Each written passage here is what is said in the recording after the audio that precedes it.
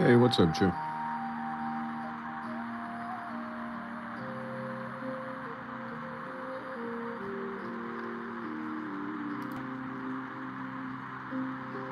Gloria, how are you?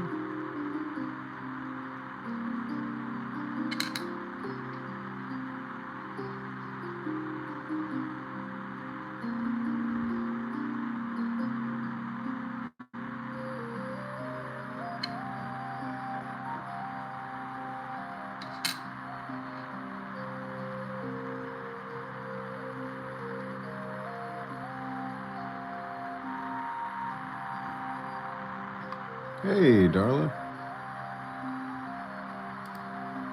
What's up?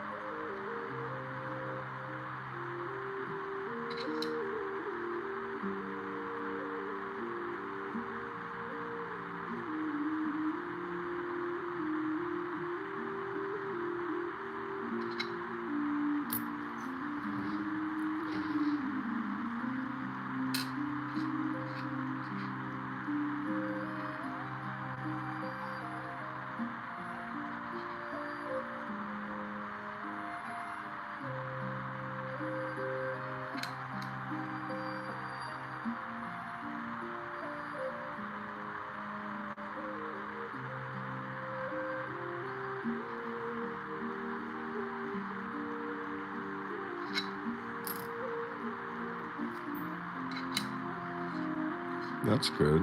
What all have you learned?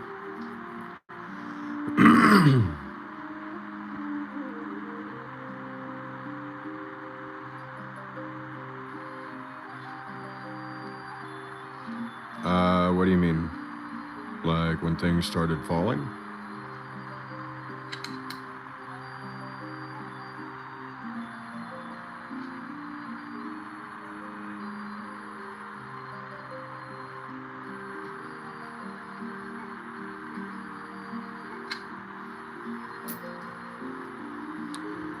Because a lot of my compound investments right now are doing pretty decently. At least a lot of the ones in the technology fields. And then I've got more crypto than I do stock assets. Oh, yeah, more than likely then. So I trade crypto. I don't really trade Forex or futures on the stock market.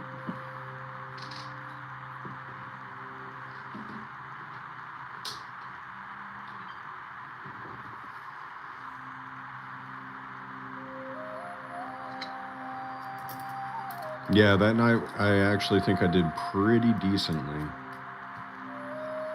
I think I was up like probably 4% portfolio when I finally closed out.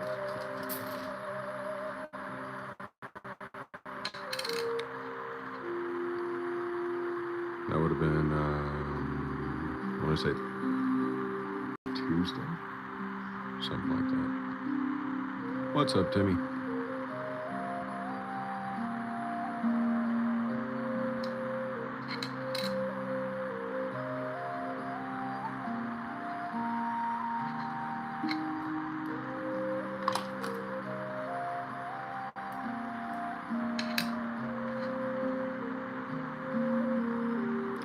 I'm sorry, buddy.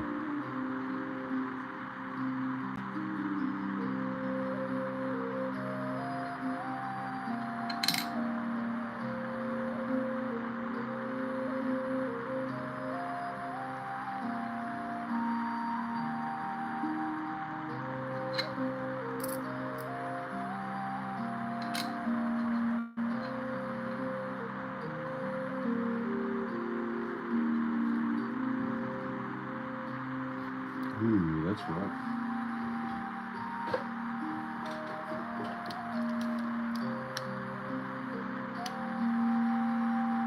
That or it's all propaganda to keep you paying big pharma.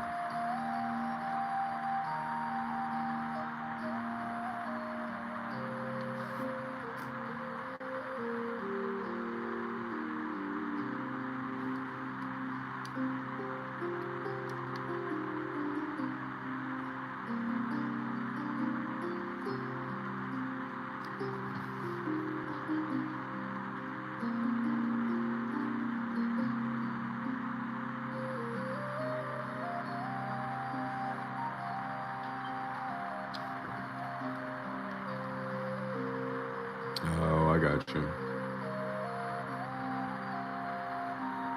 Well, he knows what's best.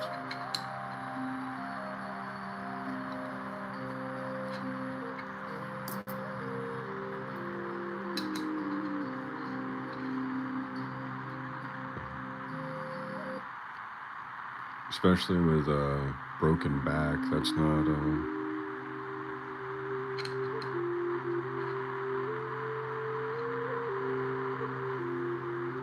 nowhere to mess around.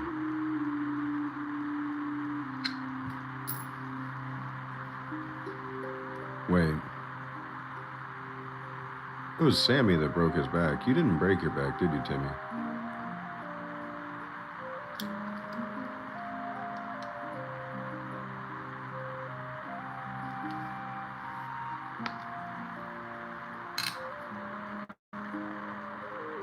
Oh.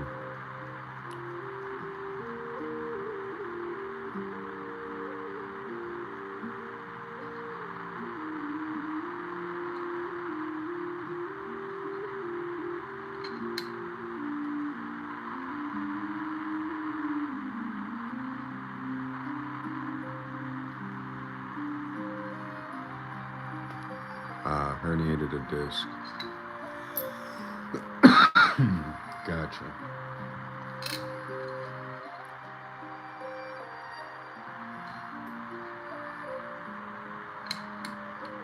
Yeah, I mean, still, the spine is not. All it takes is one wrong move, and you might not be able to move again.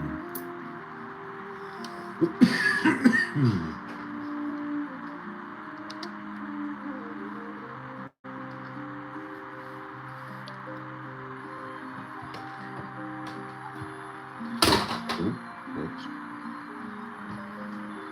Drop my controller charger off the TV.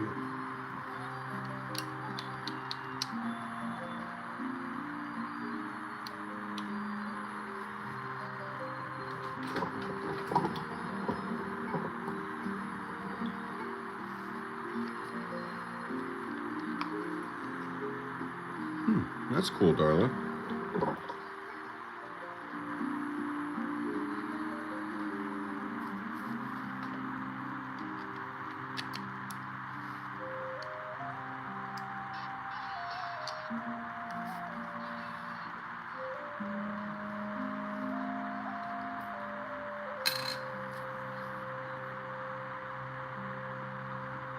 Yeah, no problem, darling.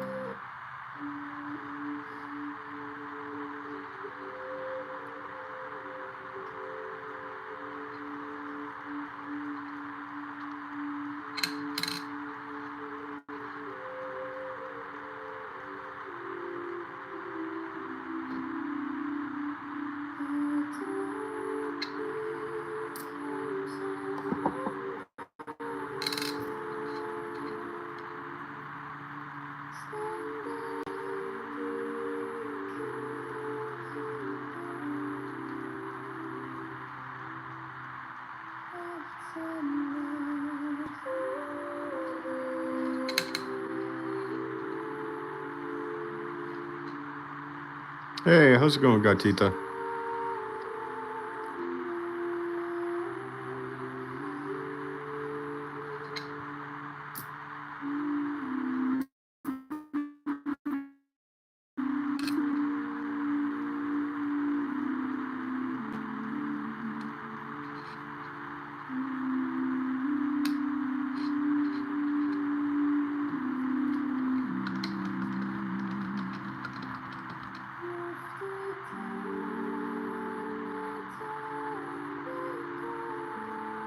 Well, that's a die cut if I've ever seen it.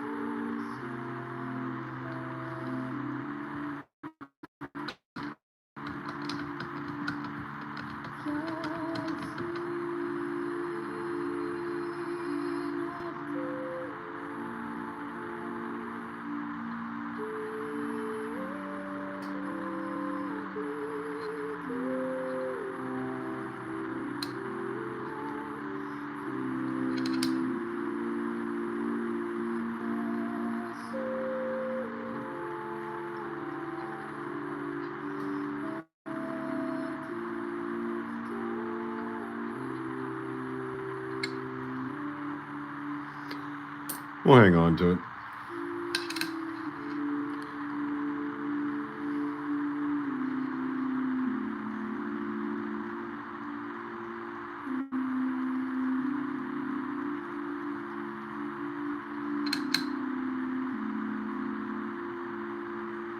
Oh. All right, Timmy, I'm sorry. I hope you get to feeling better soon, man.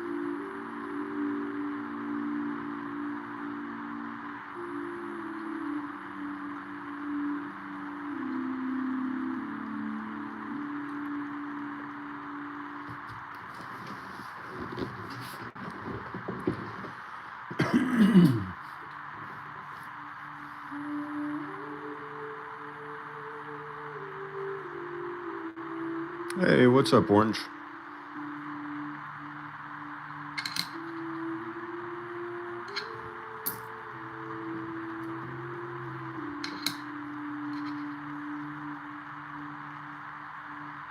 Yes, I did. Silver touched 76, I believe.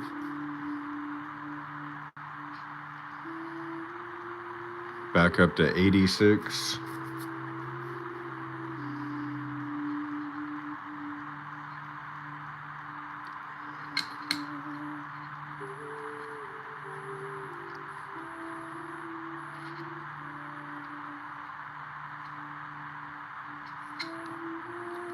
Oh, yeah, it should.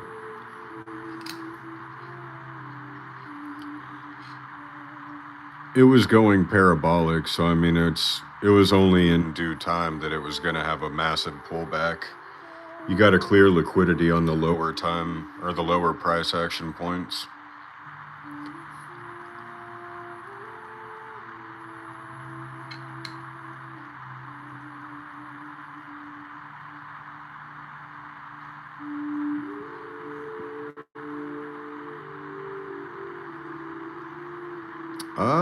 I'm not sure. I mean, I'm already sitting on so much silver from way before $70 or $80 even. So I mean, probably not. I mean, I don't know. It's one of those things where it's like it could go lower. So if I wanted to be greedy, I could wait a little while longer. But if I'm too greedy and I end up missing the bottom and it breaks out again, then I would just be looking at selling what I already have, honestly.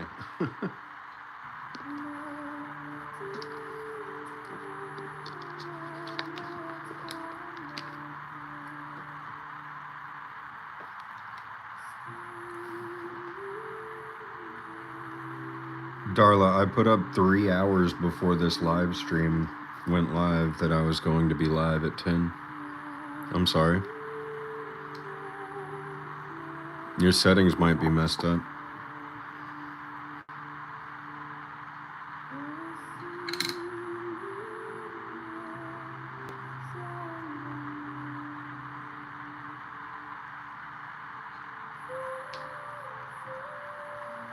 Mary Jones was in here. She's in here for a little while, actually. Before the stream even started.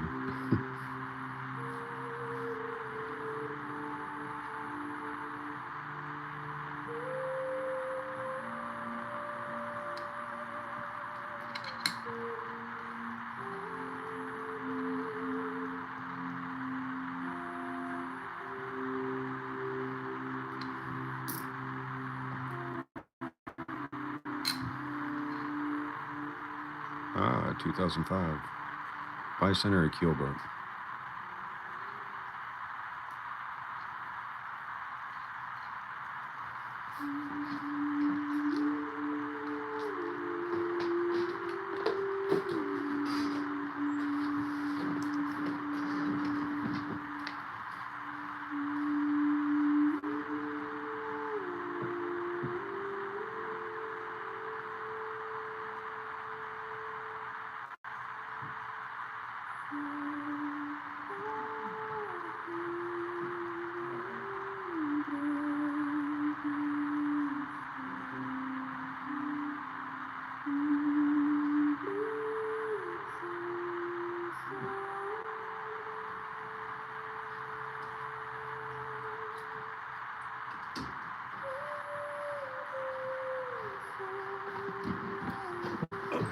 Alright, I'm back.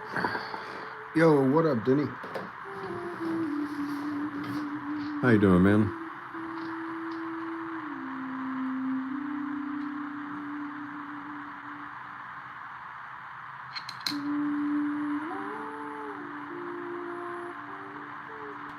Yeah, they're just normal bankroll coins. I open a roll and I go through it.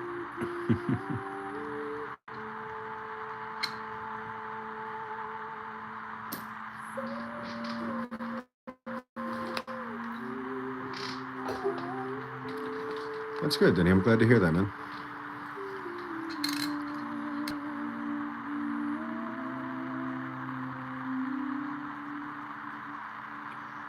Todd, what's up, friend?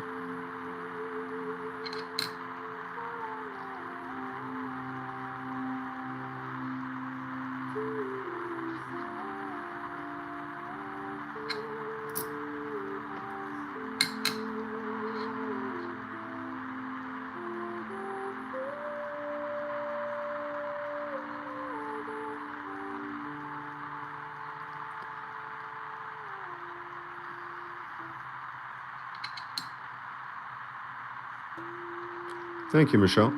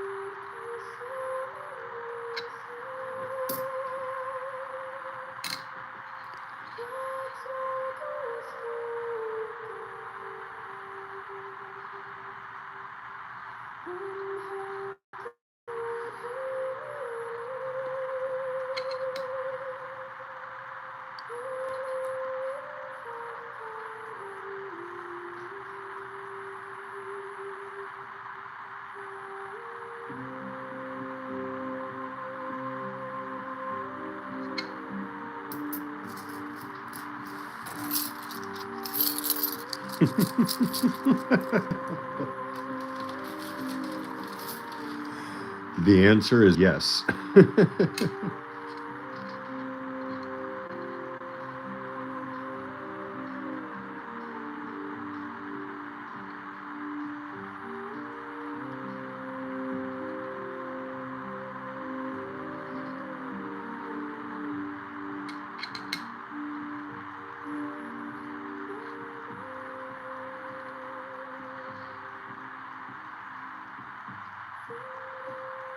Yeah, still trying to find some of the newer 2026 coins myself.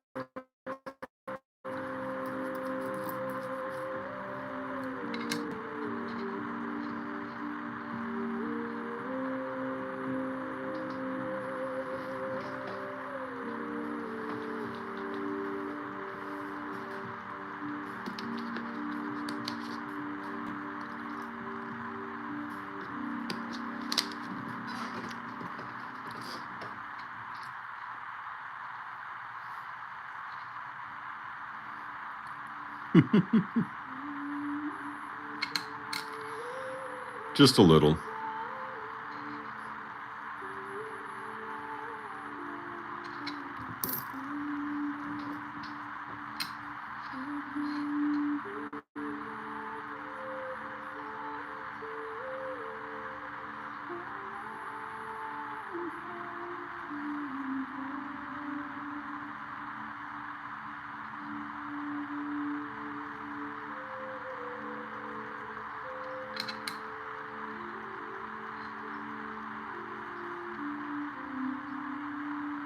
Hey, what's up, Mary Jones?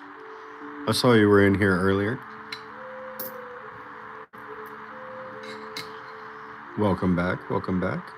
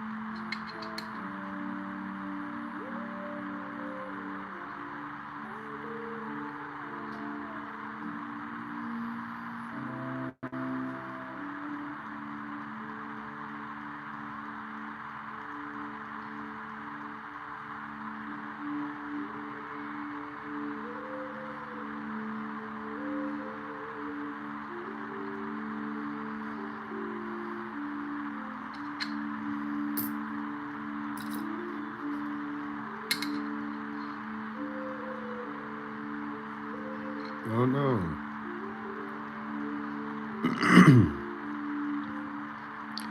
It's supposed to get a little bit cold Saturday here, but thankfully no snow again. I don't think I could handle another snow day.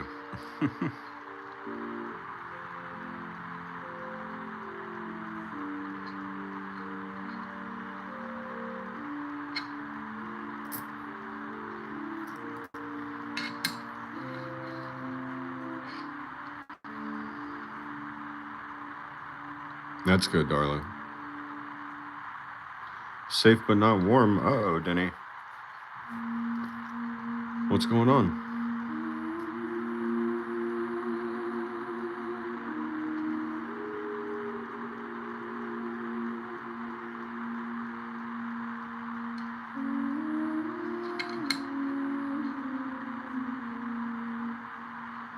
Oh, yeah, no thank you.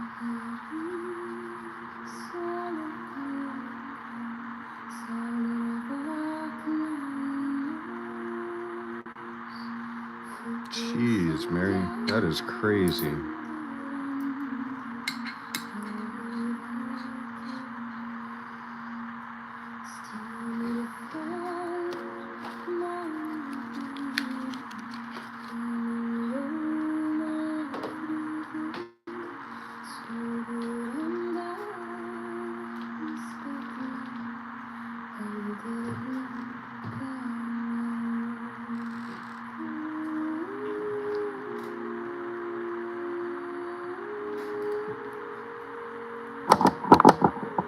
Oh, whoops. Sorry. I was looking for something.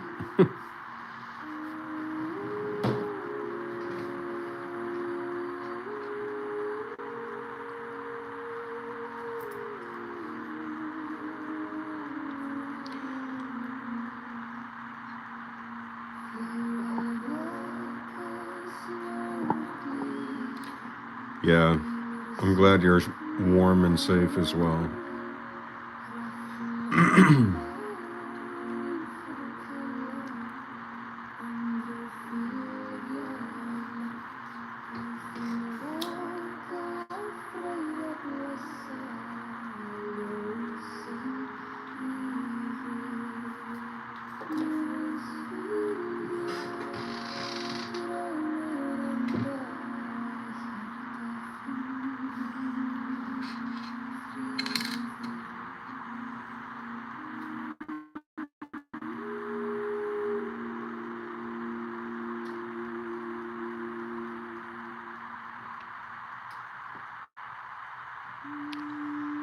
Yeah,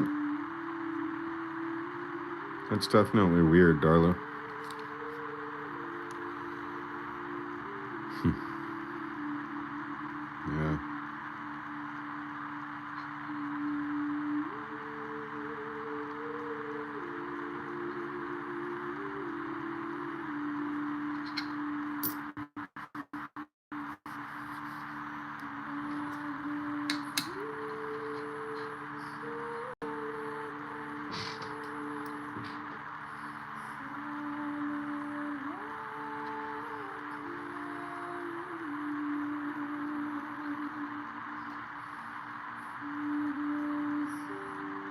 The new meters are crap.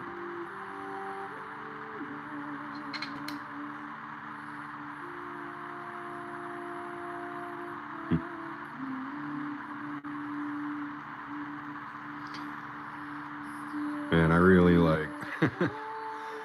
I just can't even begin to understand what it's like to live in the north, honestly.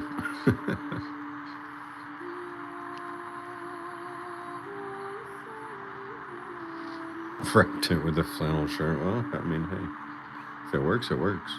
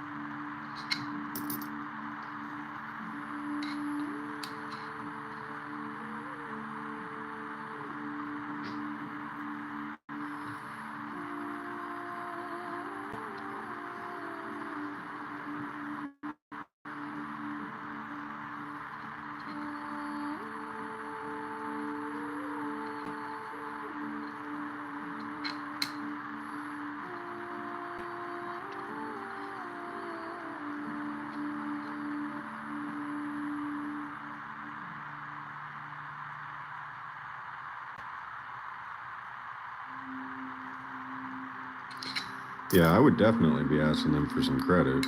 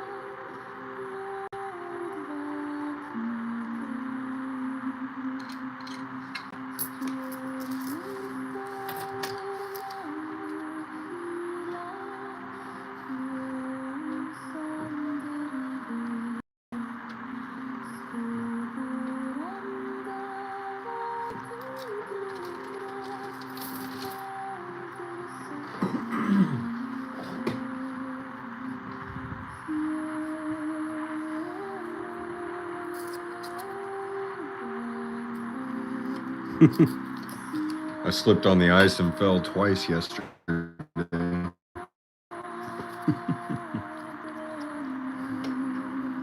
50-mile-per-hour winds is crazy work.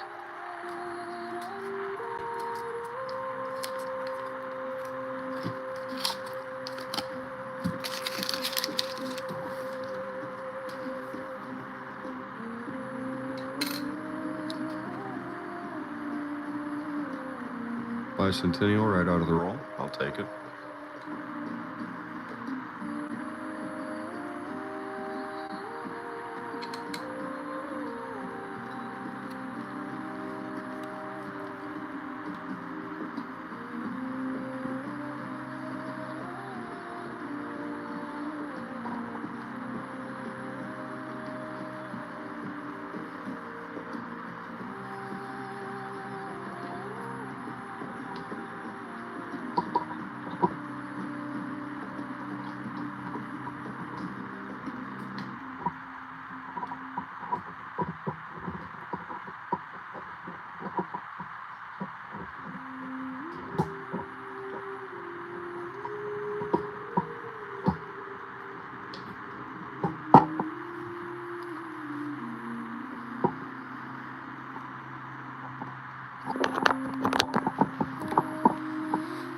Ooh, yeah, Mary.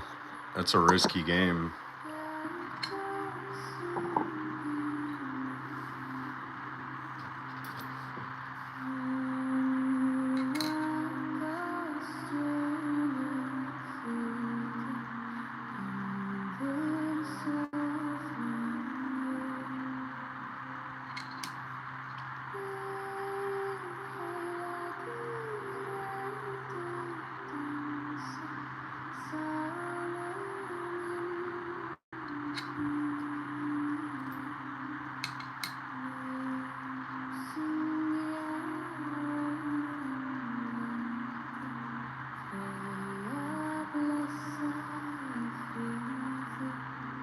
It's got to be frustrating.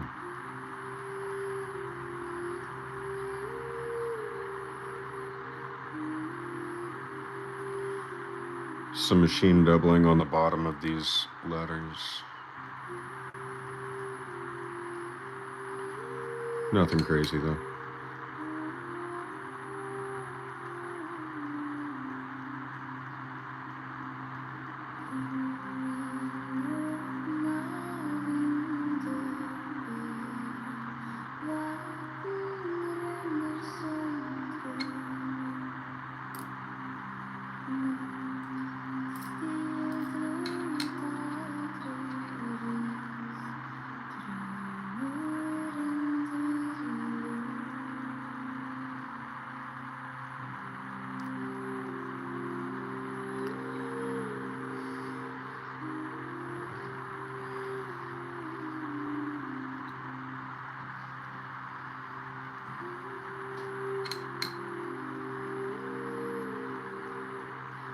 Well then.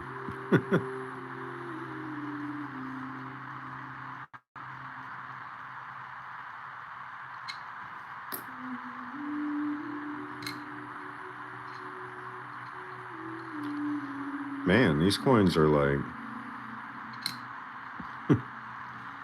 Can't even tell which side's which.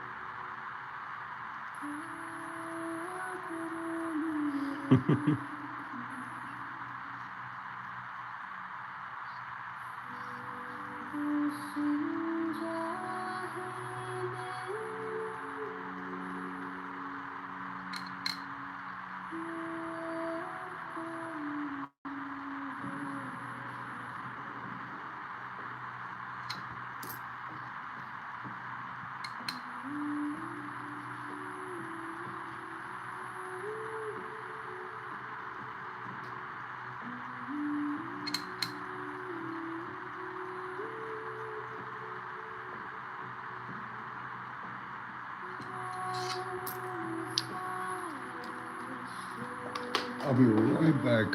I'm gonna go grab a bottle of water, everyone.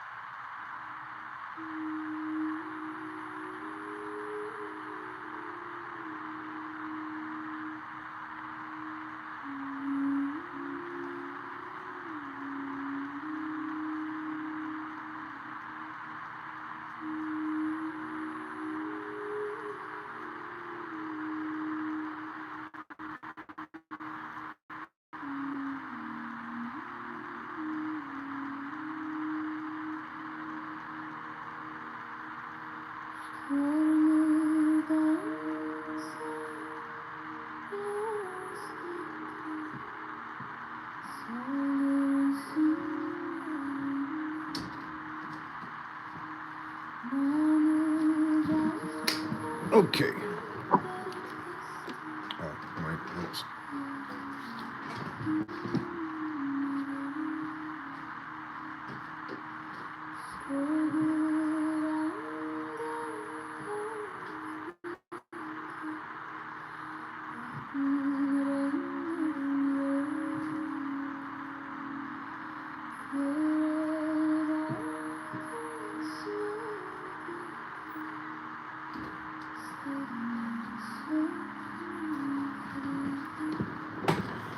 Okay, there we go.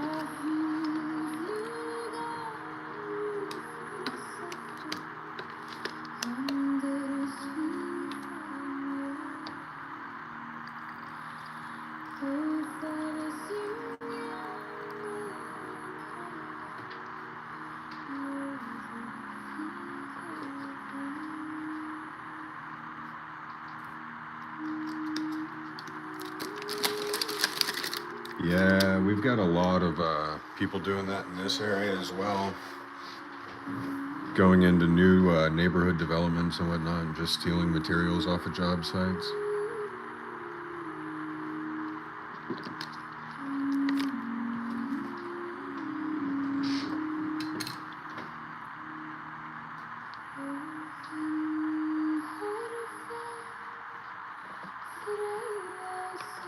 Yeah, how did that come about, Mary?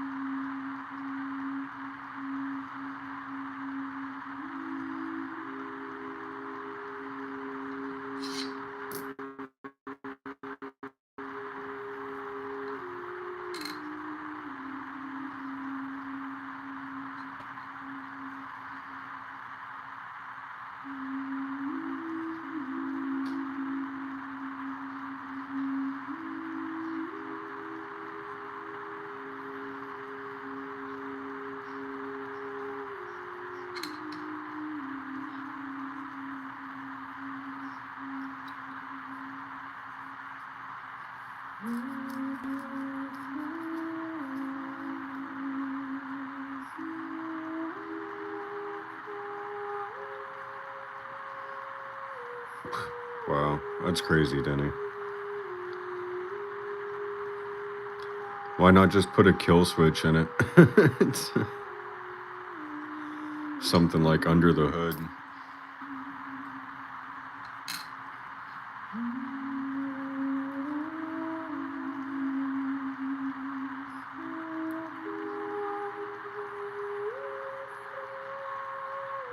I'm sorry, Mary.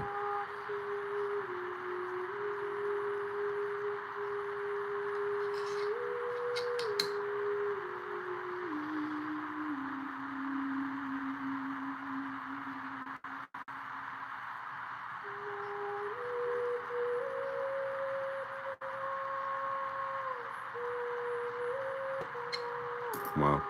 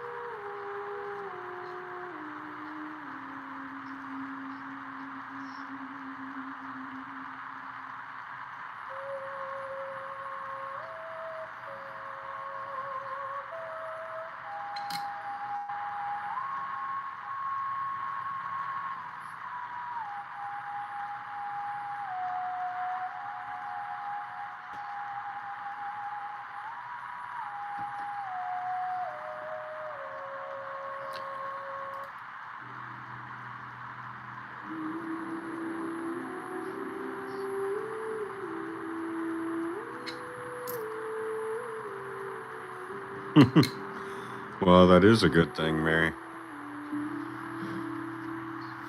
Not too many people possess those skills nowadays.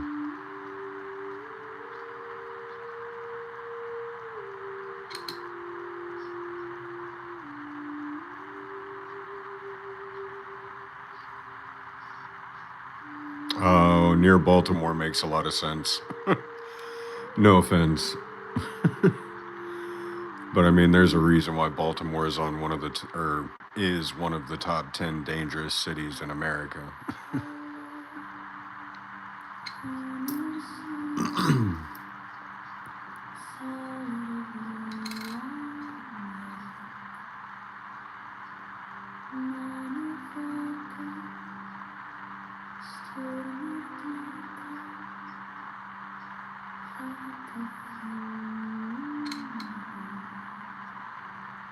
I hear it's a beautiful city. I mean, I've seen videos. One of the guys that I follow on YouTube, his username is Peaks100. He goes around and does food reviews all over America and whatnot. He's from Baltimore or around that area, the DMV area.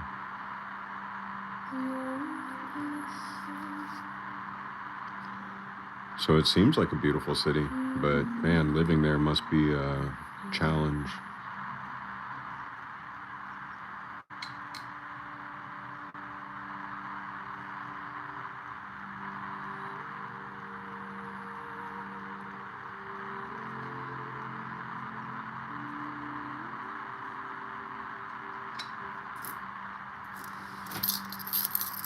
There you go, man.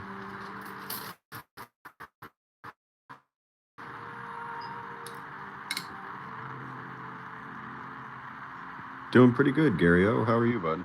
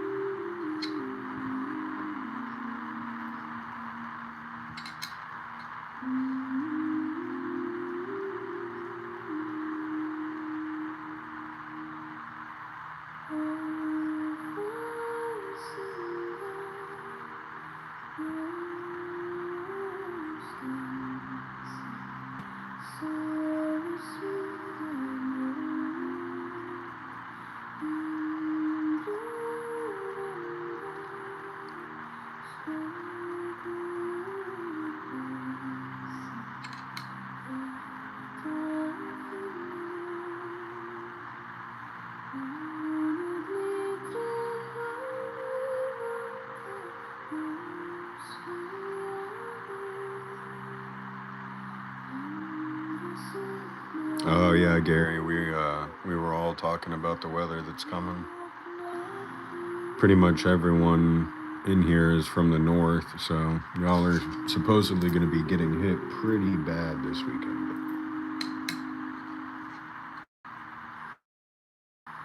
Tomorrow's supposed to get bad here in Texas, but not anywhere near as bad as what I've been hearing.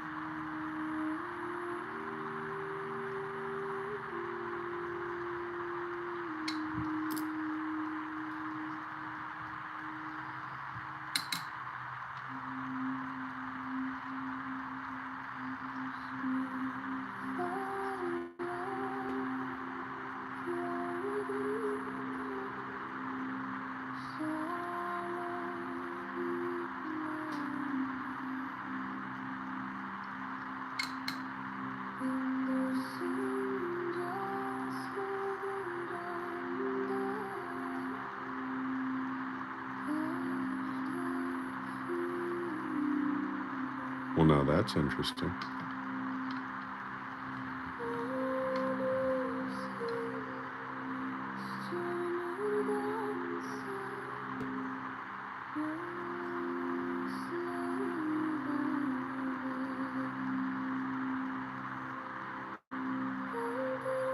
Hmm.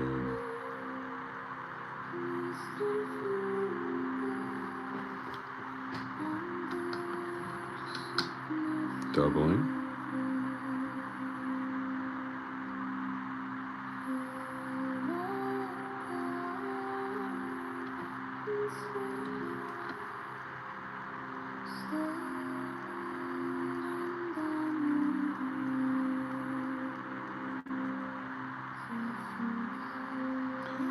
I don't want to call it.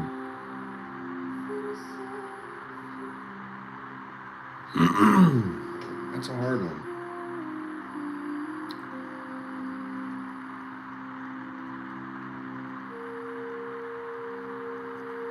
I'm gonna hold on to it just because it's interesting, but it's kind of a hard one to call. Looks doubled, but there isn't any other indication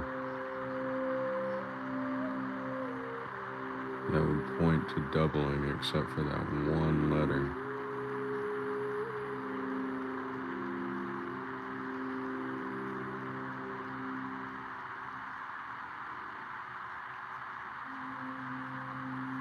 A little bit of machine doubling there, but that's not crazy, that's normal.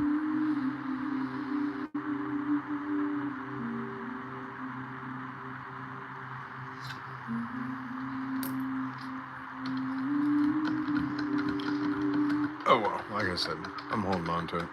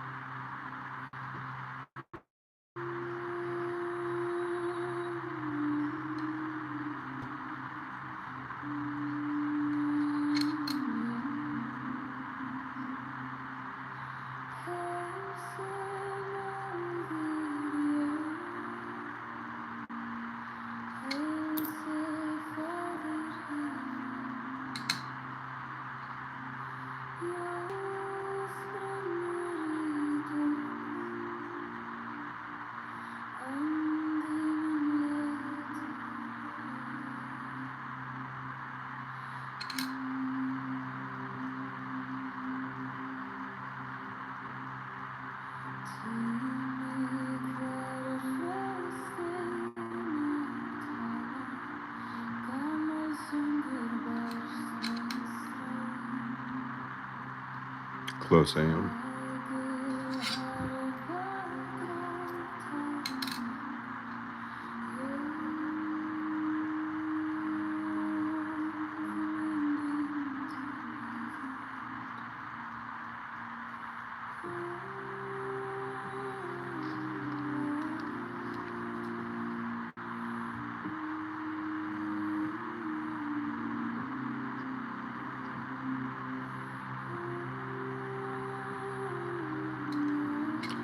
Yeah, gold and silver dropped a lot today. Silver touched 73 again, and gold is back down to 4,800.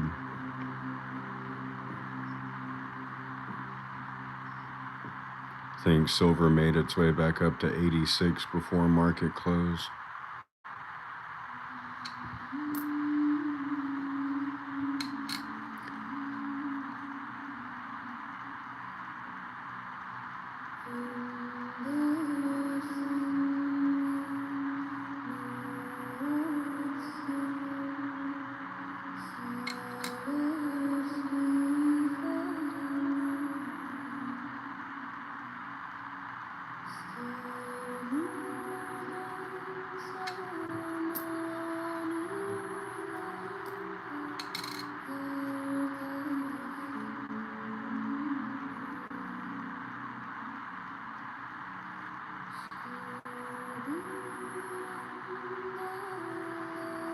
Oh yeah, the next run is definitely going to be huge for sure.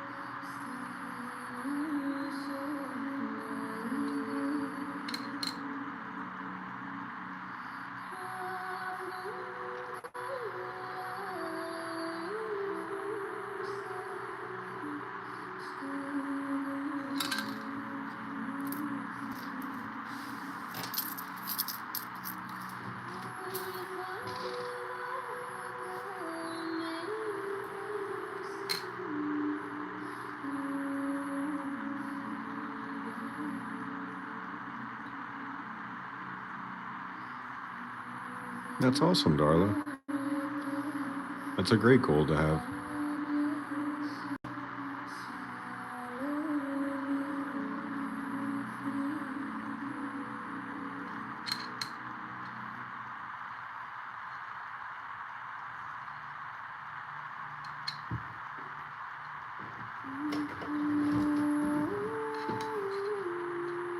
Nope, 74.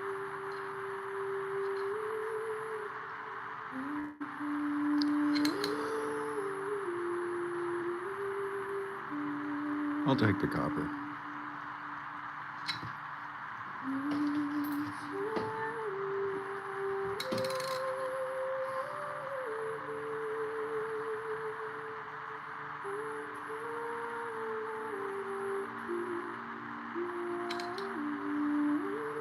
Cooper.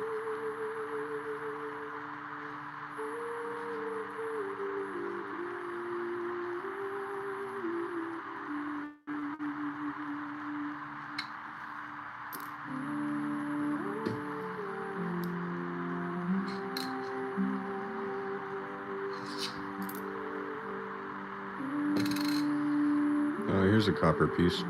What year do y'all think this one is?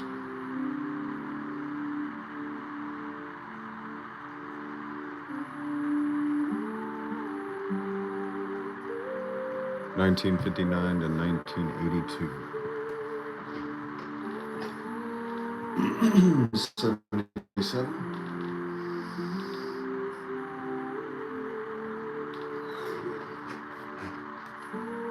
73.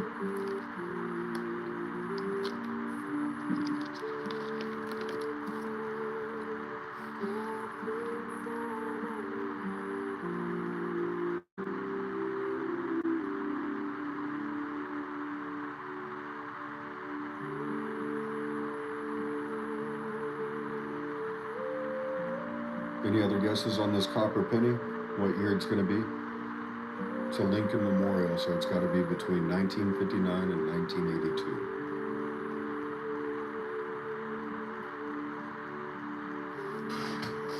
Mary Jones says 70.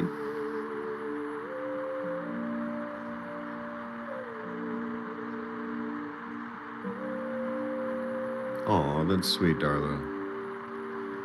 I love that.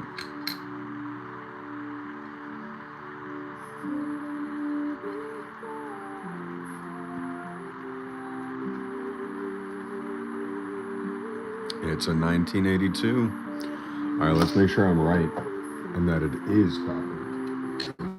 Weigh it real quick. 3.1 grams. It is indeed a copper 1982 large date.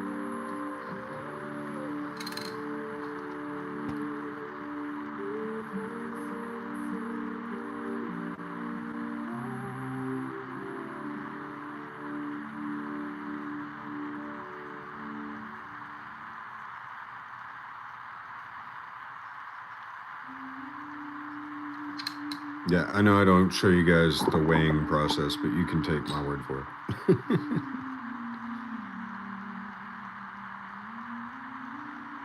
Moving the camera around just makes things more troublesome than it's worth.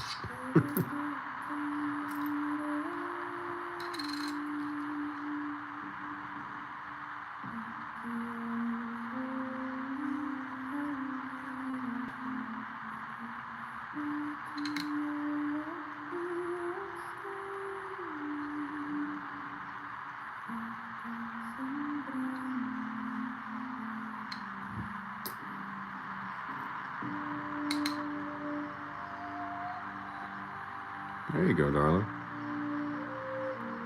Yeah, you don't want to give them a full set, because then you're just expecting them to hold on to it as if they think it's worth something. But if you give them a set they have to build themselves, they learn to respect it a little more.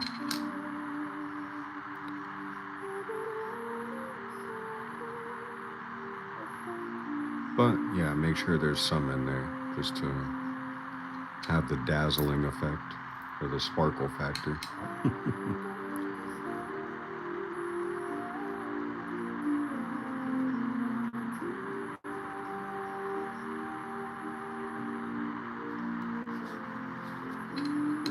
What? There's no way that's doubled.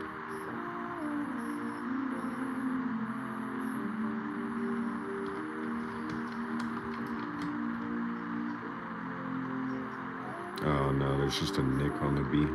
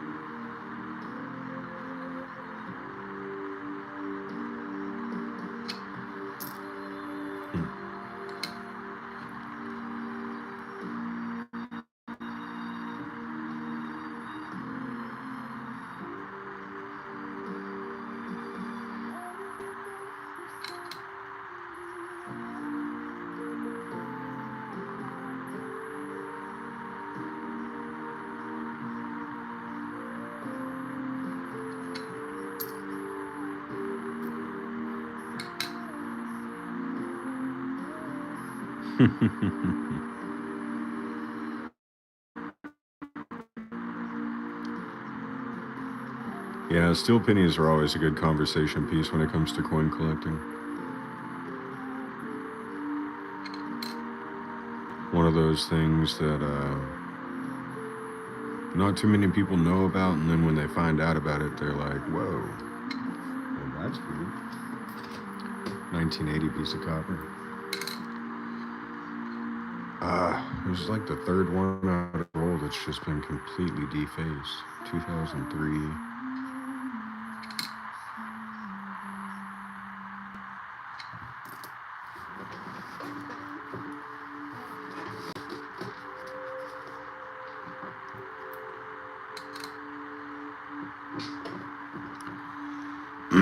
Susan B. Anthony dollars. Nice.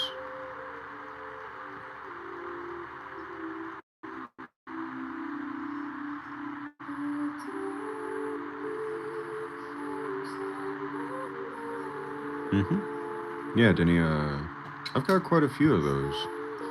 I've actually got a bunch of empty ones that I could probably sell on the website, honestly. It's like $2 or $3 for a coin book. Because at one point I was going to, I would go to, like Traders Village shows, or I guess, like swap meets or whatever. And anytime I'd spot a empty coin book, I'd buy it.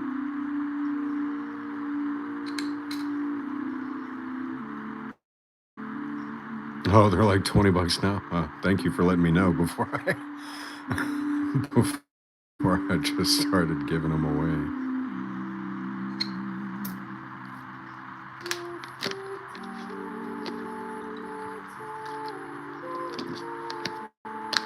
Safety meeting.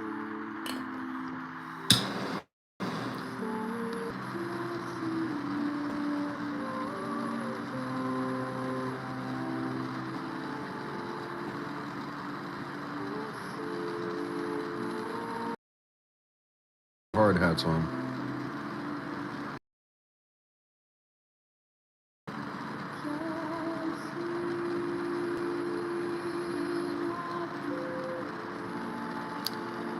Two and a half years, but it's been long enough since I've worked in a hard trade. I don't even remember what the standard for eyeglasses is. Isn't it like AN95 or something like that? I think so. Yeah, grab your AN95 safety glasses.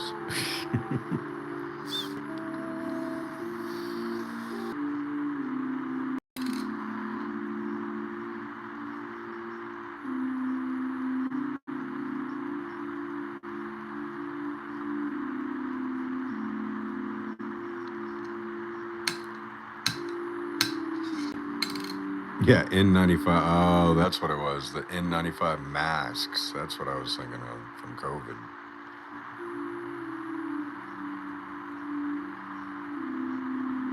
That's funny. All during the whole COVID scare, I worked outside alone. So I really never even experienced what everyone else has spoken of over the last 6 years. I'm just like, yeah, I kept going to work. I was a part of the Essential Brotherhood, or the Brotherhood of Essential Workers, or whatever. Yeah, being a diesel mechanic, we didn't get to stop. But, yeah, no, I just worked outside all by myself. Nobody bothered me. Well, shit, there wasn't anybody there. I worked night. Worked graveyard shift alone. Me, myself, and I. There you go, Mary.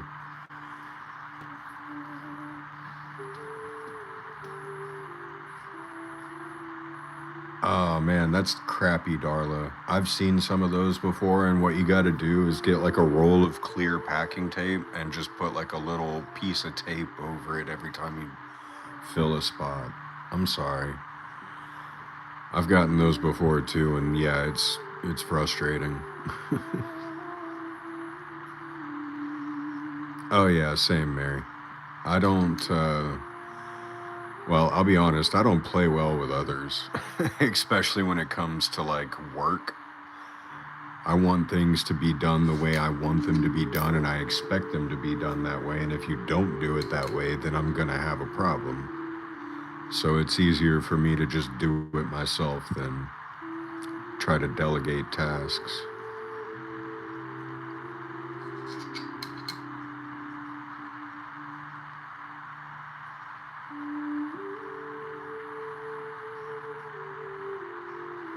Yeah, Denny. I think it comes with age, man. Like you get to a certain point, and even I have so much respect for managers for just having to deal with employees' bullshit and customers' bullshit. If you're in that type of a position, because yeah, no, I don't, I don't fucking put up with that. It's,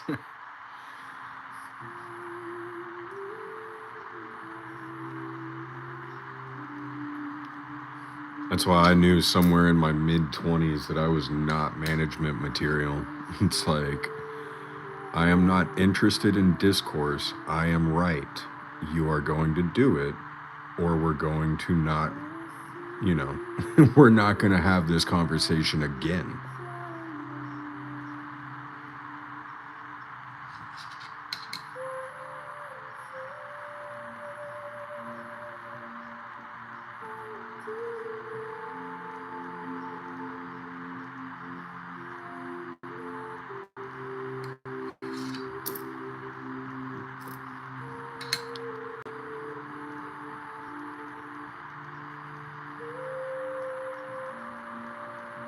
Then again, I think that falls back on some of the old heads that trained me when I was coming up as a young teenager and 20-year-old. One of my first boss's favorite sayings was, I pay you to do what I tell you to do. I don't pay you to think. I get paid to think. You get paid to do what I tell you to.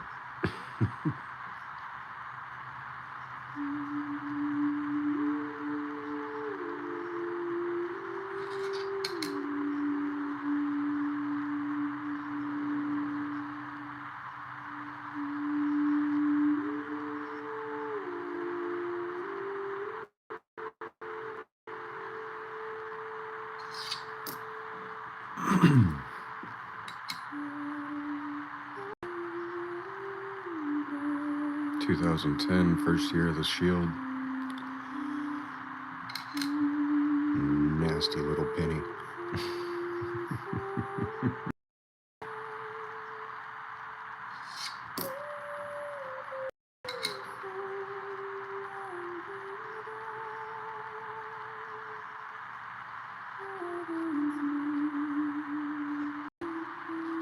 I still did it my way.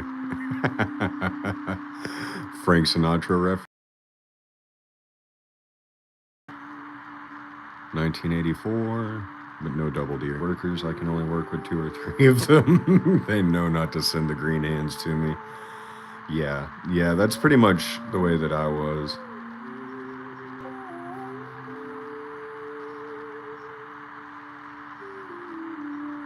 To be honest, it got to the point where my managers were sending me some of the new guys that they wanted to fire, but couldn't, legally. So they would send them to work with me, and I would make them quit within a week.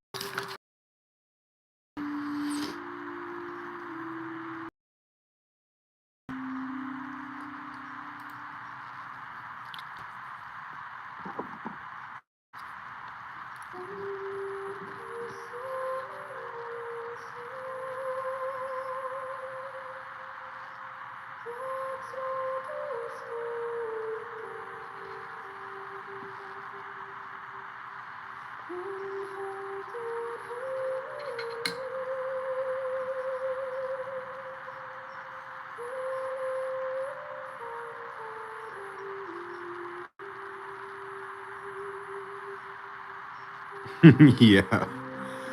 Yep.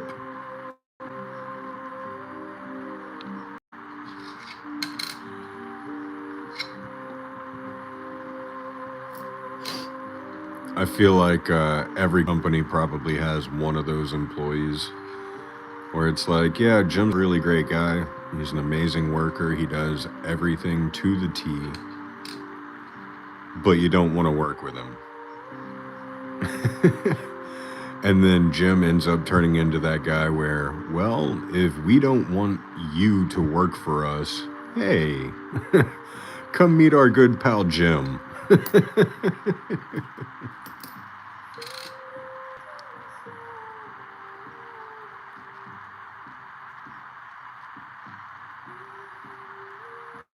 You're going to be working with him for the next 3 weeks.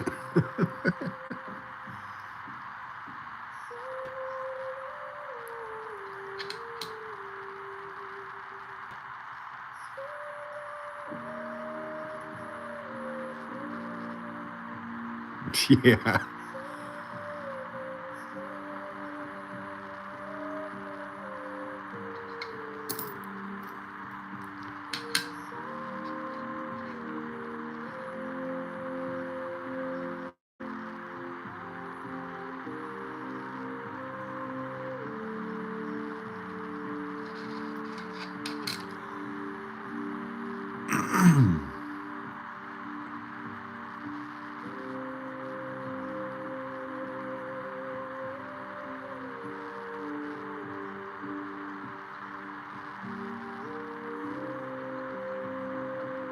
AJ! How the fuck are you? All good, bud. What's up, mate? Was in Blaine Street? Oh, nice, nice. I didn't even know he was online. Littleton Coins Store. I see ads all the time for him. I've never heard of him. But, I mean, I would think you'd be able to find some reviews or something online. Yeah, of course, AJ. I hope everything's just good with you, man. Staying cool in this heat, hopefully.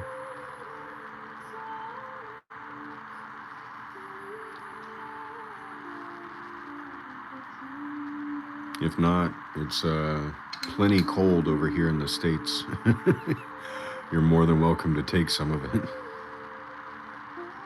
Caught up briefly with Littlefoot? Nice.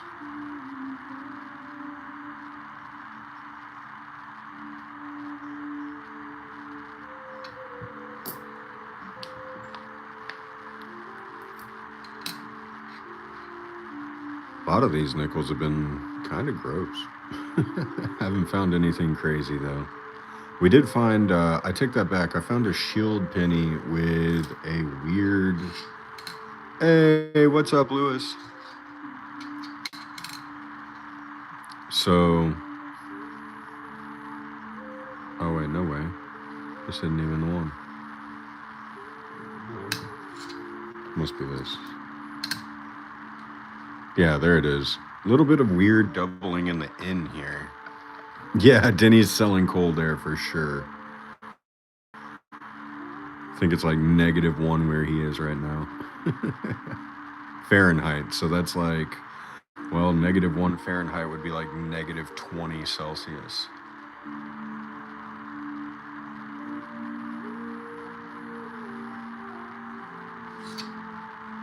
So yeah, that's the only interesting find we've had today.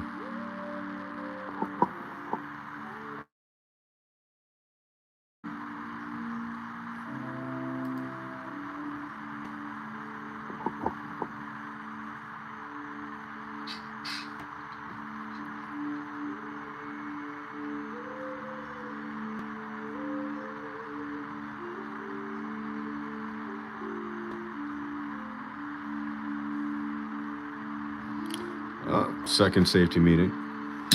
AJ, you know, I ran this stream for 67 minutes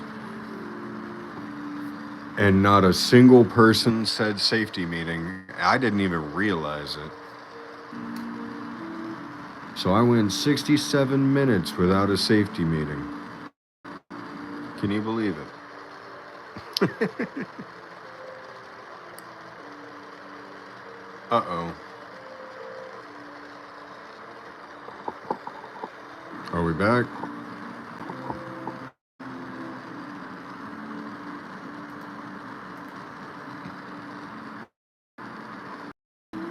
Choppy chop.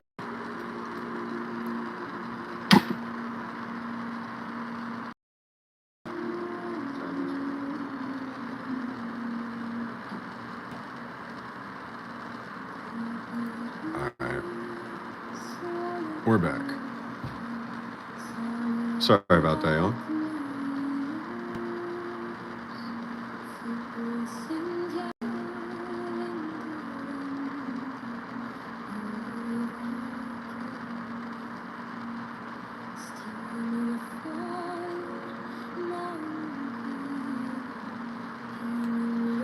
Yeah, no, it's actually funny. You guys see me when I'm live streaming, and it seems like I take a safety meeting like every 10 or 15 minutes, probably. That's not how I live a normal life, of course. it's This is like after 10 activity.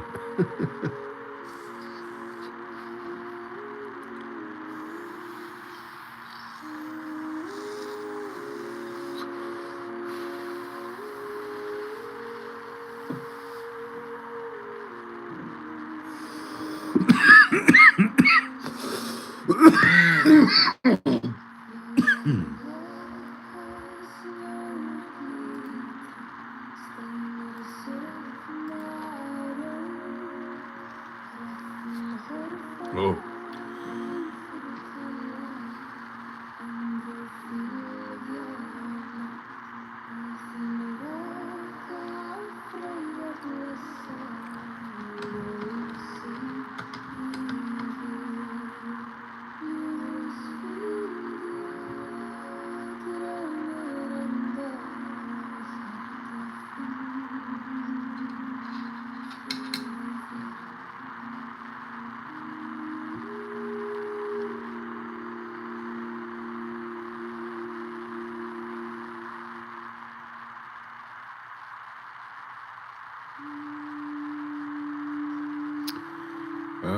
Right now in Texas, it's 33 degrees and feels like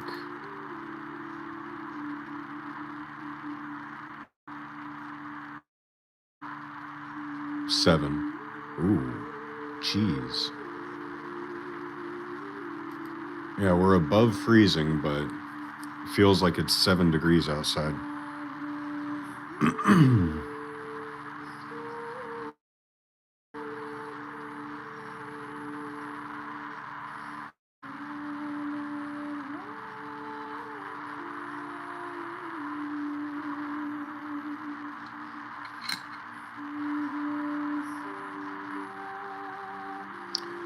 Okay, is everyone else experiencing these breaks in the stream where it's buffering? Or is this just on my end?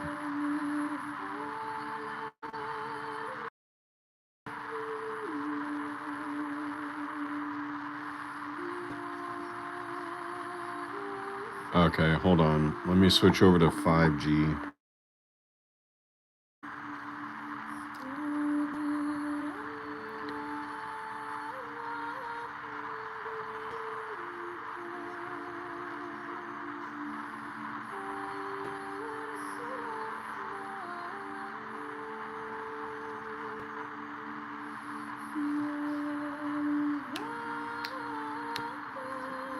Okay, hopefully that fixes it. Now we're on 5G plus with full data coverage, bars, whatever.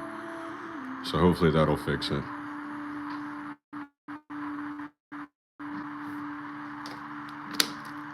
Choppy, we back.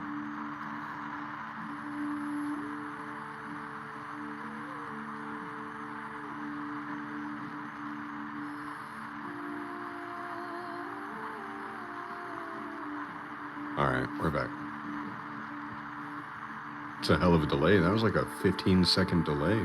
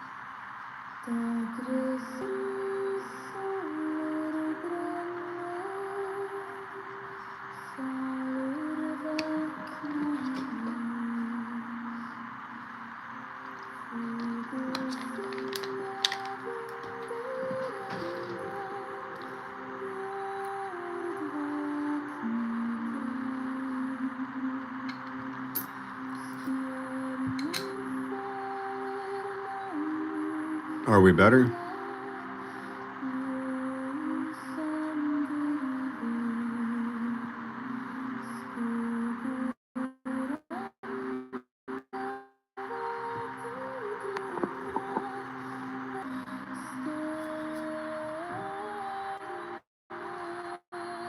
All right, so I closed out everything on my phone and reset the stream.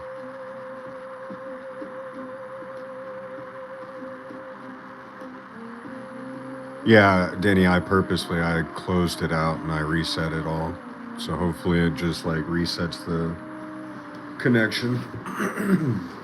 But I'm still on 5G with full, well, shit, now that I say that, I'm on LTE. What the hell is going on with my service, man?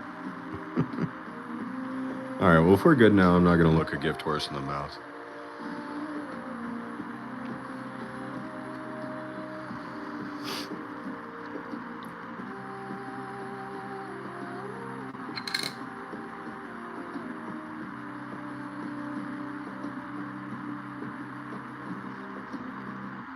All right, we'll be all right. Sorry about that, guys. Technical difficulties. Yeah, it's probably the weather, clouds, and everything. Oh, AJ, trust me, we were literally just all talking about how we love working alone and that we can't stand working with other people. So it's so funny that you mentioned that. Oh, shit.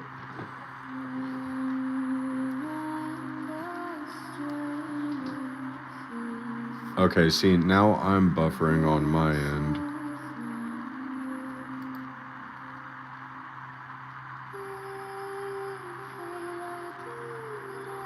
I think it's probably just my Wi-Fi is being shitty right now. To be fair, I do have like an Xbox, a TV, 3 computers, 2 phones, a tablet. There's a lot on my network, to be honest with you.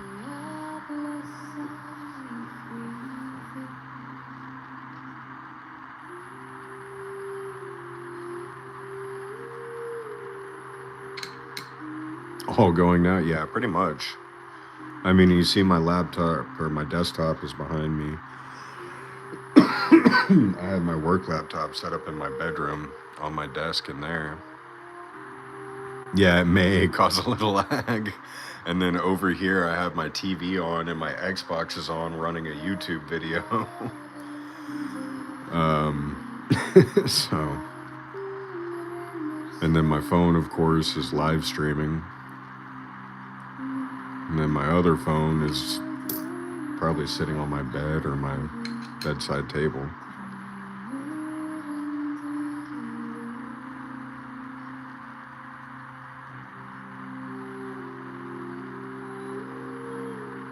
And then my iPad is on my desk in my room.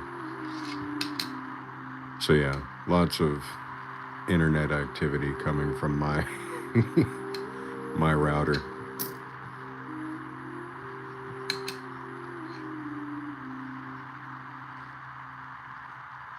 My neighbor is stealing my Wi-Fi bandwidth. Actually, no, he's actually got 3 servers.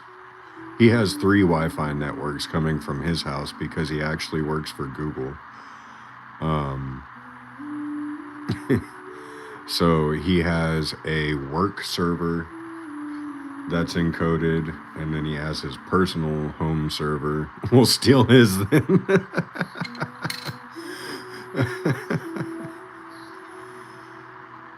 Yeah, I'm on the yeah, exactly.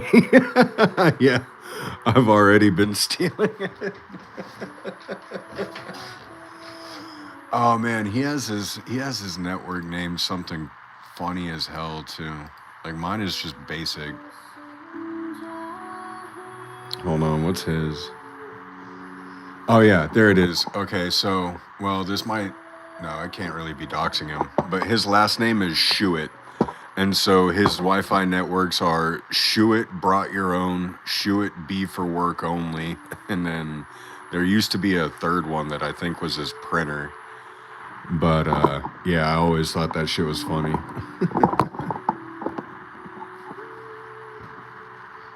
Your neighbor uses a CIA van. That's frightening.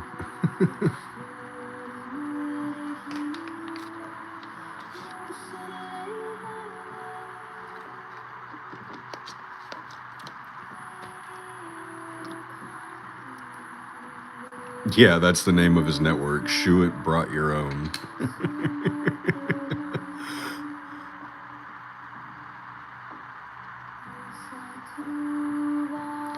Oh, the name of your neighbor's Wi-Fi is CIA van. I get it now.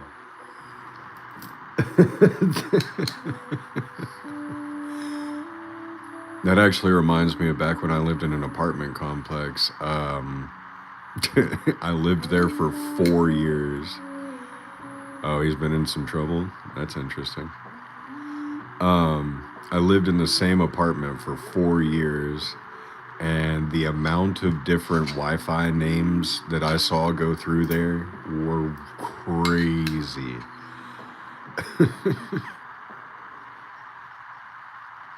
3 miles away. See, that's the way I want to live here soon, man. Once I can afford some land.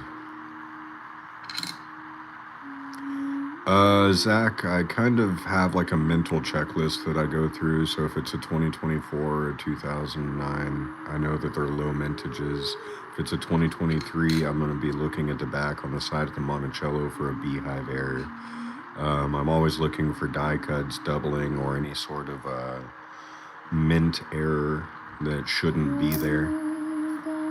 But for the most part, what I'm really searching for or in the hopes of finding is just a silver nickel. So a nickel between the years 1942 and 1945 would be a silver war nickel, or 35% silver.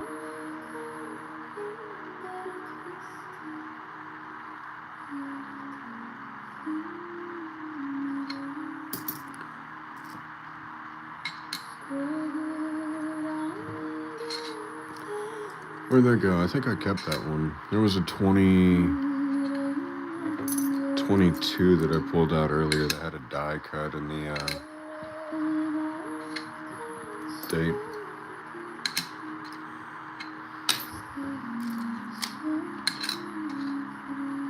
Oh well.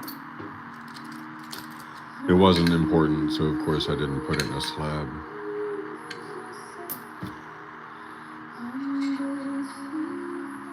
Ah, we have a 2004. It's either going to be a piece metal or a bison. Wait, yeah.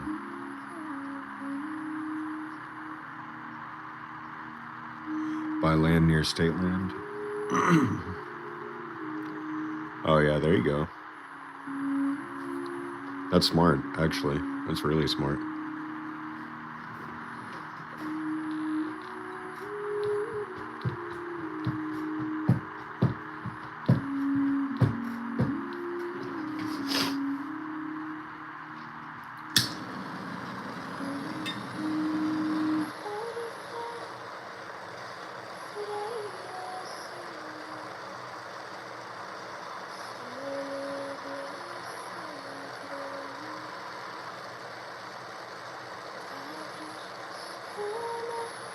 Um, I mean, if you're starting with silver and gold, then you're already on the right path.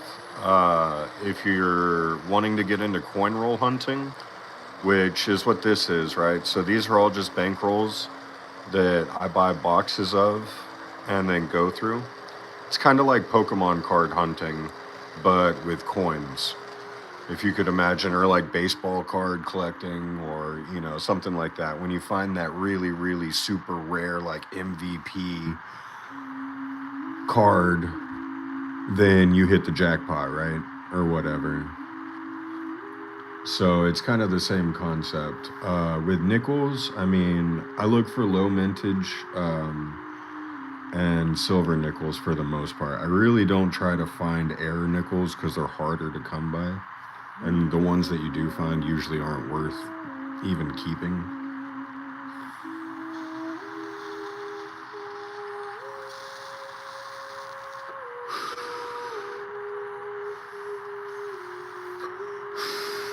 But if you really want to know like what to look for and you're getting into coin collecting, then I would highly recommend purchasing the 2026 Red Book. So this book right here is going to be your best friend when it comes to coin collecting. So this is going to tell you all of the well-known errors in coins. This is going to tell you, you know, the mintages of all of the coins, like how many were made each year. You know, it's going to tell you what exactly to look for, show you exact pictures to look at. So this would become your absolute best friend. And if you want one of these, then there's a link in the description to pick one up. They're only about $17, I think, right now on Amazon. So yeah, I definitely recommend the 2026 Red Book if you're getting into coin collecting.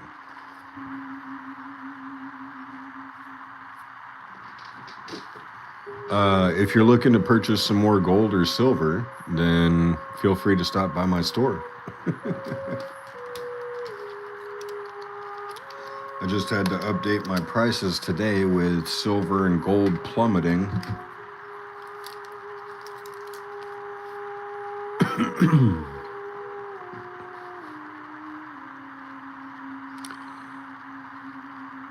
Okay, so this 2004 is a piece metal. Sorry, Denny.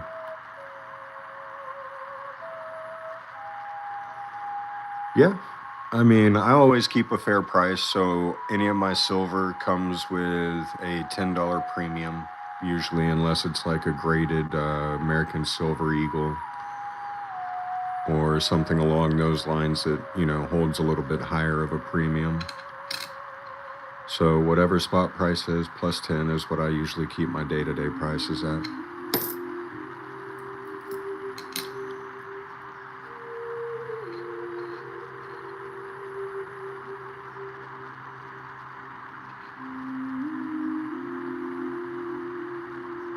I actually might need to change the prices on the gold that I have listed right now.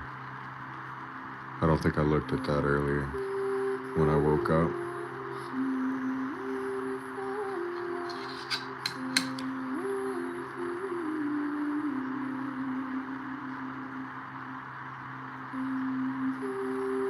Yeah, I always try to keep fair practice. And I mean, you can ask, you know, pretty much everyone in this room has been here since the very beginning with me. I always try to be a fair businessman.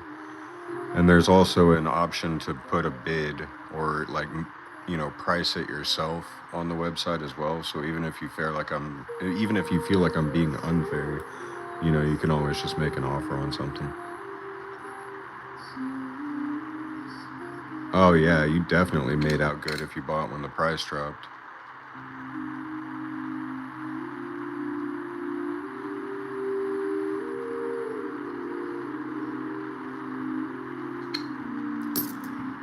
Yeah, I fully expect Monday, Asia opening, which would be Sunday night for us here in the States.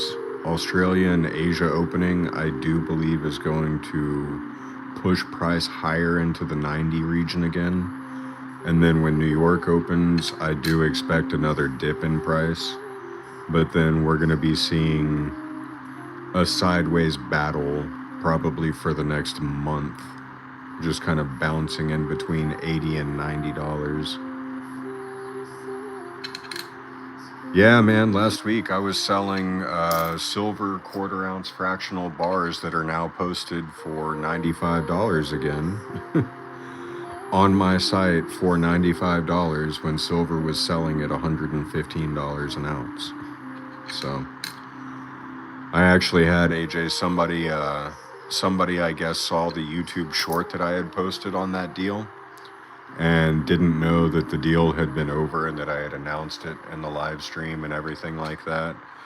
They sent me an offer for the bar at $95 when it was at like $120, and I denied it. I felt bad, but it's like, hey, I told you guys that this was going to go back up to the premium it deserves.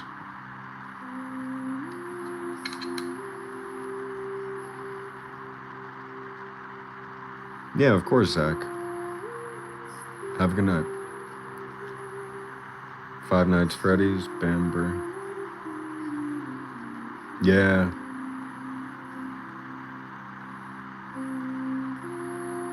Tried that. You did me a favor. Yeah, you're welcome, Bill. Yeah, especially with what it's at today, man.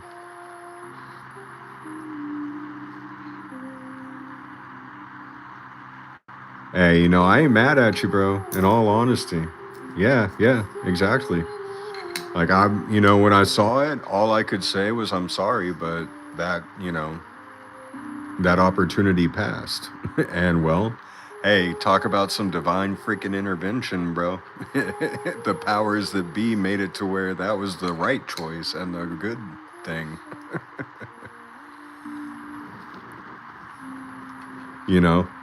It's no sweat off my back, man. Business is business, exactly.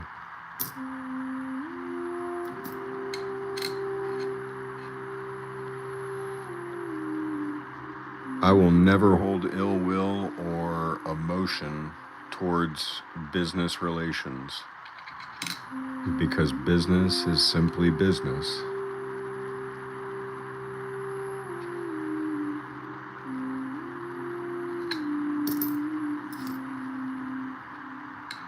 Now, 2023 was alright. I wonder. No, that's not even full steps. The right side steps are gone.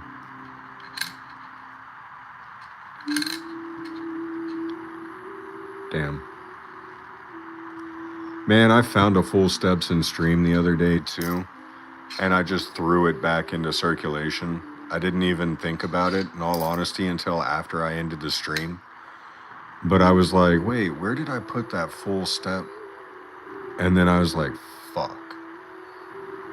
I threw it back in the pile and it went into a 5-pound bag full of nickels. It's in a 5-pound bag full of nickels. And I'm not going through that 5-pound bag just to find it.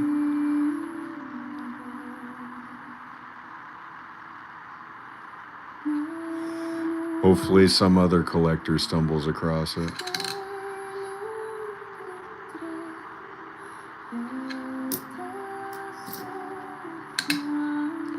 Man, with all the 2025 nickels I have, I should really go through those and try to find some full steps. Honestly.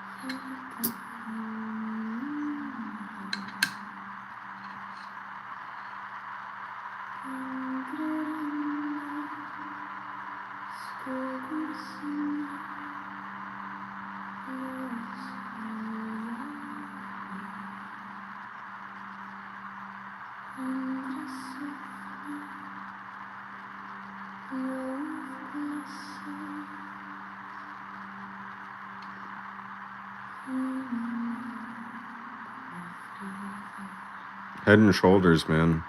I know it sounds like the most basic, you know, bullshit response, but that shit really does work. That zinc alloy or whatever it is that they put in there. Trust me. This is coming from a man that has hair that goes all the way down to between his shoulder blades when dry. And it's not like soft baby hair, it's coarse, like horse hair. I have Native American hair.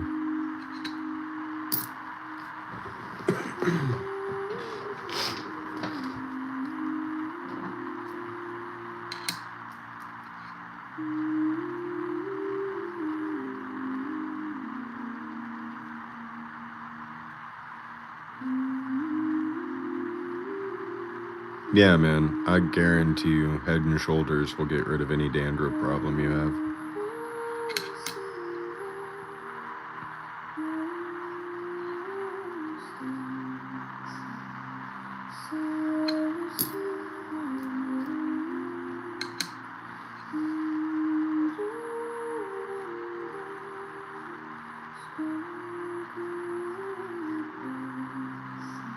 "61 Staircase." I'm unfamiliar with this, Thomas.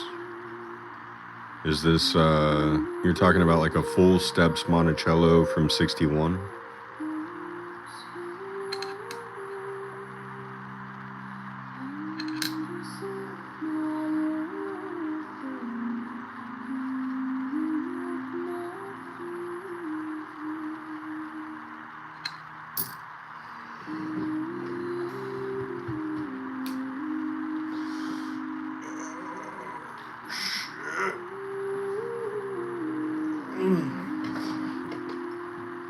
I'm not tired.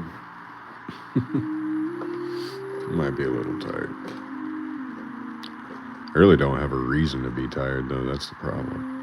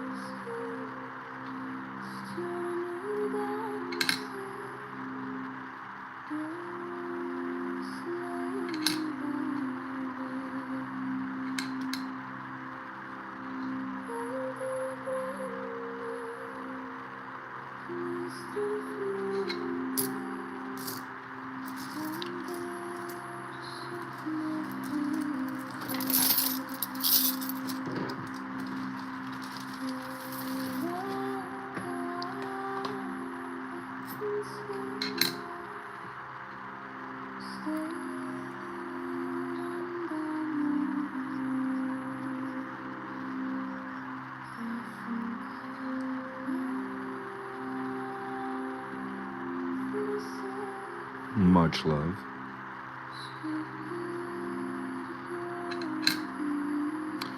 Yeah, I think they tried to do something with the alloys that they were using then, because they all have that kind of like blackish.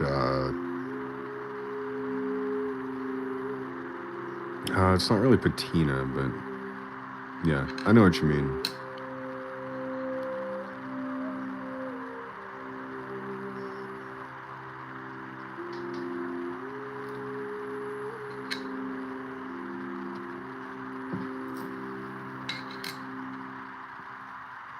Yeah, that was an 81, the one that we were just looking at.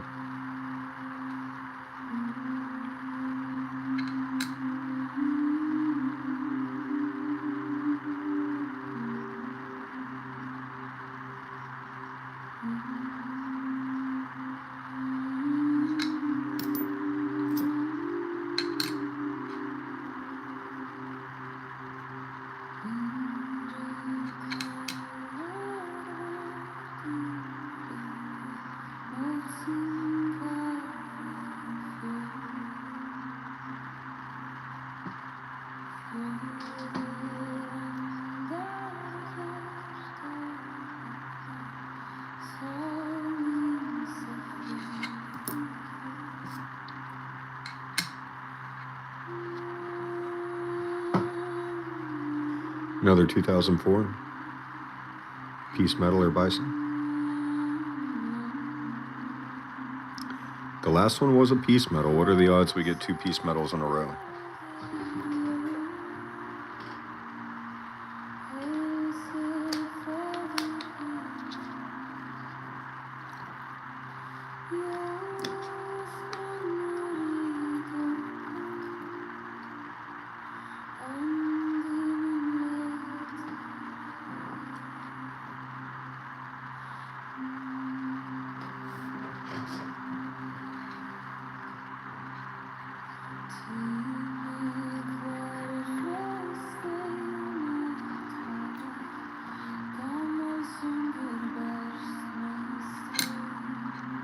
You were right.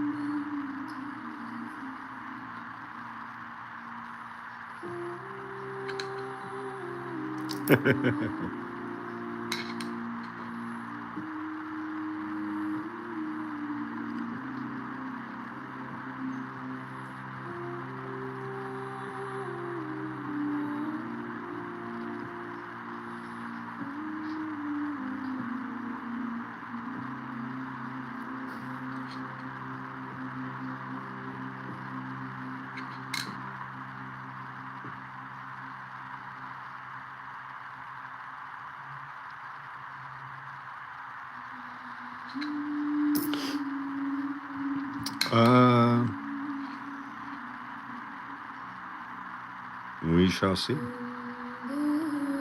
We got one more nickel out of this roll, and then I'm going to go to a roll of pennies, and then I'll do another roll of nickels after that. Got some doubling on this 99 on the mint mark and the date.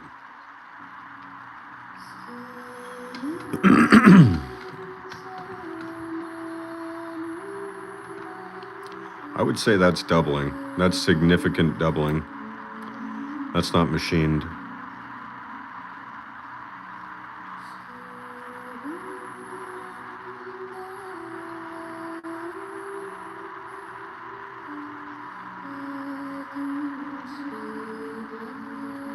That's pretty cool. Oh, looks like it's a little bit all the way around.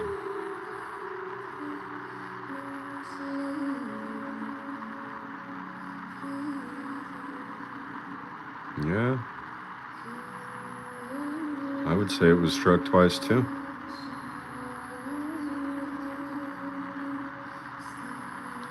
Only for the lettering, not for his portrait. It's there in the R, and the U.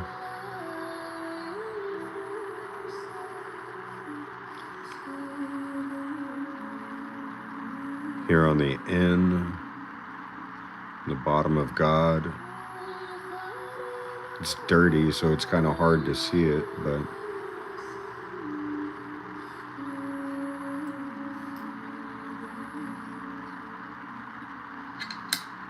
let's see what the reverse looks like. Yeah, that's what I thought.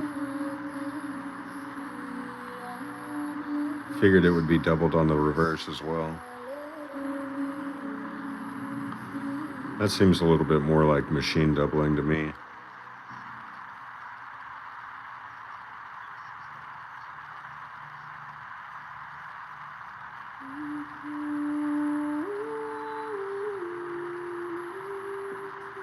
See it in the A and the M.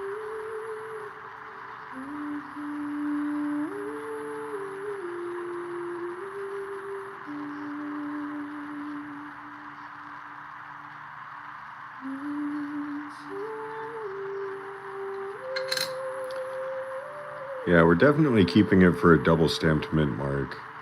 And then that date could potentially be a deteriorated die, but that mint mark is definitely doubled.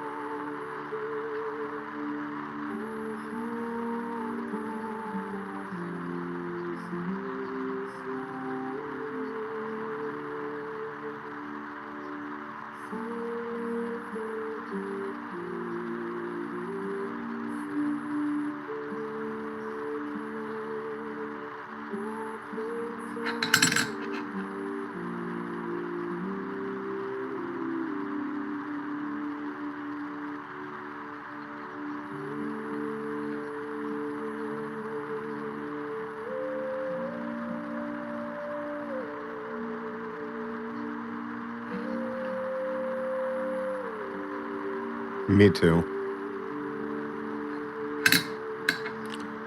Love Morgan's. This one's polished, sadly. That's why I have no problem throwing it around. But still a beautiful coin.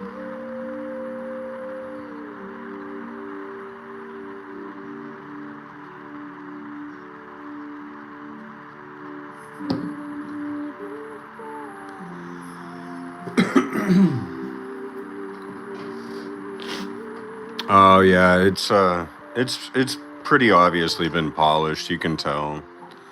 This isn't the. I mean, it's not a proof, right? So it is far too shiny to be real. I mean, even here's an MS64, right?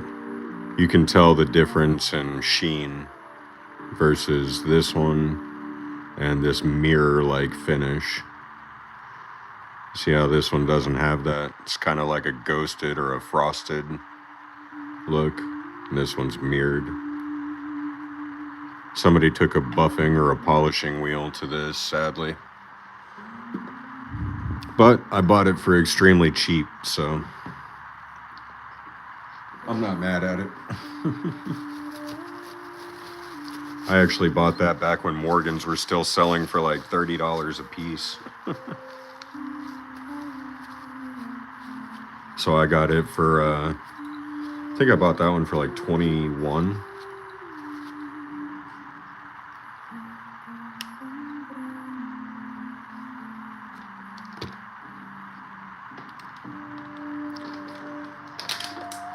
All right, I'll be right back. I'm gonna go fill my water bottle up.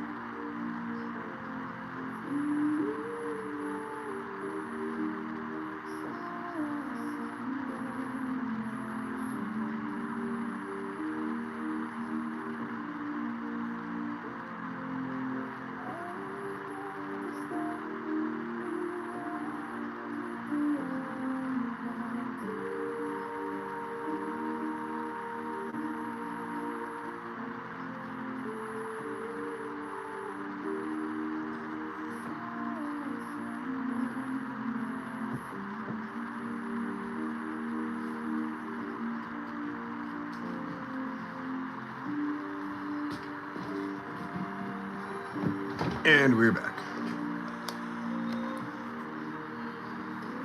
Oh yeah, for Cole Morgans.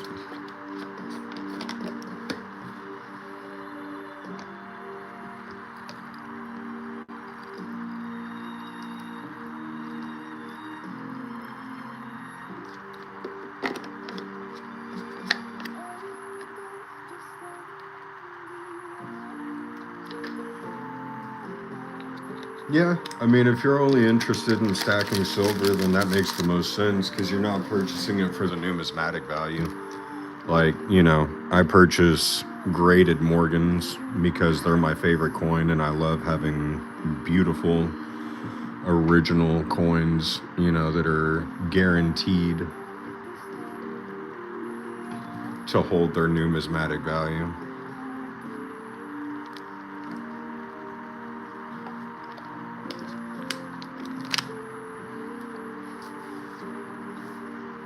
It's funny though, I only have like probably 10 or 12 in my personal collection. You would think I would have more, but I don't often buy coins for myself anymore at this point. For the most part, everything I buy to resell.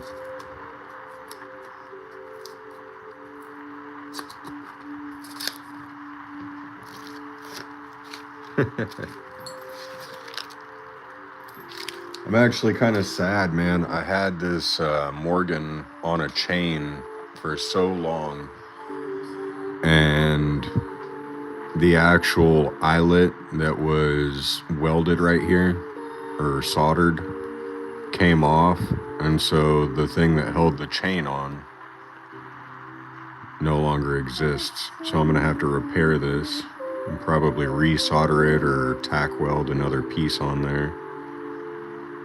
I just don't know if this is steel or... Yeah, it's either stainless steel or aluminum. So that's gonna be a challenge.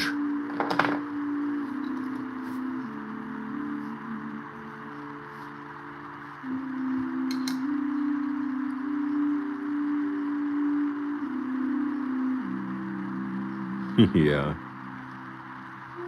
Yeah, I just fell in love with the look of a Morgan when I was a kid. My grandmother gave me one, and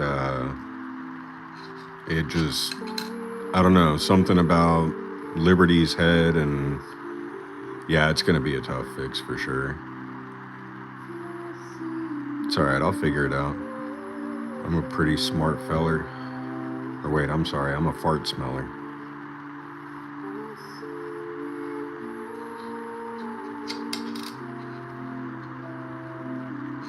But yeah, my grandmother gave me one when I was a kid, and I don't know, I just looked at it and it was like the coolest freaking thing in the world.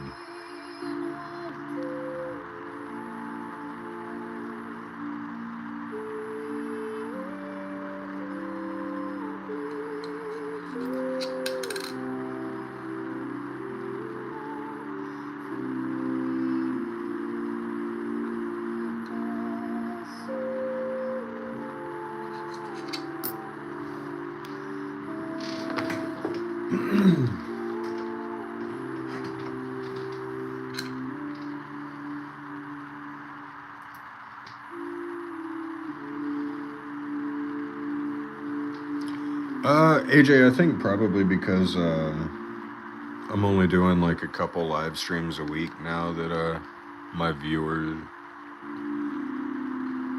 has dropped off slightly. And yeah, it is midnight. But it's midnight on a Friday, so I'm sure a lot of people are out at the bar or club or something.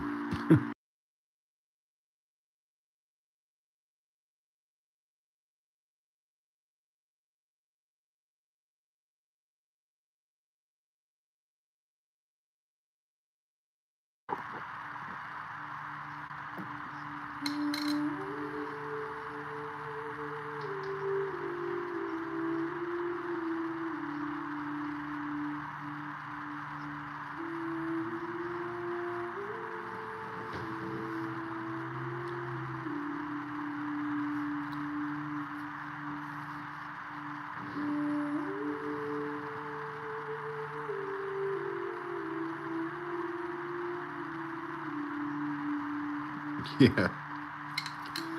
Same, Mary Jones. I'm sitting here in pajama pants just chilling. This is exactly where I would love to be on a Friday night.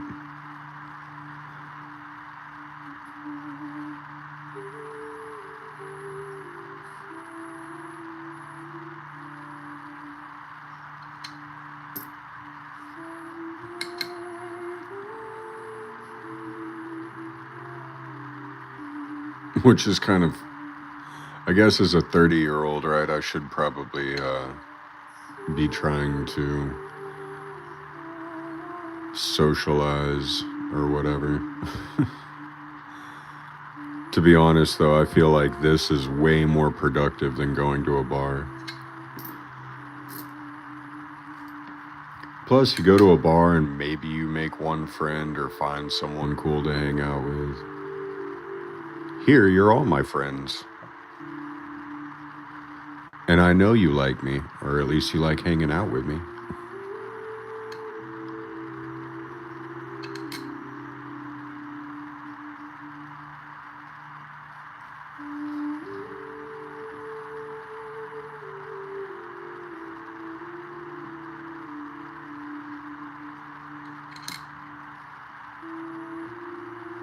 Yeah, that's true. Bars are trouble.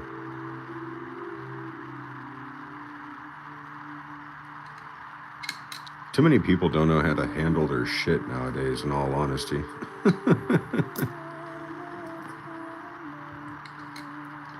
Start acting stupid.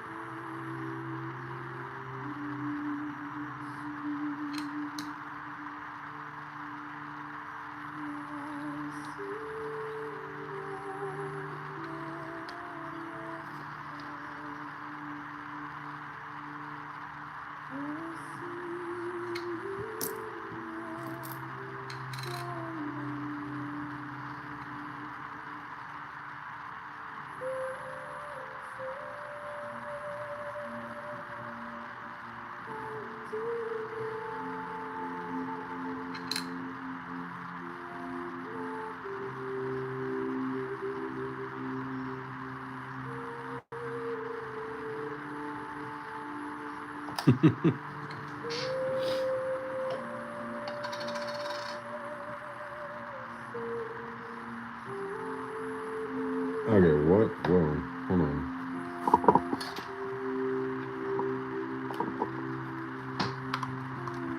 My scale is,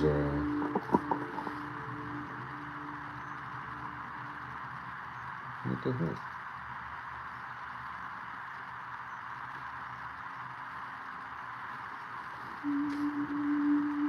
So this is strange. Okay. Yeah, zinc penny for this 1983. Not a mule. My scale decided to start tripping out.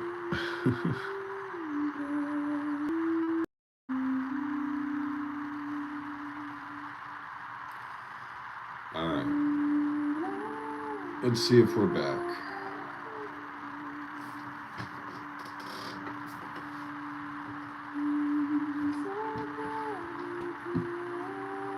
Is that the return?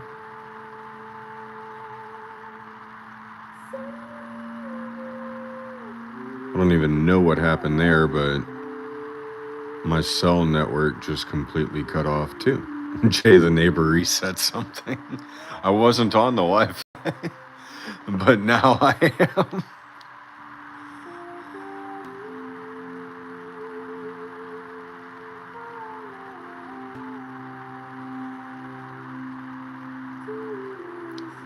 My thing is, I don't mind drinking in bars because I can handle myself. But yeah, the biggest factor is, can the people around you handle themselves?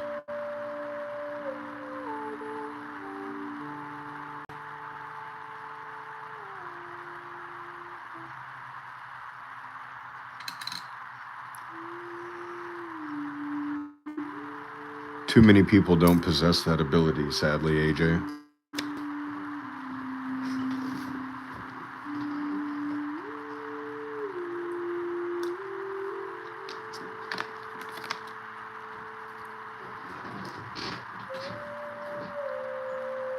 Oh, all right. So I can't participate. I already know which one it is, but which version of the 2009 do we think this is? Early years, formative years, professional years, or presidency?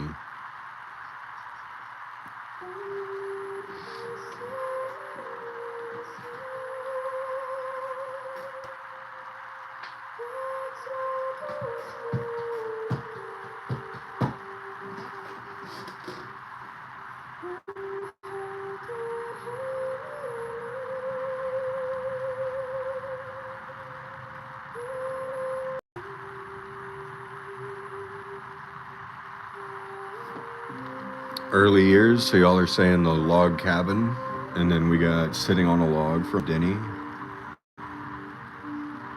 Early years from Mary.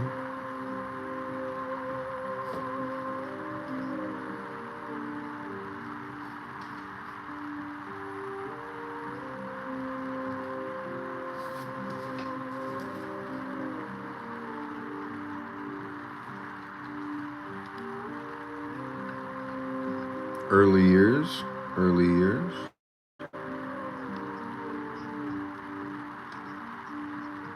All right. Let's see. And Denny Blazer was right. The only one.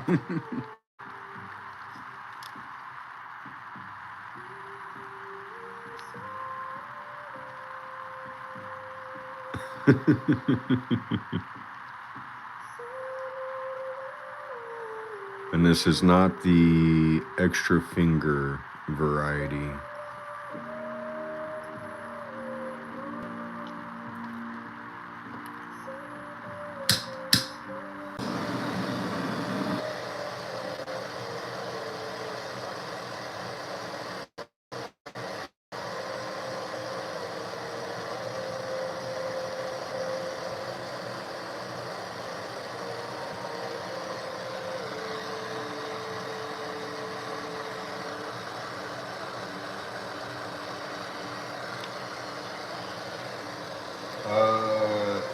No, actually, this isn't a safety meeting. No, I was using a wooden stick to light a candle. I mean, I guess now is as good a time as any to have a safety meeting.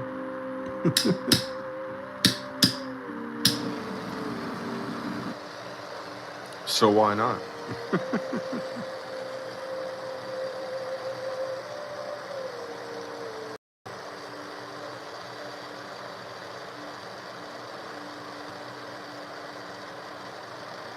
Burning off the Taco Bell smell.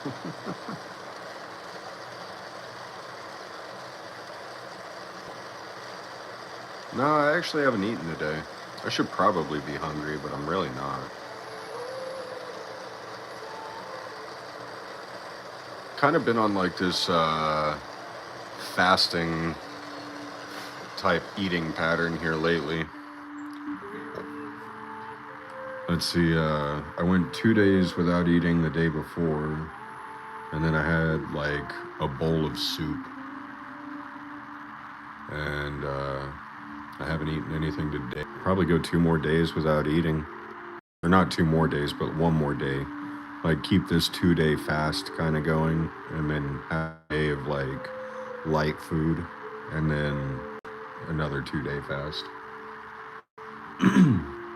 I'm trying to lose weight. I'm like 260 probably plus pounds right now. And I'm 6'3".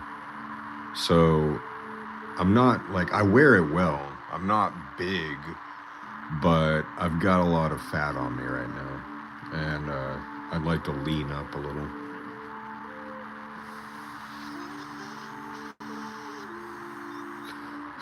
Bone broth, yeah. Yeah, I'm one of those people that I have like a salty tongue, or like salt is my favorite flavor.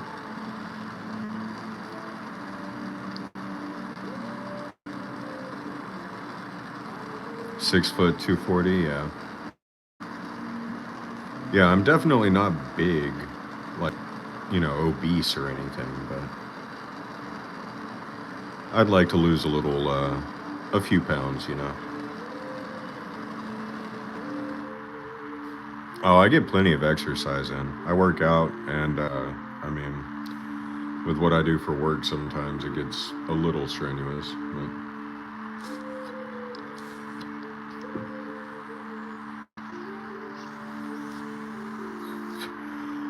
it's nothing like when I was a diesel mechanic. I was 160 pounds.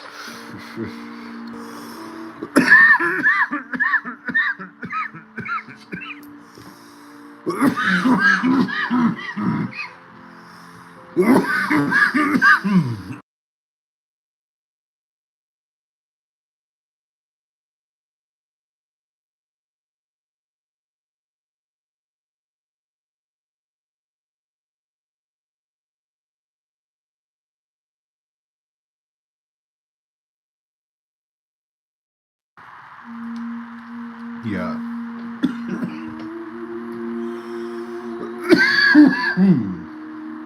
Yeah, from about the time I was 18.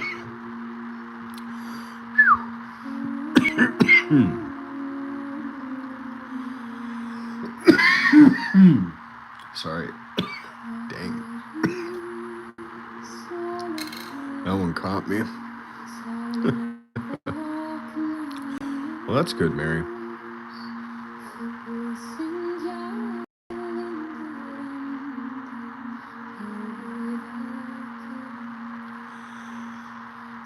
Yeah, that's kind of where I stood. So, from the age of like 19 or so, or from the ages of 19 to like 28, I was in extremely good condition just because of what I did for work. I mean, the drums on a big rig, a tractor and trailer combination alone weigh about 100 pounds of cast iron. So think of four of those per unit. If you're changing brakes, tires, drums, shoes, everything on a unit, you're doing it, if you're on brake duty, you're doing it probably 6 to 7 times a day. So 7 times 4, that's 28. 28 times a day, you're expected to pick up and hold 100 plus pounds and maneuver it and, be able to position it and keep it up.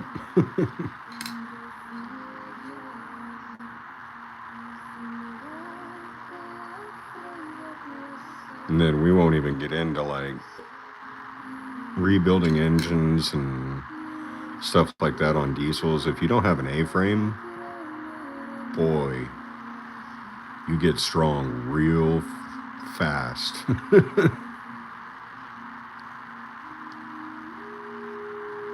The head on an inline 6 cat alone weighs like 280 to 300 pounds.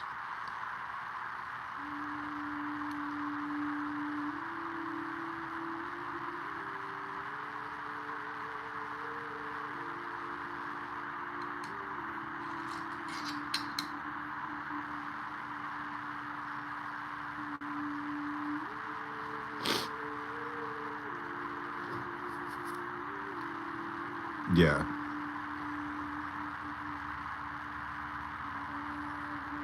Yeah, I got to the point where my tires, my back is, if I had to give like a guesstimate of a measurement, I would say my shoulders are probably like 3.5 feet wide. It got to the point where I would just pick the tires up to put them on the axle because I got tired of using the bar. So I would just grab them by the holes and pick them up because my shoulders got strong enough.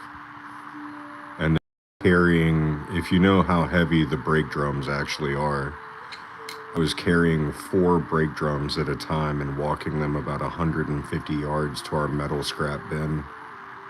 I would just line them up side by side, like 2 next to 2, and then I would put my forearms inside of the first one and grab the second one by the lip, and I would just pick both of them up on each arm together.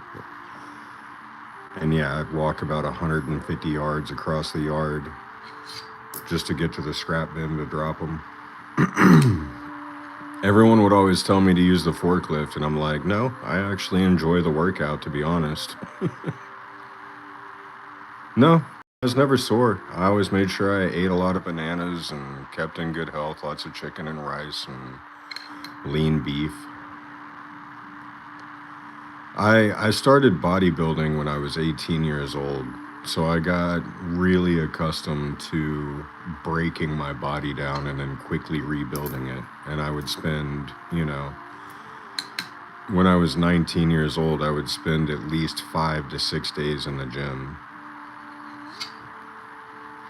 Yeah, copper. This one's copper too. I was thinking it was a wheat cent by the color of it. But what year do we think this one is?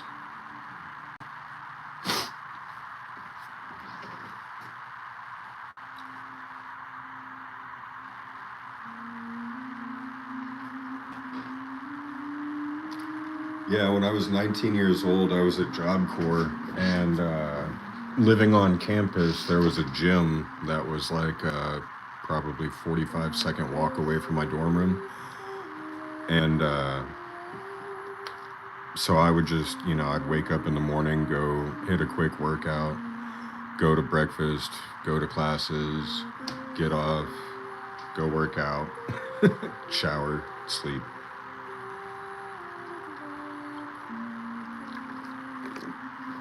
I probably got up to about 185 pounds of muscle. Oh, I know your ass was built.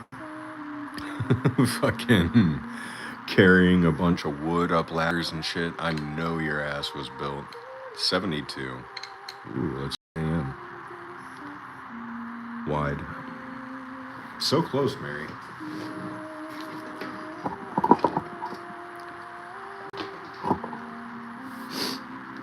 But yeah, that's crazy, man. I've never worked okay, so I did commercial and residential electrician or electrical work, but that's not, it's not hard to carry conduit and wire. it's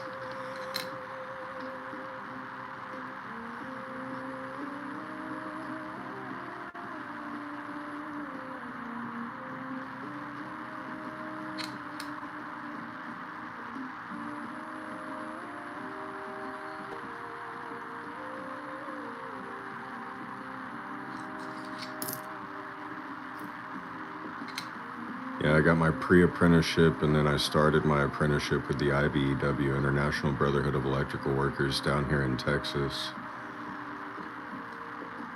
And quickly realized after about a year that I did not wish to be an electrician in Texas, crawling through attics and crawl spaces in 103 to 110 degrees summer heat.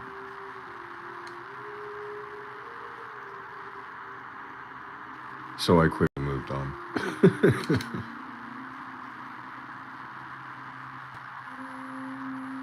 That's crazy.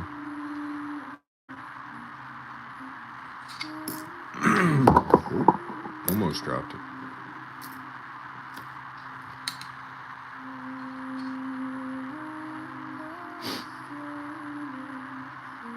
So yeah, I moved on to mechanicking, turning wrenches.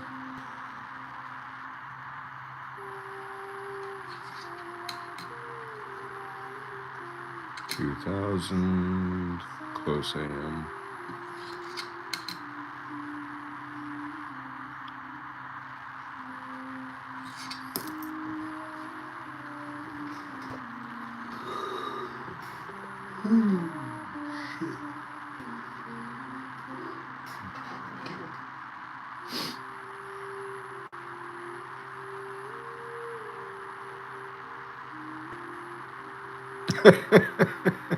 Yeah, I'm familiar with the Mennonites. I used to watch that show, like Amish Mafia or whatever.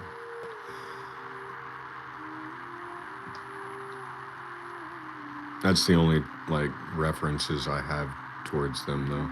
I don't know anything else about them. I know it's like a religious thing.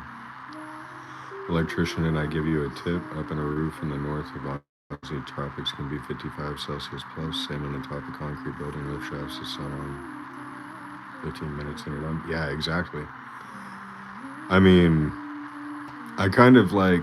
So it's funny. I gave up being an electrician essentially to become a trailer mechanic, which was what I did before I learned how to be a diesel mechanic. I got started in the trailer department for years. And so I gave up being an electrician in hot crawl spaces to being a mechanic in aluminum ovens sitting in the sun. Because you think about like trailers are just a giant aluminum box on wheels, and they're always sitting out in the yard for days. And then you get it at 1 o'clock in the afternoon, and it's like 150 degrees inside of that aluminum box.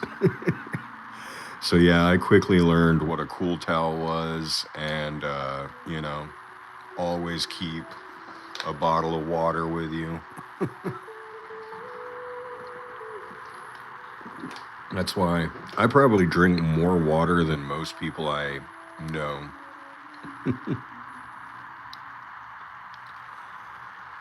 Everyone's always asking me, like, how much water do you actually drink? And I'm like, I don't know. I don't count the bottles. I just drink as much as my body tells me I need.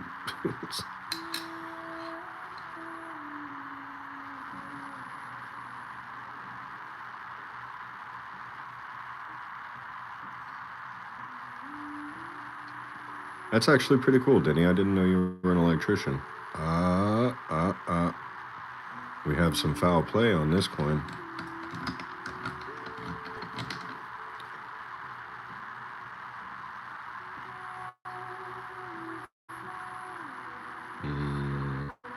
Interestingly enough, it doesn't want to show itself in that other lighting. A little bit of a line. Oh. You an electrician? Yeah, my father's a part of the IBEW. That's why he got me.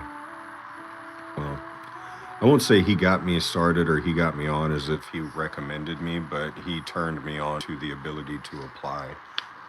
I never, it's not like he pulled any strings or anything, because he's actually unionized through Lockheed Martin. He doesn't have the ability.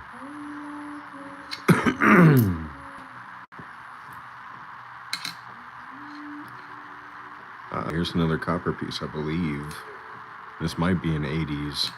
What year do we think it is? I'm going to say 79. That A and that M is wide. Yeah, IBEW. International. That's the union my dad's in. He's been working at Lockheed for like, well, he started there in 1983, I think.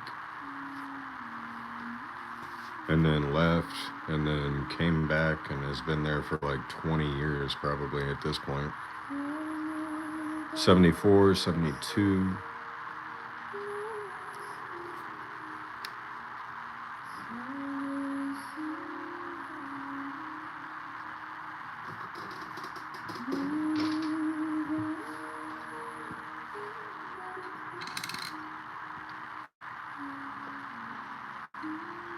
'76. Close, Mary, close.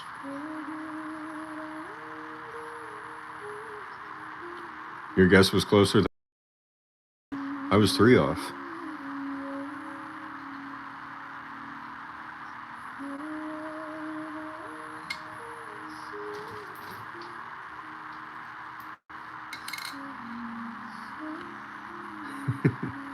There's an 82. Let's wait. Teamsters or drivers mostly? Oh, yeah. 3.1. That makes it copper.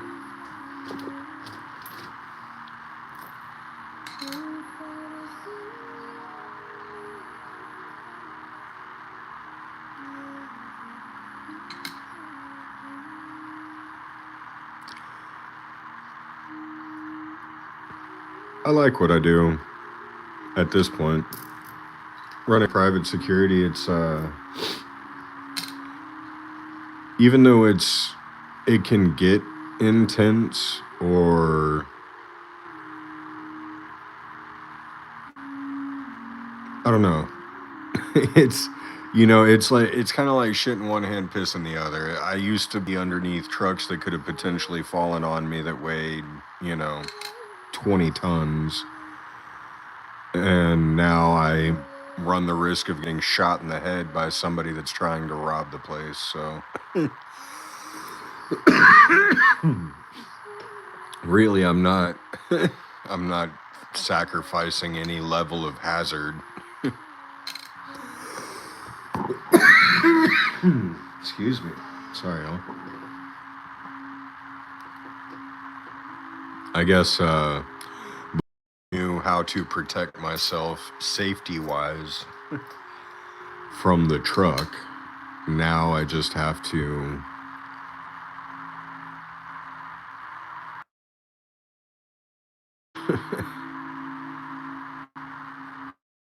read people to keep myself safe in this position. I don't know. But I love this job more than I loved being a mechanic. Being a mechanic was fun. It was always nice to fix someone's problems when, especially with truck drivers because, that's their livelihood. So it's always nice to be there to, repair someone's issues when they're in their worst spot sometimes, it seems like, or at least to them. And now as security, and it feels sometimes like I'm the bad guy, but I also just keep in mind the lives of hundreds of other people to take care of as well. So there's a bit of a trade-off there, but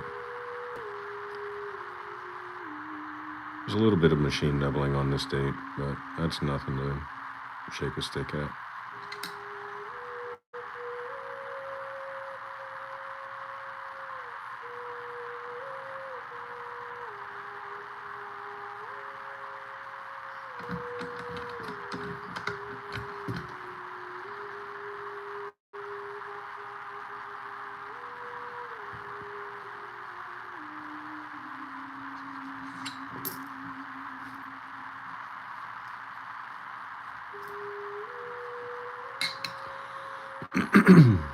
Oh, that's some cool toning.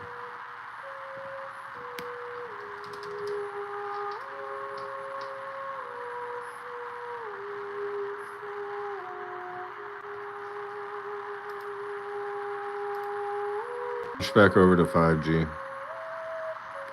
Hopefully that breaks up the fuzziness that was happening there with the quality.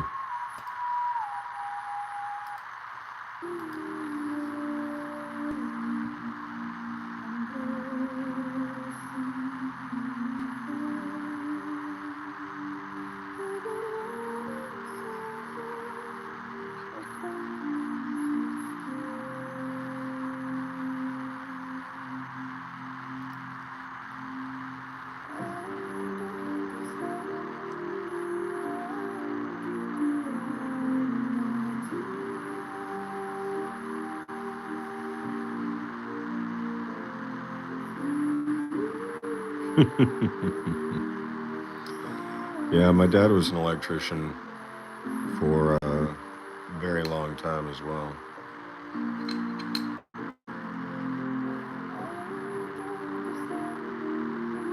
The 61 has some really cool toning on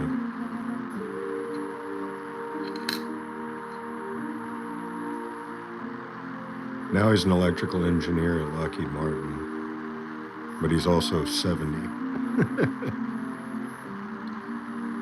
So, old man's been through a lot of shit. He broke his back on the job site, freaking pulling a 1/0 cable on the flight line. It was a power supply cable for a huge generator that they have basically to start the jets on the flight line literally broke like 3 vertebrae and worked on it for a year without even knowing he had a broken back.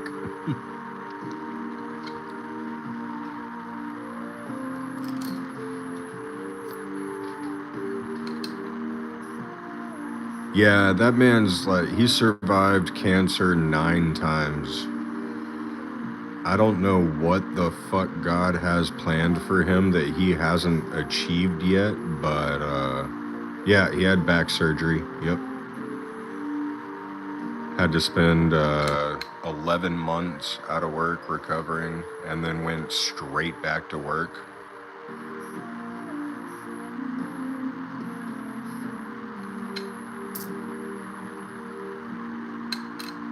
Yeah, he survived testicular cancer, skin cancer. Yeah, like he's bald, so he's had melanoma on his head like 6 times, I think, to the point where they had to graft skin from other parts of his body in order to replace. So yeah, he's one of those like old school. I'm not stopping until they put me 6 feet under, motherfuckers. That's probably where I get this old soul attitude from, honestly.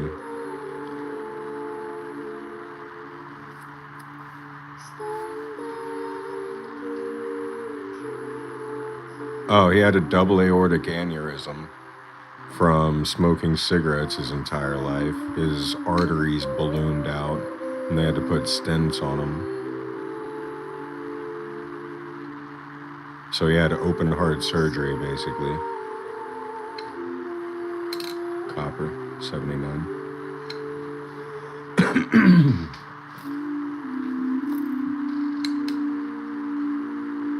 He's drank like a fish his entire life.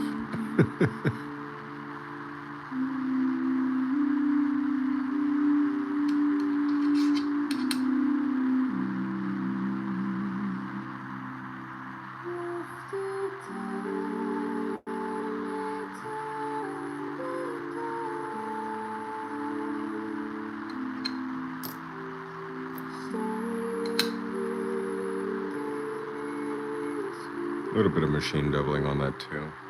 Kind of on the 0. Unless that's just dirt. Nothing to shake a stick at.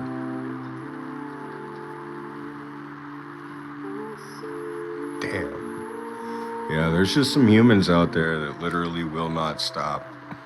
I mean, I've seen it. Oh, you're good. I knew what you meant.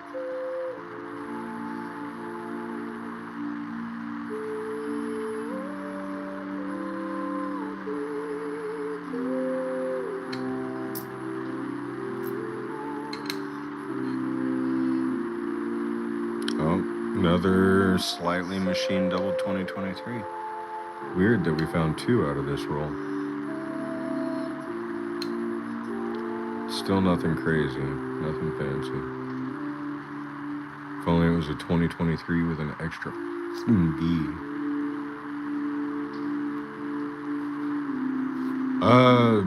Yeah, I mean, I'm kind of the same way, Mary. Like, I've fallen off of a 2nd-story balcony, broken all the ribs on my right side, punctured my lungs, spent weeks in the hospital draining blood out of my chest cavity. I've had hernias. I've had there's 3. That's number 3 of the slightly machine double 2023s. And no extra V. Sad. But yeah, no,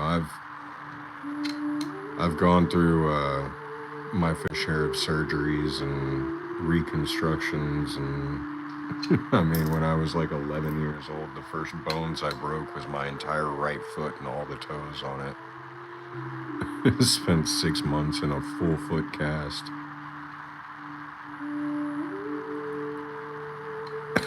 So yeah, I got started young on just doing my best to destroy myself as fast as possible.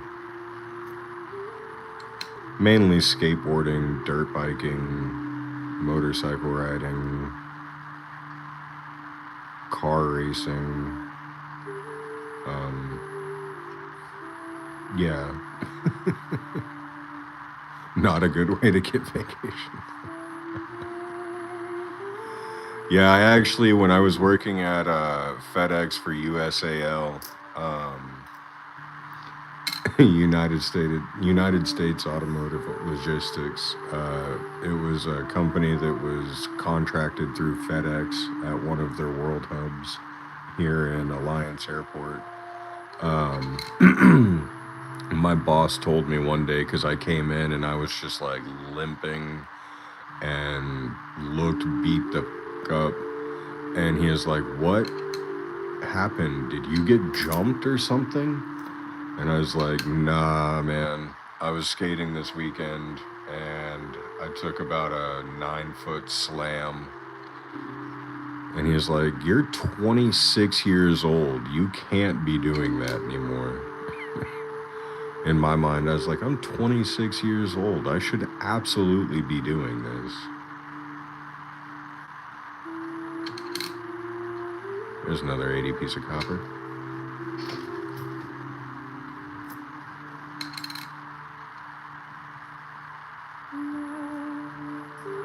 But yeah, no, I worked on it. Like, I never took time off for being injured. I just came into work with crutches or whatever I had to do. Still did my job.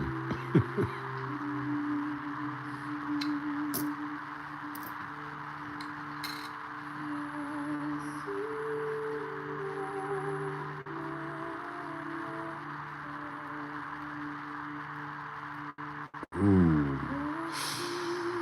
Bet you were a little concussed after that, no?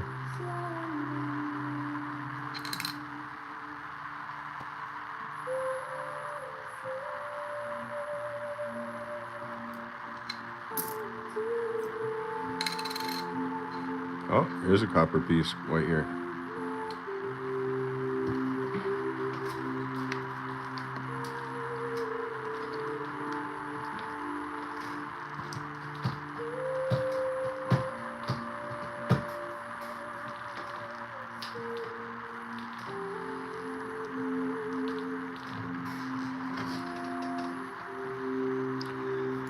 Crazy. I fell yesterday on the ice and I was holding because my truck threw up a check engine code, ended up being the coolant sensor.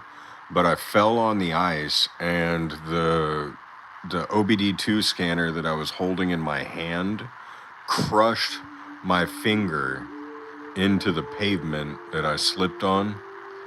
And my finger is so freaking huge now. Like, look at the size comparison here. Just to tell you how accident prone I am.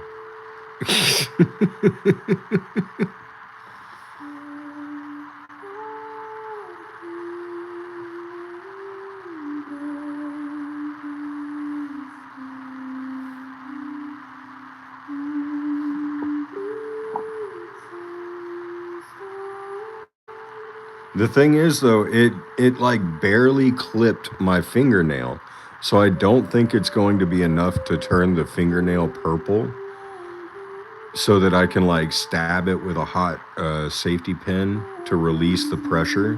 So I'm just going to have to sit here and deal with this for like probably another 5 or 6 days.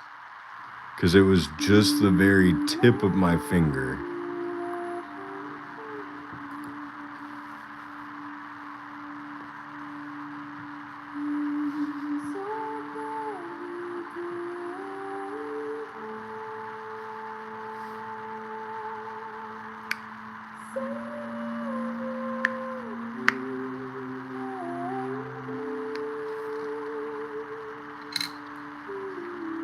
'81, you were really close, Denny.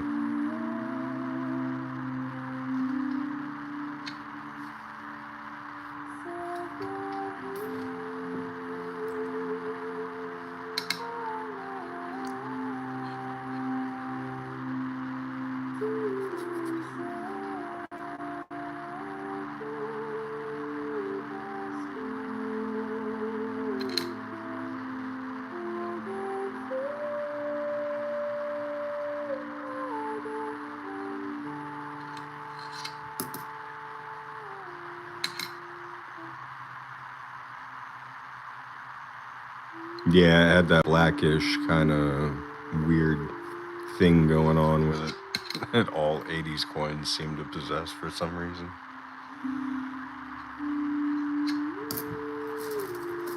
Like what were they what were they doing with their coins back in the 80s? That's what I want to know. I wasn't alive yet. I wasn't even a gleam in my father's eye.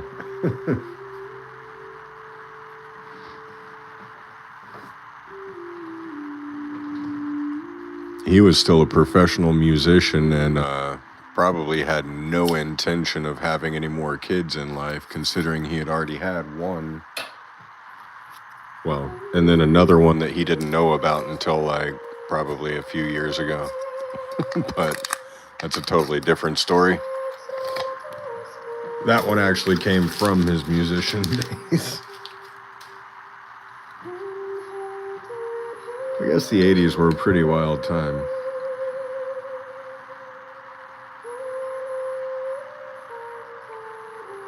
Because that's when my other half sister was born.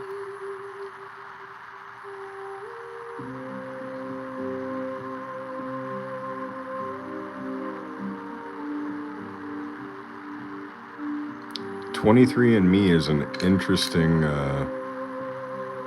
thing.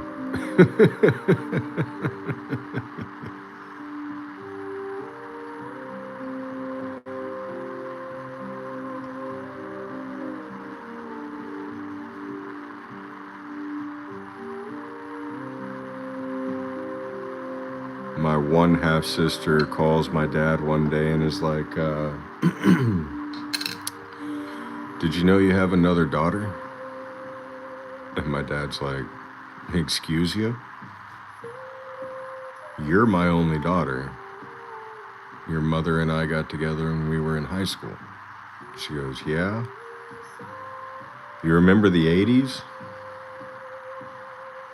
And Dad goes, kinda.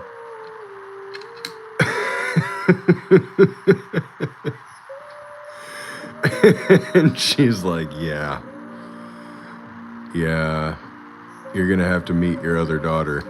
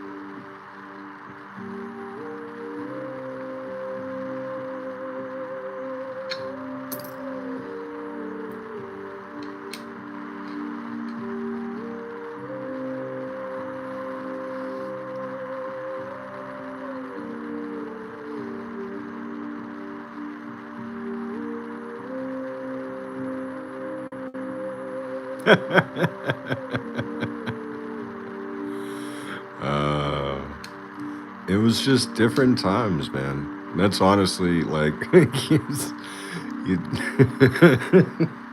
I got to sit there for that conversation between my parents. It's when my mom was like, so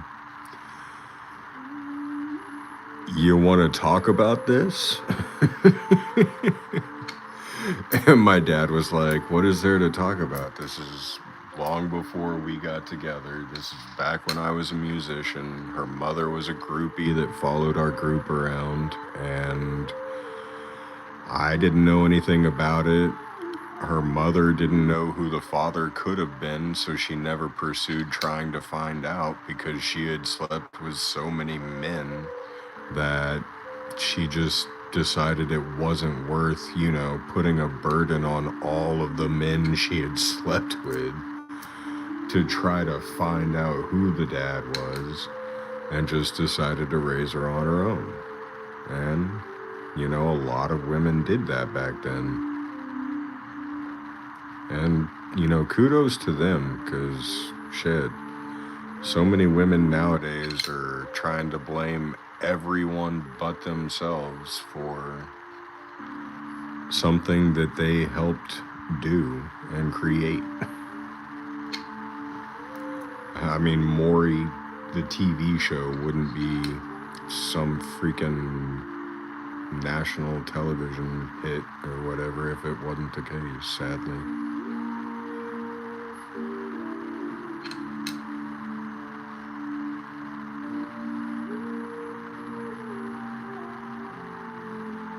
But single, never been married, no kids, 30 years old, own my own business, work multiple jobs, have multiple sources of income and revenue. I'm a financial advisor and an investor. I'm doing pretty fucking good for myself. Don't plan on having a kid until I find the woman that I plan on spending the rest of my life with.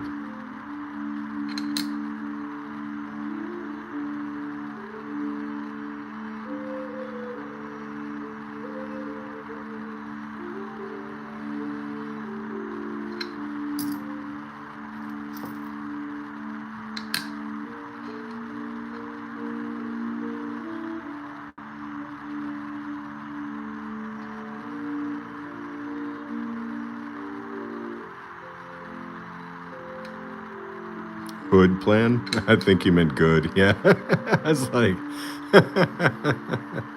hood plan? No, that's the opposite of a hood plan.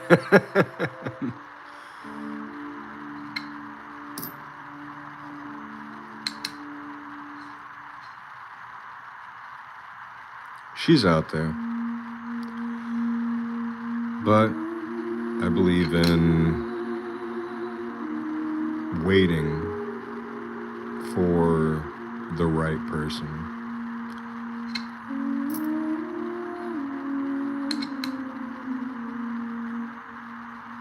Forcing interactions leads to negativity.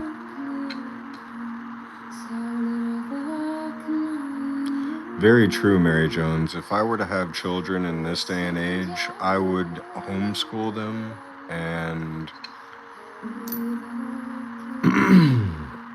really monitor their internet usage and screen time.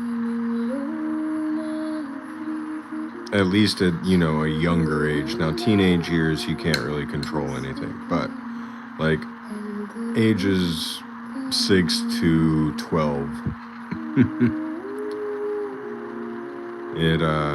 it definitely gets troublesome to think about all of the potential threats that there are in the world.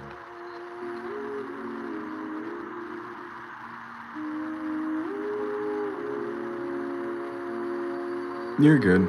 I can read through the lines.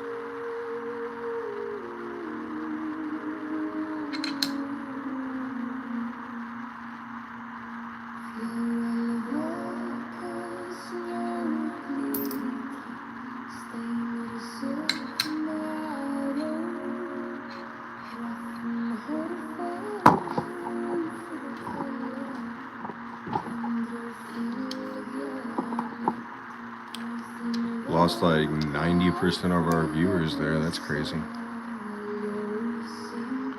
Yeah, that's the thing, is I really don't want to have kids until I have my own land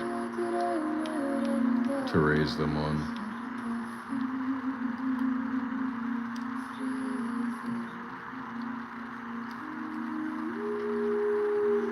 Yeah, that's true. I didn't say they couldn't use the internet. I'm just saying that I would heavily monitor their internet usage. You know what I mean? And after a certain age, then, of course, even if I tried, there wouldn't, they would find ways around it. So, no sense in after the age of like 12 to 13, but in the younger years, in the adolescent years, I would definitely be in charge of making sure who they're talking to, what they're doing online, their online presence, the information that they're giving out.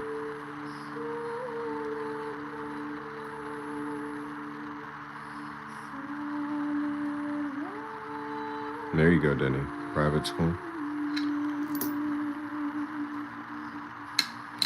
I wouldn't, I really just don't trust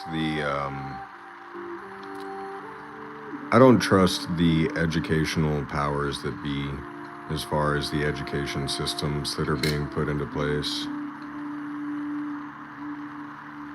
I found that I excelled greatly in school when they sat me in front of a computer and basically was like, read this information, answer these questions, take these tests, you pass the class, you get the credit. So when I was in a class environment, I did not, I was way too extroverted and interested in everything else besides learning. And the thing is, I heard my entire life, it's like, he's smart, he knows the information, he knows how to do everything that I ask him to do. It's just that I can't get him to stop fucking off. He passes the tests, he does his homework. I can't I can't be mad at him, but he just won't ever stop. And it's, that's just who I was as a kid. And I can only imagine, because they diagnosed me with ADD, ADHD, all that shit when I was in like second grade. Started giving me at the age of 6 years old 10 milligrams of freaking methamphetamine from the pharmacy. And I would go to school every day and vomit my brains out because you don't give a freaking 6-year-old methamphetamine.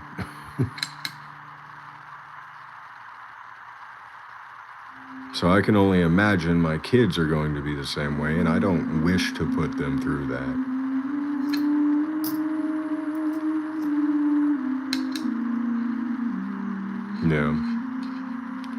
Yeah, I would certainly, especially with like the endeavors that I plan on having in life, as far as where I plan on finding my finances within the next 10 years. I'm hoping that it leads to a life where I can kind of spend more time with my family and have the opportunity to raise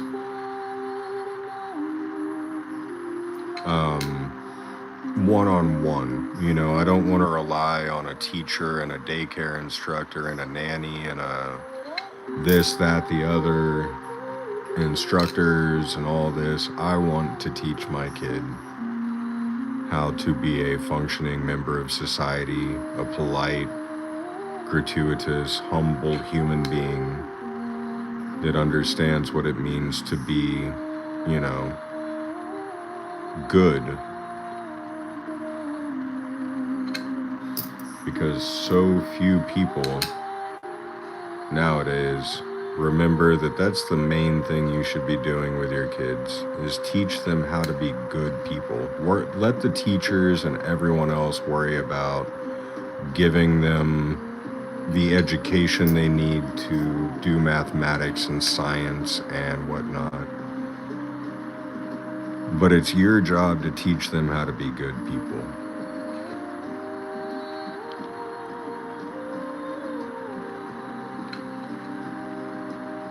I feel like that's one thing my parents really did for me in life, is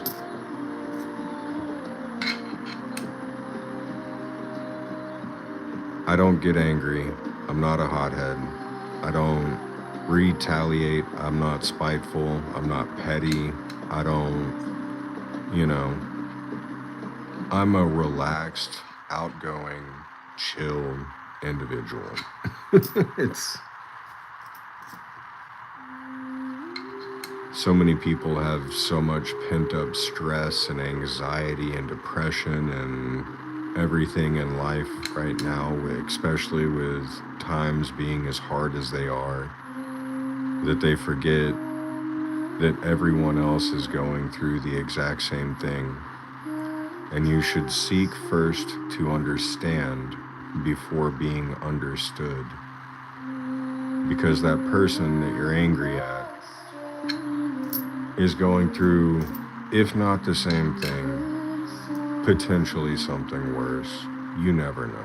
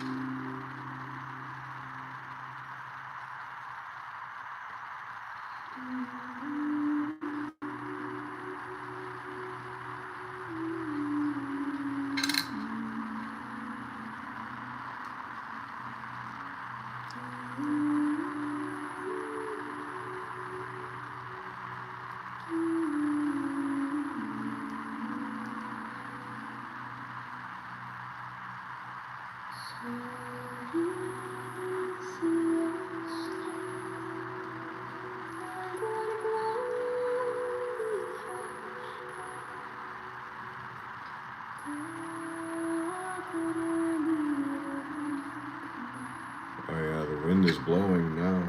I can hear it on my window.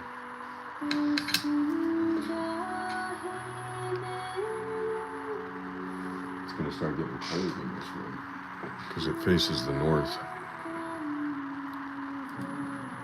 We're down to 31 and windy, 32 and windy, feels like 6. That's not terrible.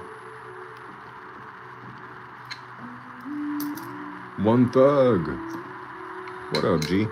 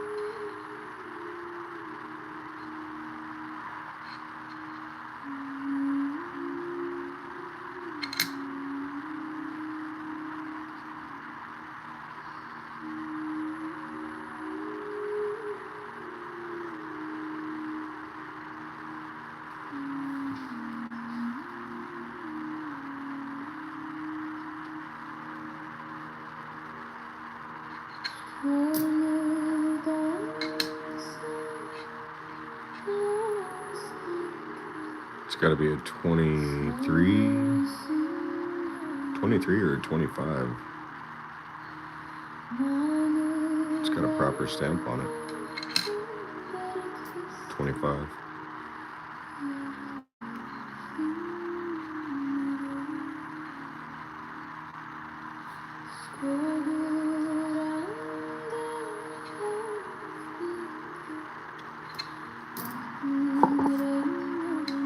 Oh.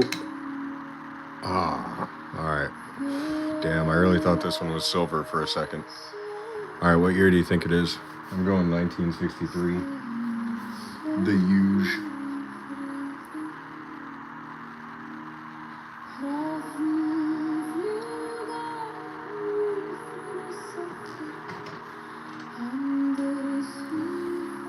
Love to see a 58. 64.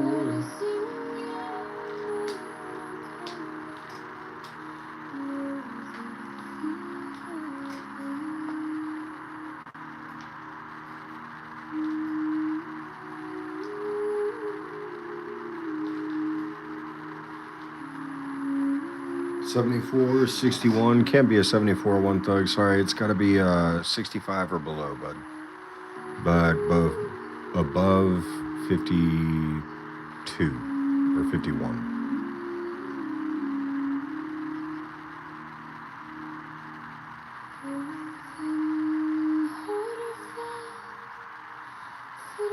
It's all good.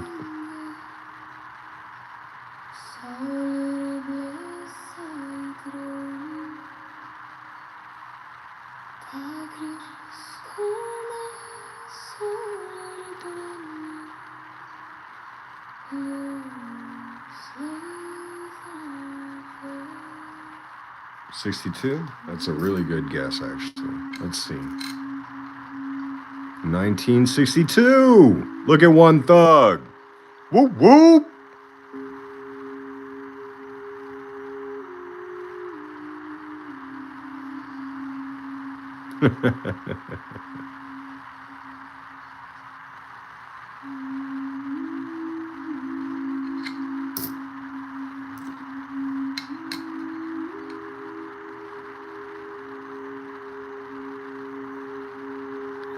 Hit him with the dab.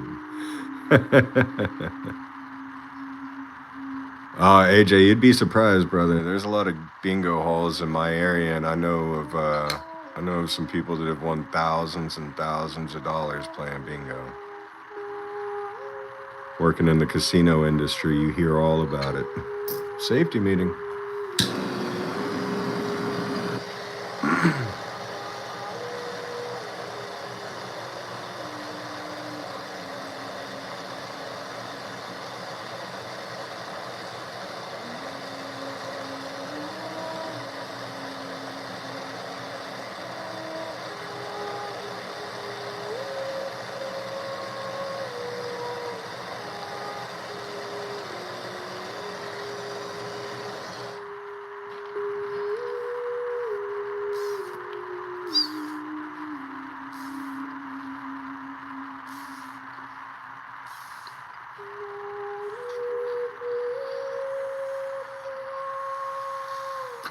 Man, AJ, you know who I haven't seen in a minute, bro? Oliver.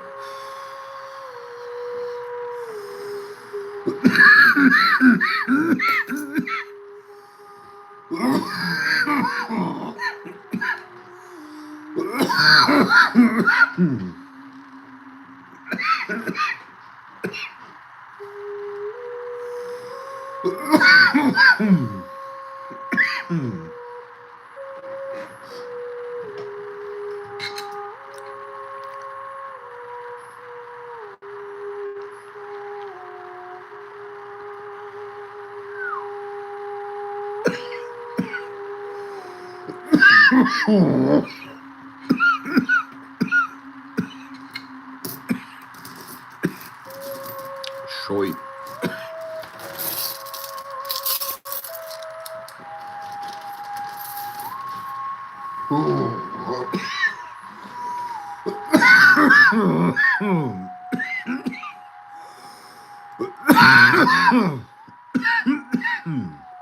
Good old half a lung.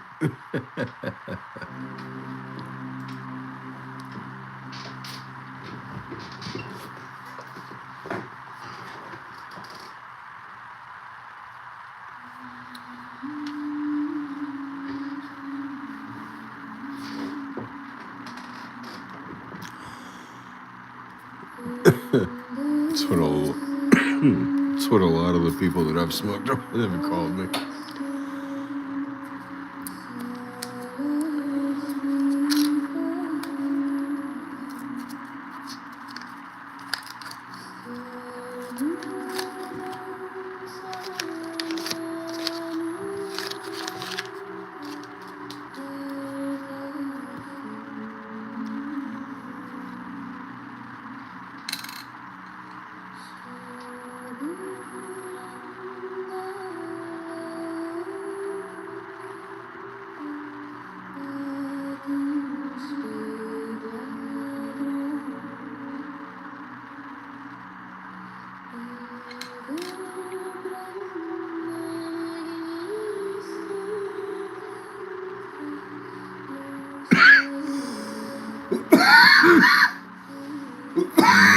Alright,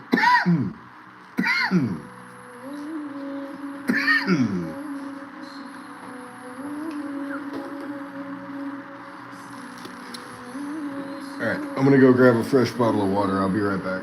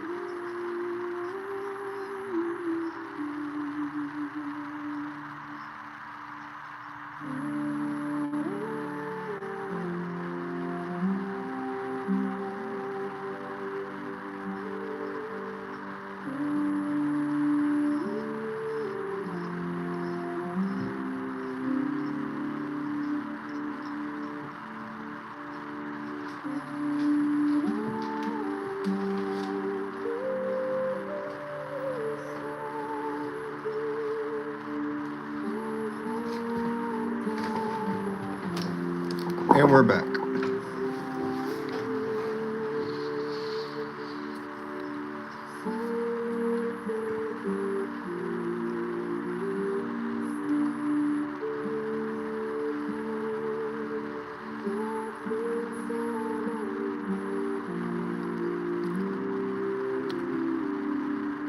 Hey, one thug, type exclamation mark me.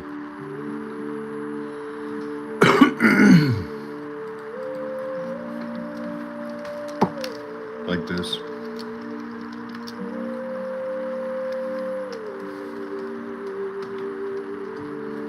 That'll throw a link up for your channel so everyone can go and subscribe to you.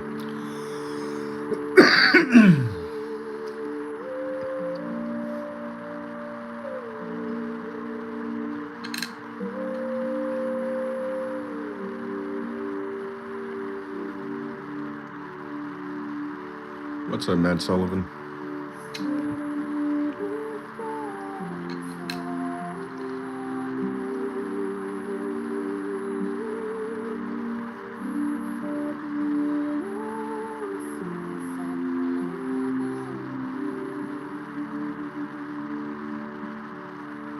There you go.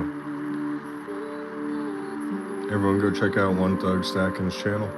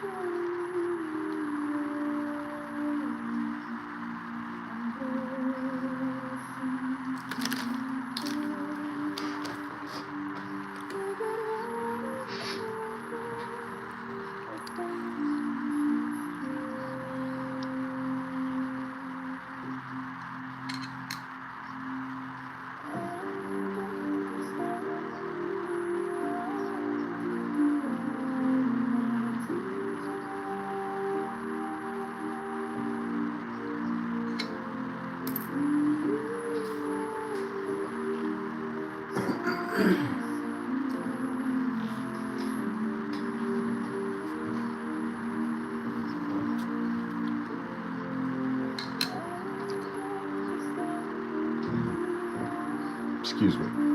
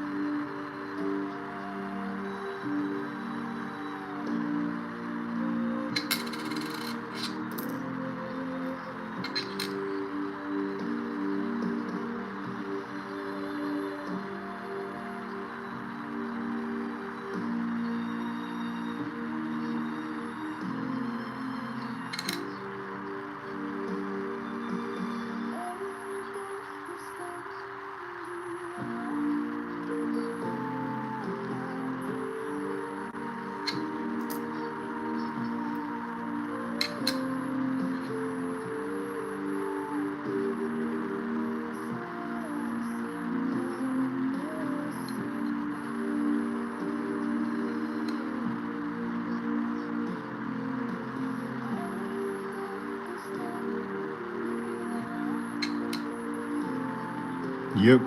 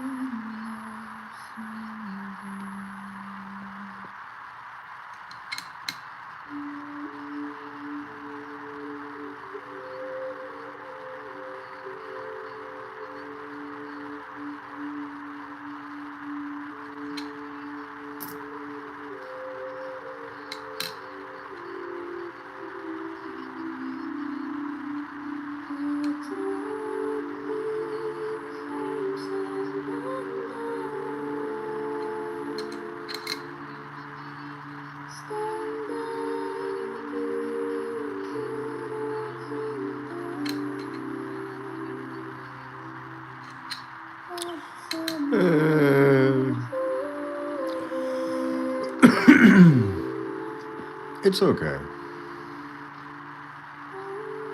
I wouldn't necessarily say it's like in great condition. No, it's not in great condition at all.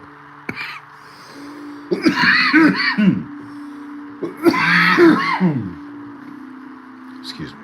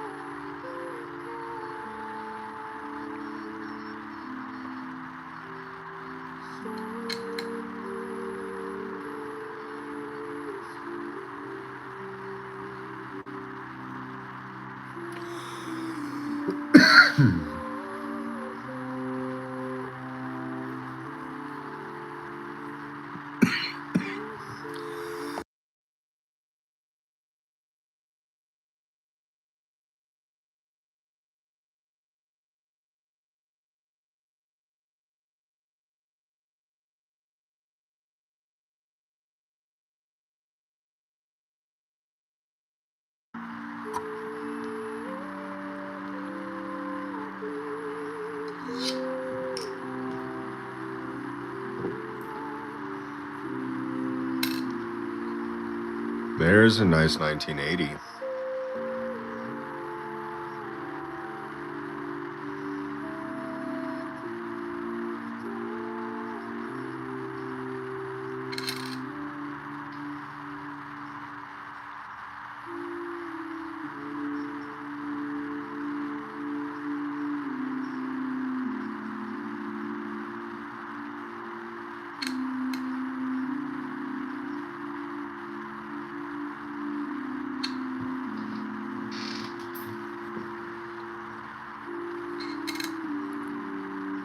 '74. A little bit of whoa.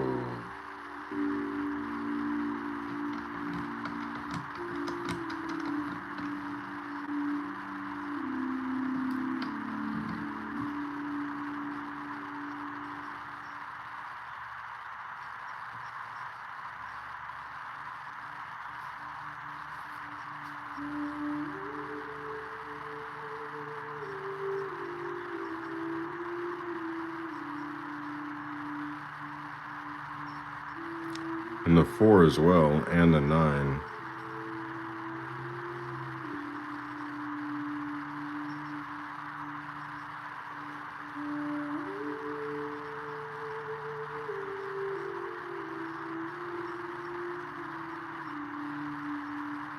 Ooh.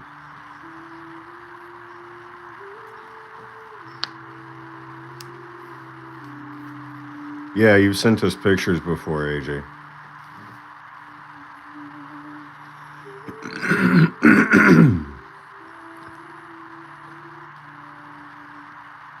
I have,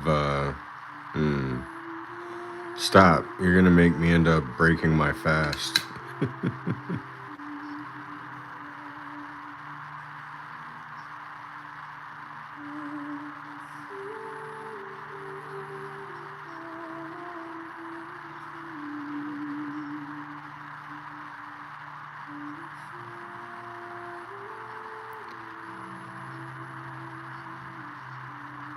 It's already hard enough to have the munchies and just not eat. I don't need you throwing good food in my face.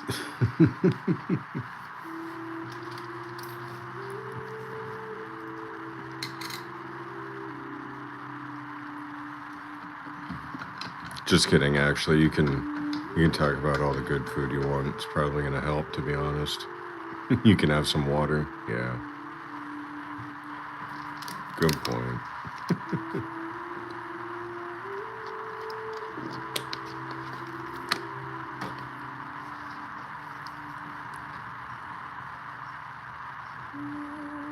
I'm actually watching a video of someone eating a steak challenge at Dick's, the restaurant, to try to live vicariously.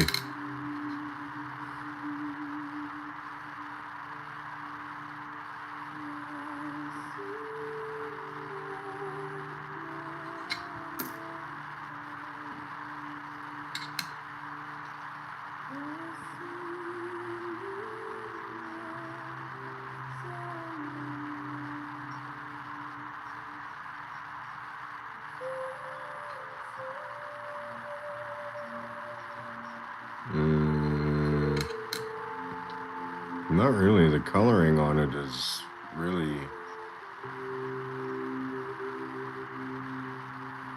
I mean, it's corroded.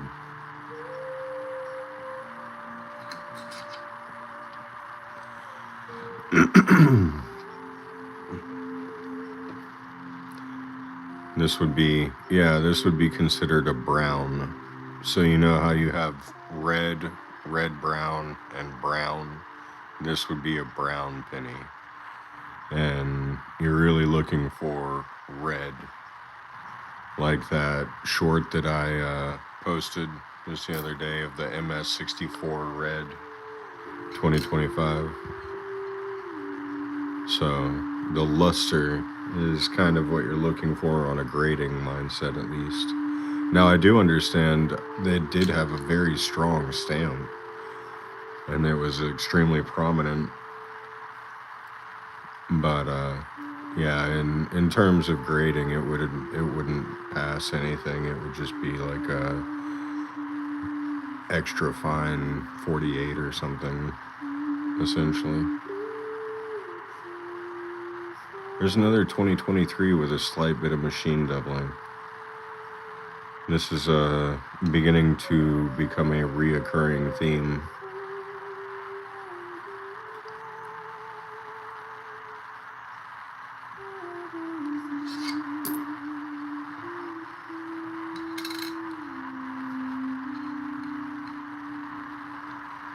$99. Close AM.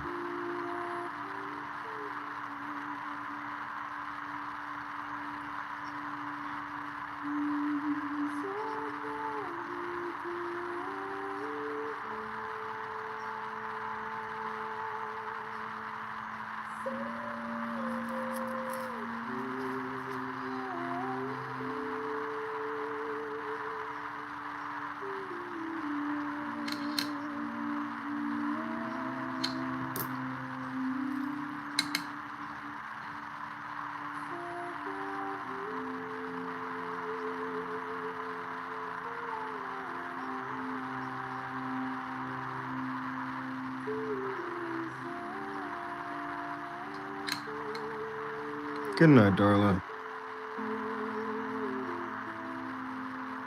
I appreciate you hanging out.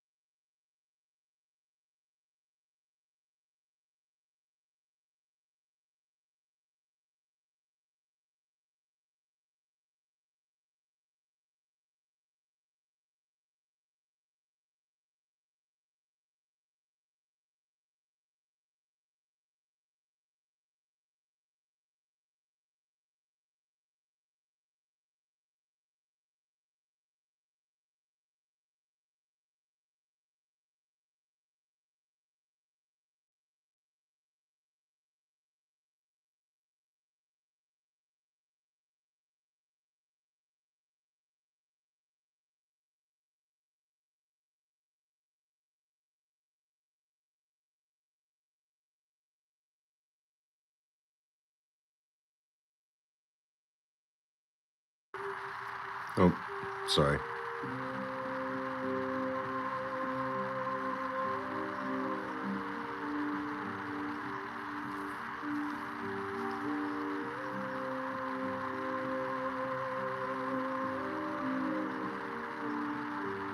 Yeah, that was my bad.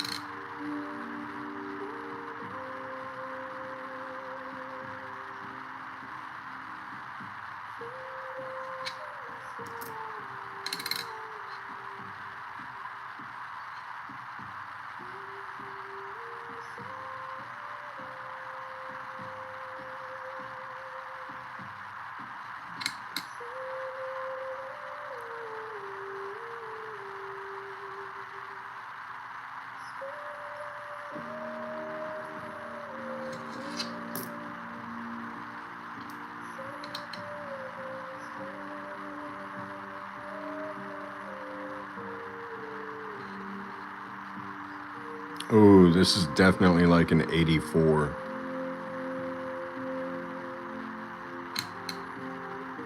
88.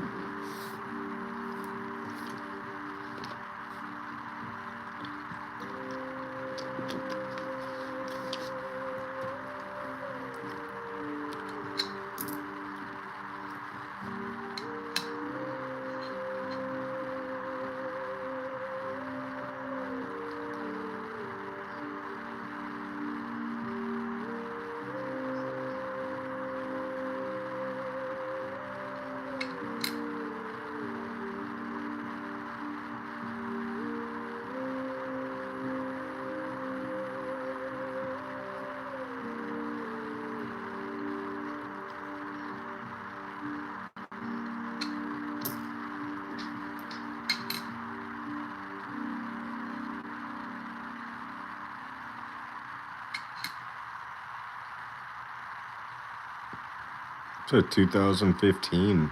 What the hell happened to it?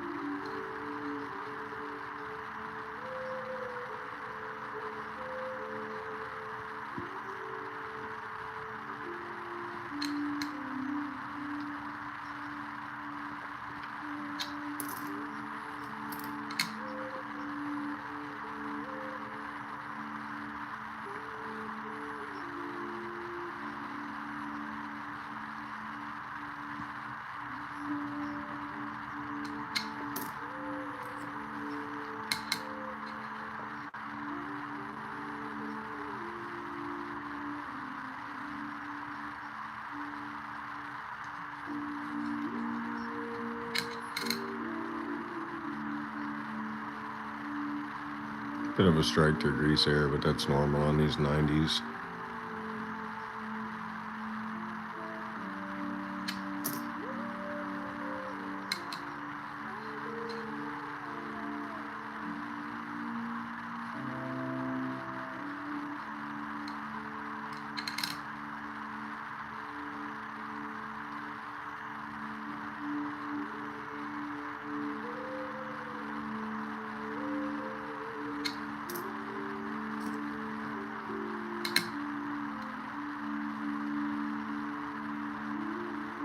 $91.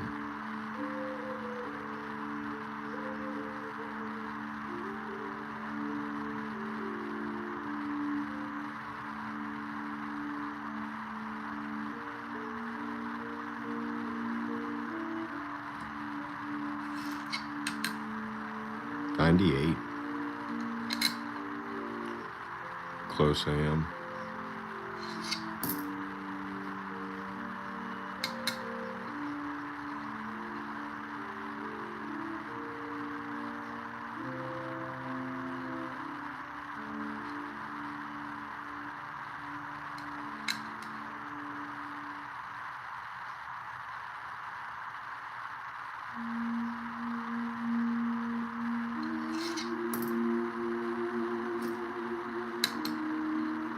Oh, I see the next one.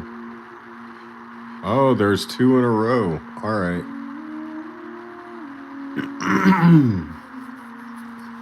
This is actually, I can't believe that this just happened, but they fell out at the same time. There's 2 in a row. So let's start with one first. You guys throw your guesses out. What year you think this one was minted? And then we'll go on to the next one.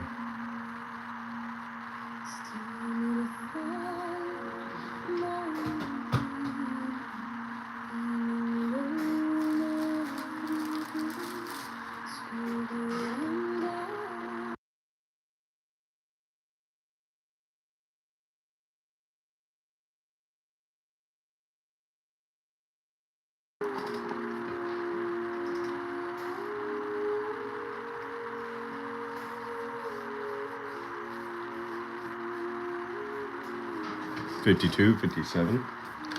AJ? $58 to 1909.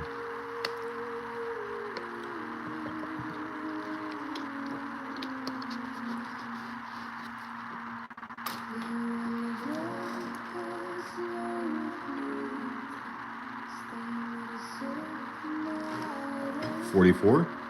All right. Any other guesses on this beat cent? What year it was made? Going from 1909 to 1958.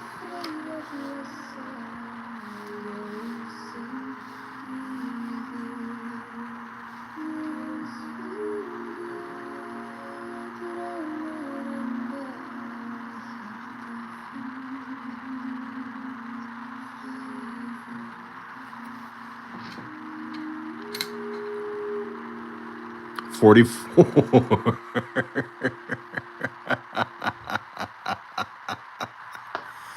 It's a 44S. Congrats, AJ.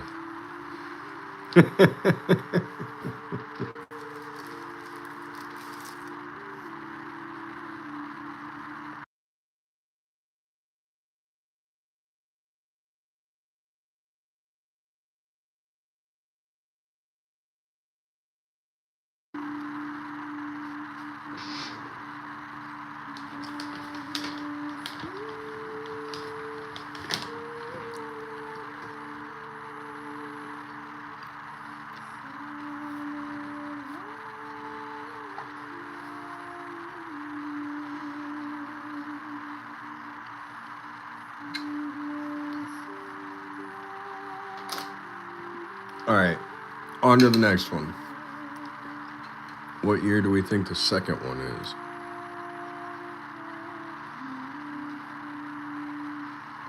(1909 to 1958).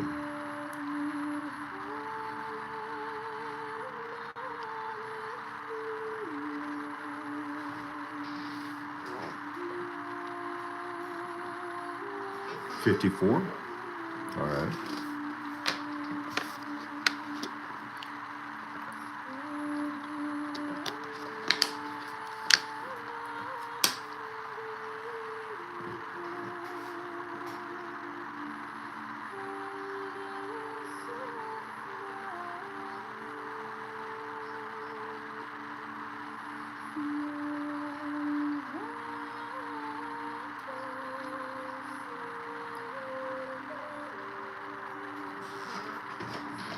$48.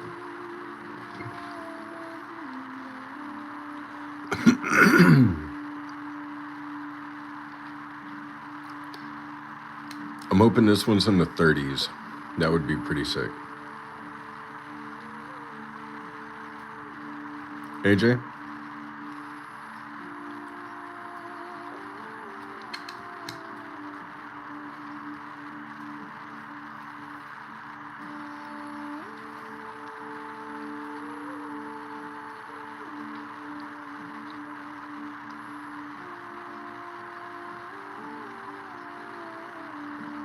Oh, that T should tell you something.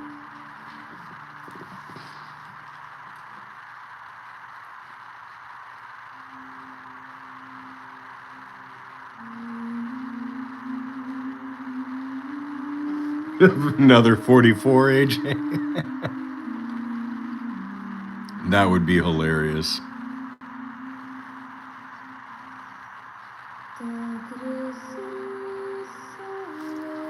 All right, let's find out. 50S. Yeah, 710 knew what was up. That T told me immediately that that was in the 50s. The way that it's spaced from the S, it's spaced where there's way too much negative between it. What's up, my brother? I hope you're having a good night, man.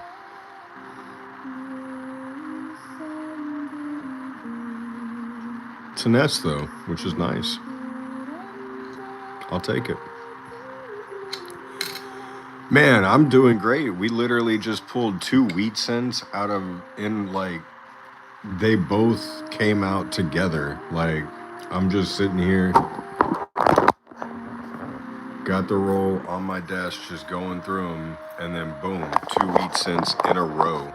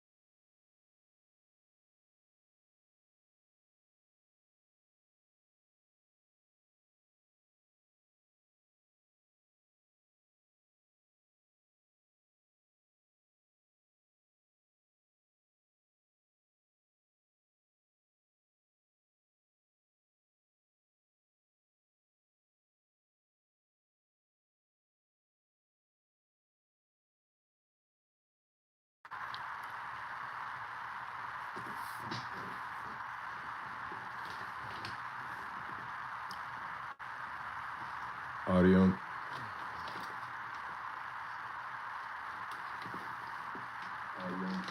All right, there we go.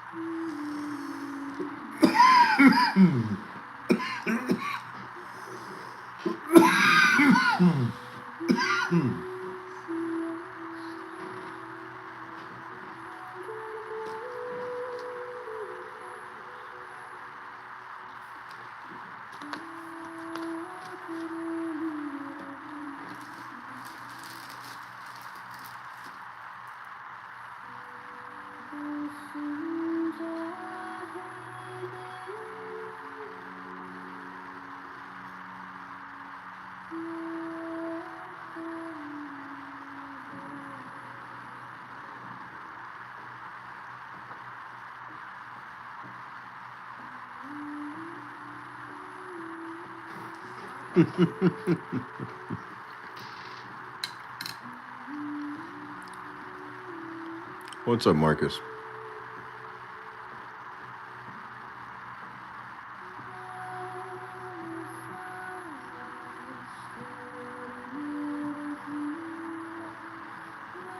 Yeah, definitely caught me by the underside.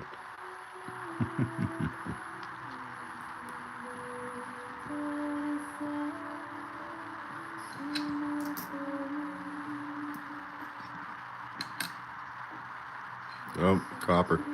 Wait here.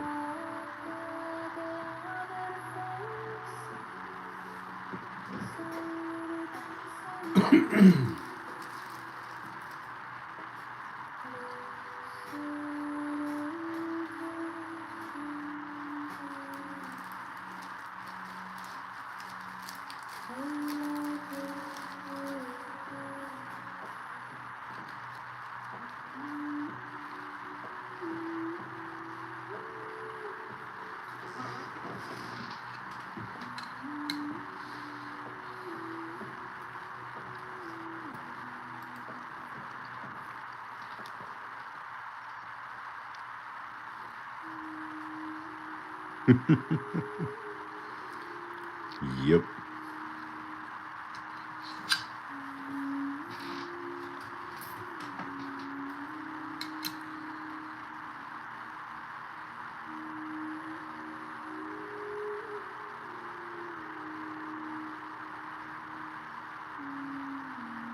Leverage long metal got schooled like crypto kids today. Yes, they did. Theoretically, it was yesterday, but yeah, I know what you mean. If you're on the West Coast, it was still today.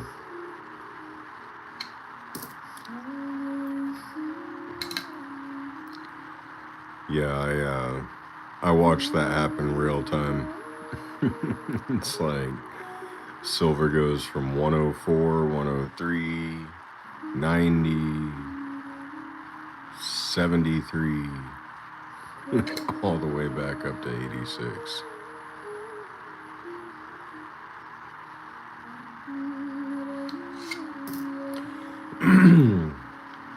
Well, I mean, we went parabolic on silver. It fully outperformed what it was supposed to do before having a healthy pullback around the 95 mark. So the fact that it dropped all the way back down to 75 on most exchanges is strictly because liquidity will always get hit. Price action follows liquidity, and the liquidity was all the way down there at 75. Therefore, price went all the way back down to 75. So now people are buying again with it at 75, knowing that it was just at 120 a week ago, if not less. And like you just said, good time to buy. So, yeah, it's going to create another spike. And what we're looking at this point is an Elliott wave function. And if you're involved in the world of finances, you know exactly what I'm saying. It is a 5-step process that gold has been following for the last 50 years. Bitcoin followed in the last 4 years. It is a pattern that charts create, follows the Fibonacci sequence, and it's almost like a natural pattern. Slight machine doubling on this, but not worth shaking a stick at. Throwing it back. I'm saying in about a month to a month and a half, we will see another 100 to 105 silver. And then we might get another breakout to a new all-time high in Q2.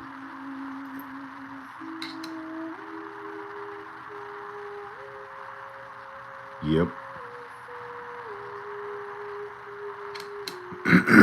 You are absolutely correct, AJ. 74 piece of copper.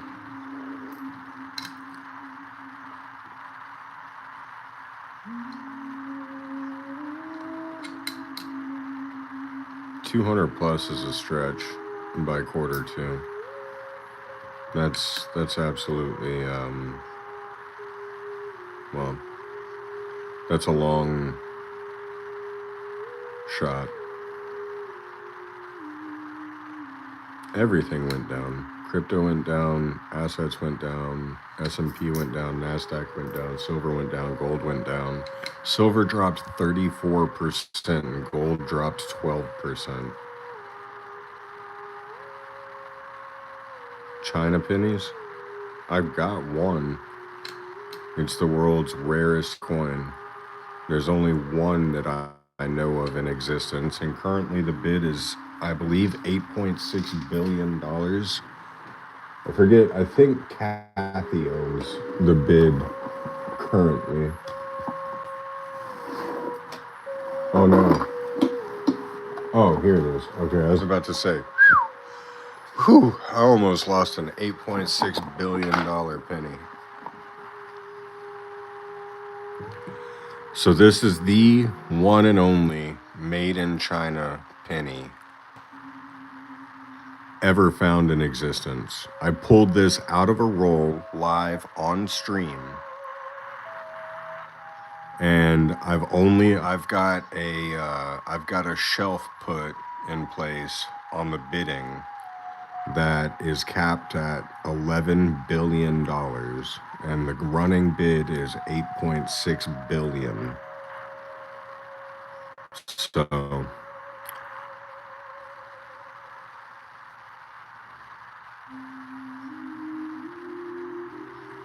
get your bids in now. Anyways.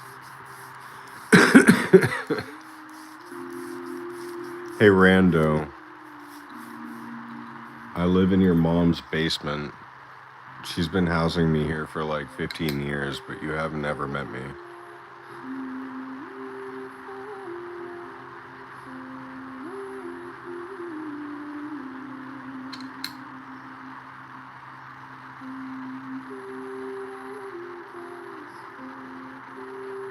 79.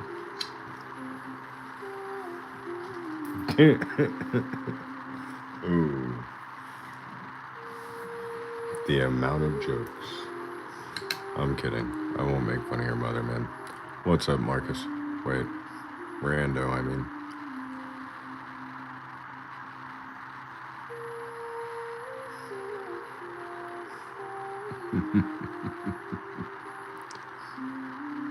And a tinker.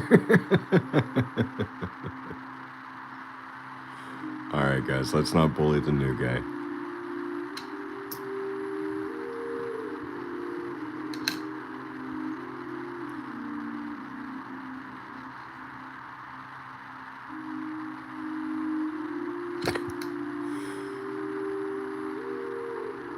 Tinker? Todd won't be away. He was here earlier, actually. Yeah, he was in here talking up a storm. And, he goes to sleep around midnight on Fridays and Saturday. So he probably won't be awake until, like, 6 in the morning his time, which would be like 5 o'clock in the morning my time.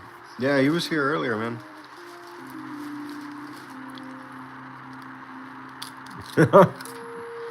I mean, I'm pretty much only looking for moms, Marcus.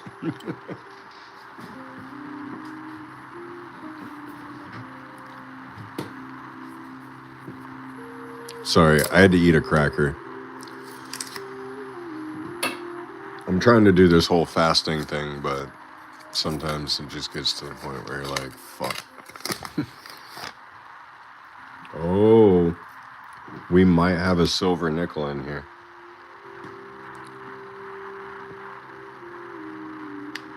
We found 2 wheat pennies side by side in the penny roll. We might find 2 silver nickels side by side.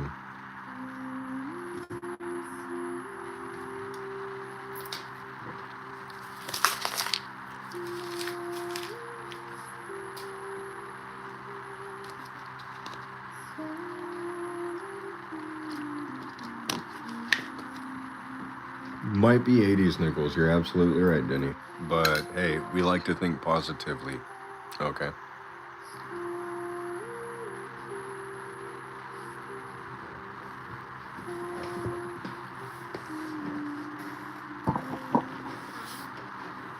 The value, they're 35% silver right now. They're selling for like, I would say about $3 a piece in silver value. They're not super expensive. Even when silver was at like $100, it's like $5. 5 or 6, I think, was when I saw the highest. I check it daily.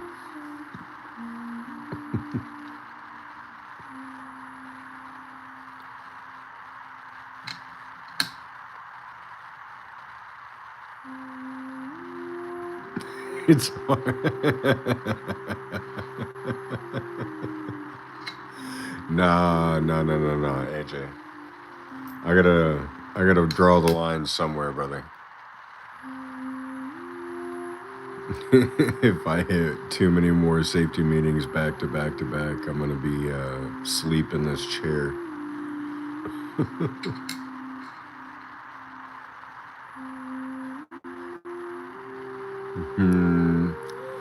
Yeah. I mean,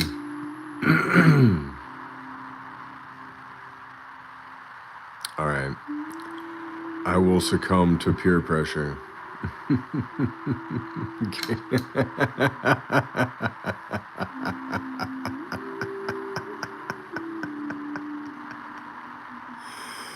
Oh, shit. That's funny as fuck. Get a grip. Nah, man, this new shit that I got, though, it's like,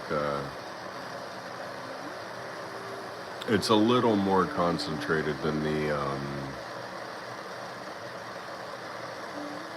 butter that I've been getting.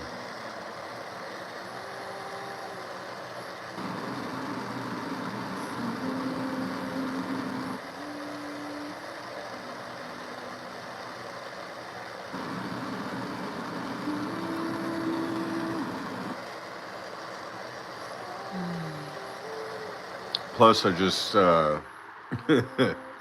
just cleaned my nectar collector earlier today, so it's chooching.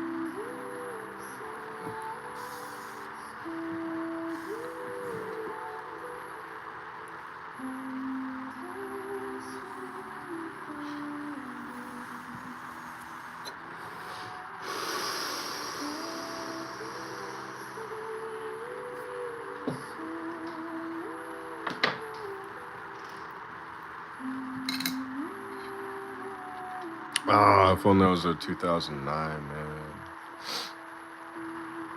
Chooching.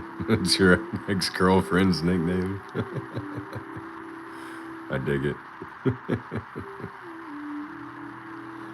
It's not even hash at this point, AJ. It's straight up concentrate. It's golden nectar wax.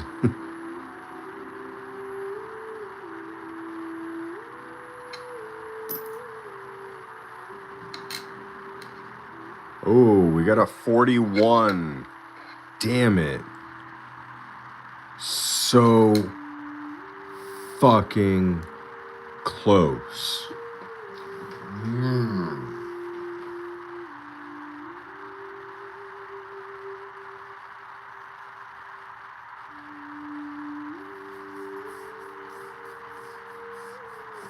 See, so hash is essentially what wax is today from your time, but it's like a much more purified, refined version.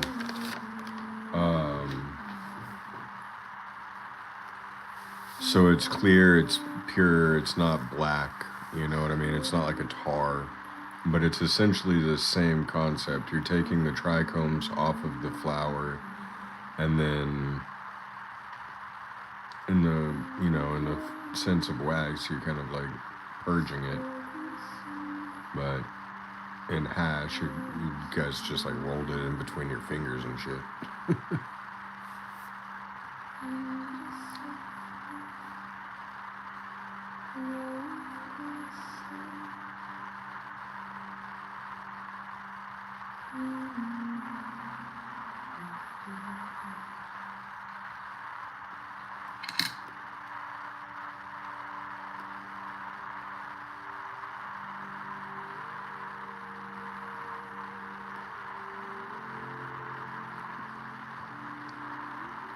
Hobo nickels are cool. I love when they have like skulls.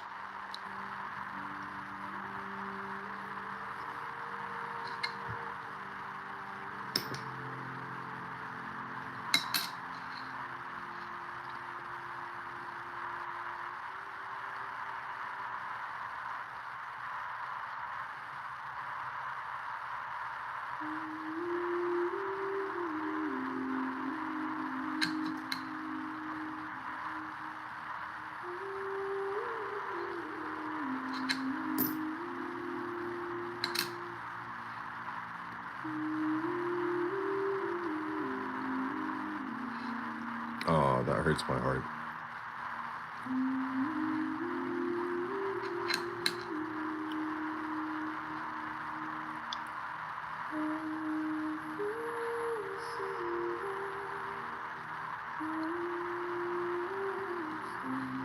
Yeah, hobo nickels definitely get a little wild. I mean, they had a lot of time on their hands.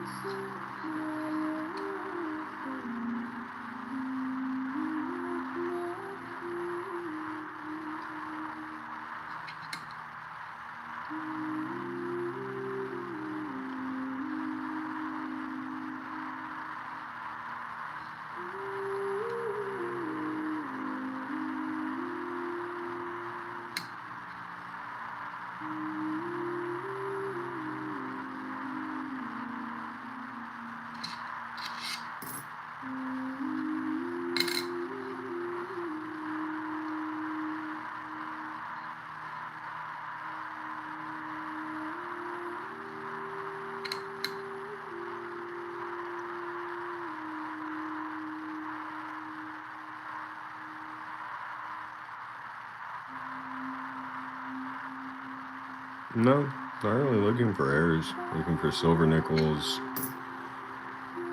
low mintage nickels. I mean, if I find or stumble across an error nickel, then so be it. But that's not the end goal. I want a silver nickel before I want an error nickel.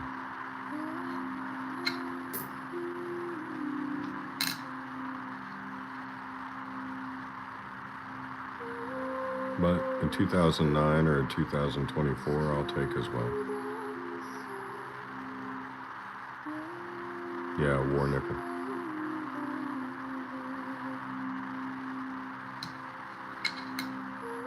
We still haven't even hit the dark rims that were in that roll yet. So hopefully those, one of them might be silver, and the other two might be from the 80s. We'll see what happens. 2023, I know I need to look for a beehive error.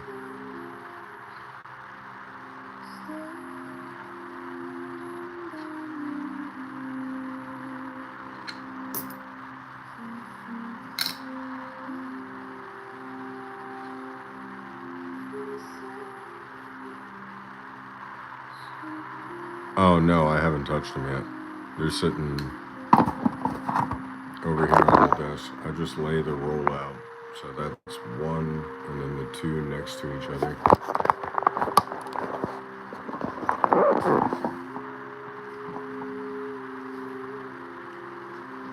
Let me make sure that didn't mess up my audio.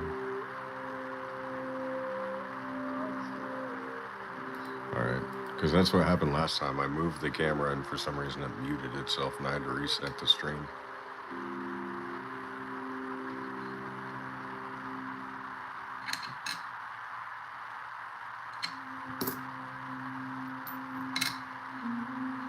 Uh, 2005, what do we think? Keelboat or bison?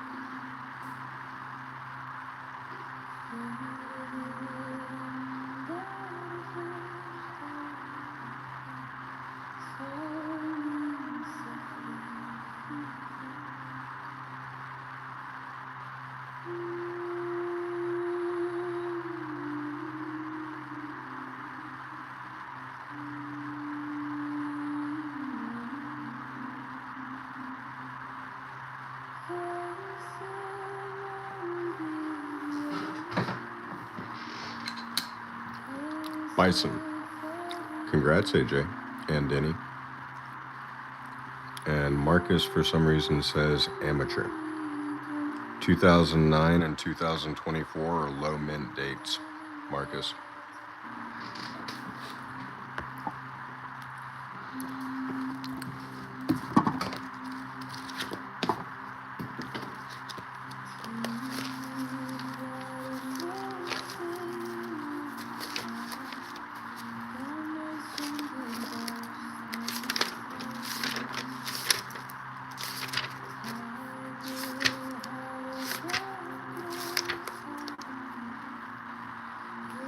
So, if you look at all of the other years that they've made nickels, they make 600 million plus, usually, on average, right?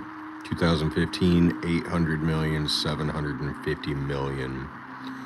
In 2010, they made 200 million, right? But in 2009, they only made 39 million nickels. That is a significant decrease.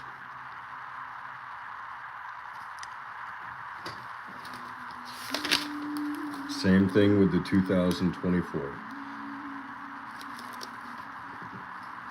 The 2024 isn't even listed here, but they only made about 30 million 2024s as well.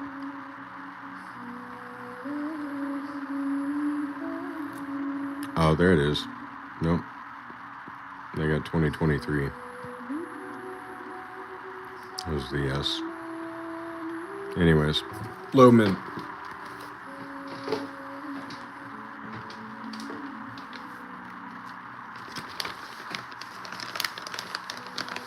And then, of course, any nickel made between the year 1942 and 1945 is a war nickel made of silver.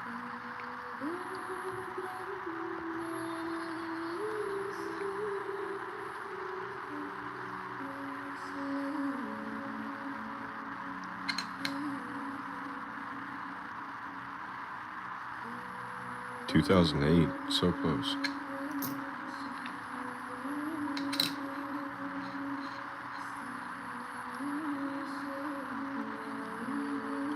So yeah, 2009 nickels sell right now for about $5 to $10, depending on the condition.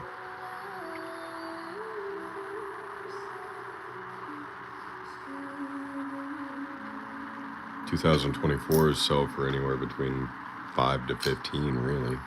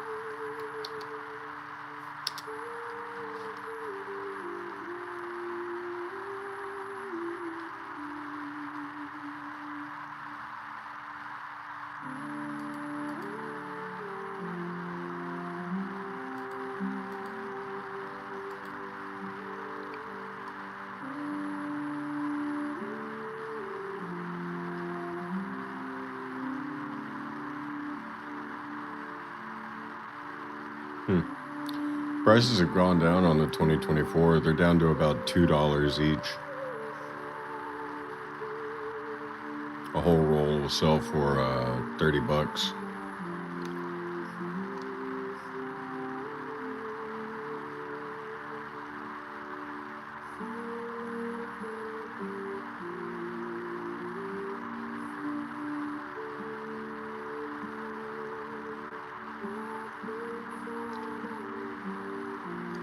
Yeah, the premium on that was a lot higher not too long ago. I haven't tried to sell any here lately, so I really haven't looked at the market. But yeah, that's gone down significantly.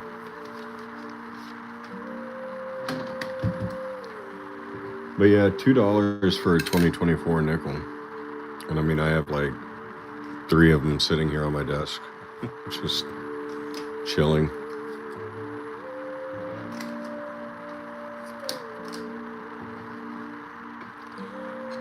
It's easy to find them, in all honesty. I mean, I probably come across one per box, if not a 2009 or two.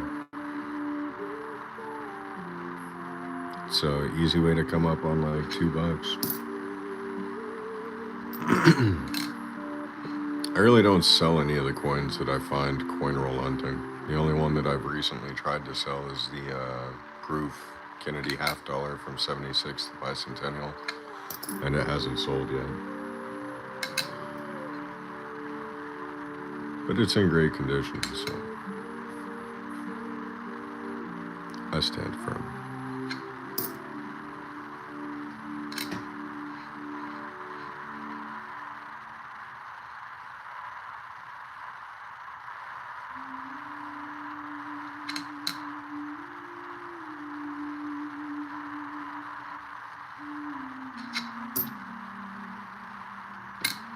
All right, we passed through one of the dark coins. That was that 64.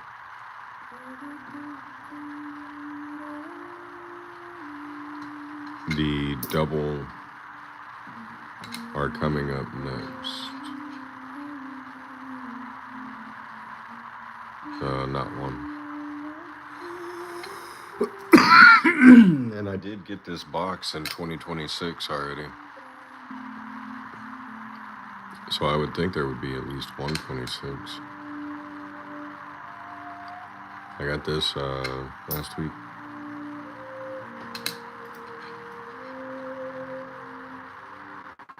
Oh no, not last week, because last week I was snowed in, but the week before last. So probably too early into January. A little bit of machine doubling on this. It's probably more like a deteriorated die.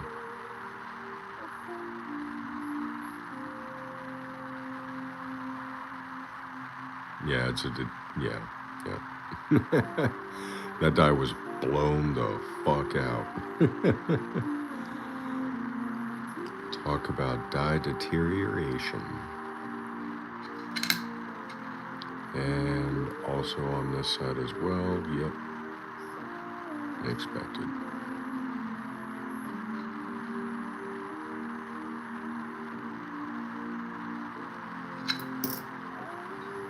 Here's the two other dark coins.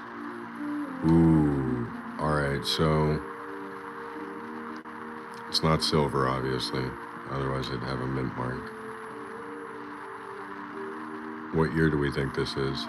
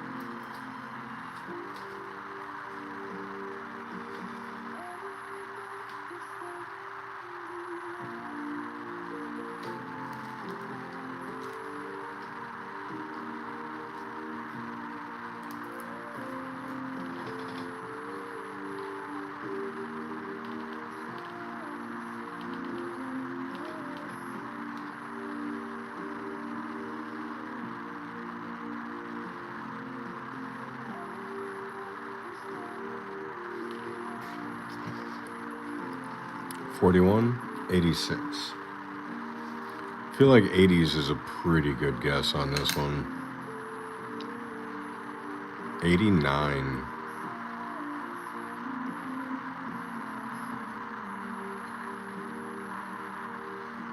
Very close, Marcus.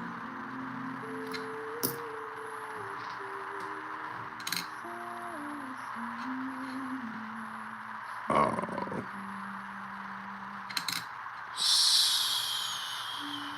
2019, man, what is this thing going through?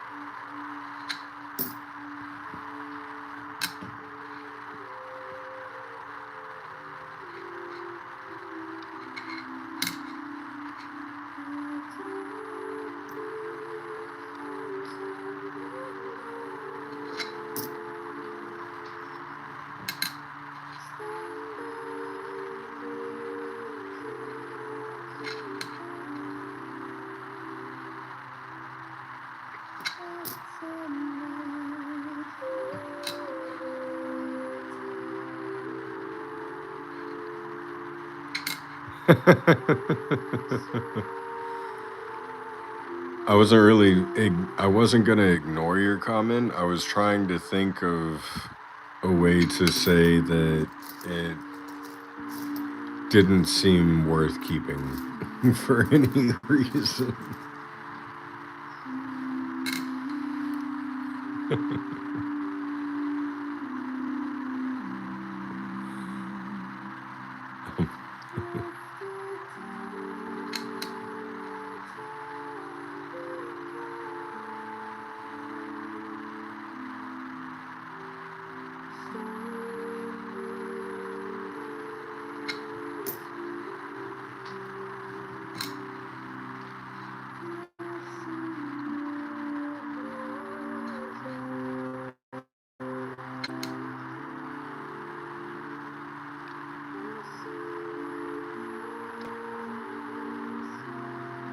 Oh, I was certainly expecting it that fast. Yeah, when something goes that parabolic, it's only expected that it's going to get drawn back to a respectable rate. I called it a long ass time ago, in all honesty, and Todd still denied it left and right. I told him when it hit 103, I texted him. He was like, no, no, it's fake news. It's the bankers. I was like, New York isn't even open yet, man.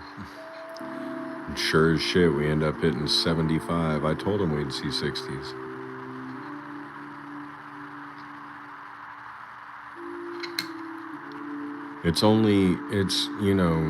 The market follows liquidity. And all of the liquidity was down there in the 70 to 75 range on most exchanges.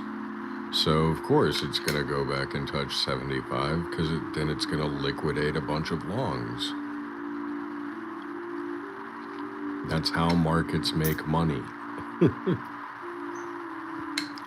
It's not it's not a foreign concept. It's been happening for a very long time.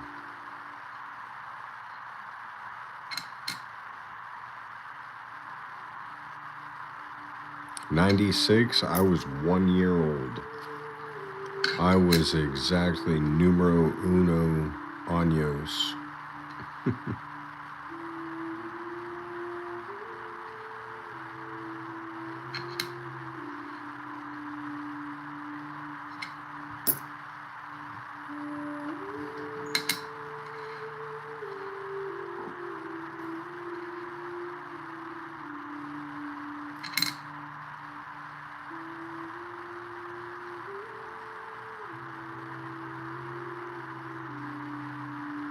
Yeah, of course. This is allowing more people to enter the market that weren't going to enter the market at $100 per ounce. And, therefore, we're going to see another push up. Now, is it going to come now? No. There's too much fear in the market currently. It's going to take about a month before we restabilize and can start seeing a large push up. But when we do, it's going to move quickly. That's for sure.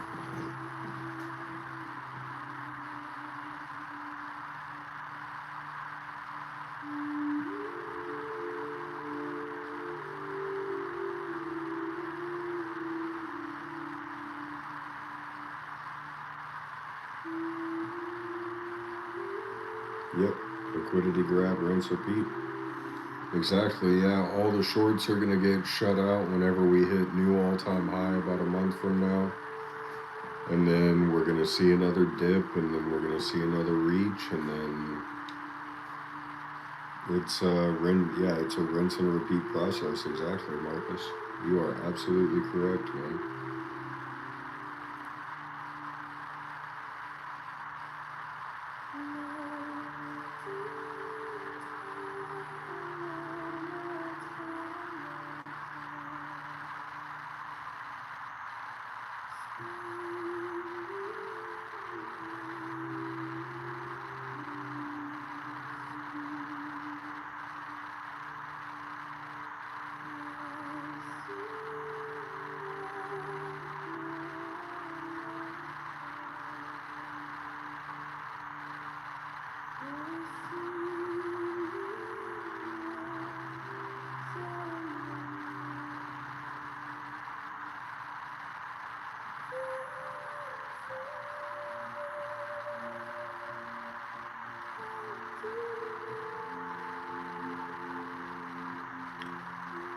Yep.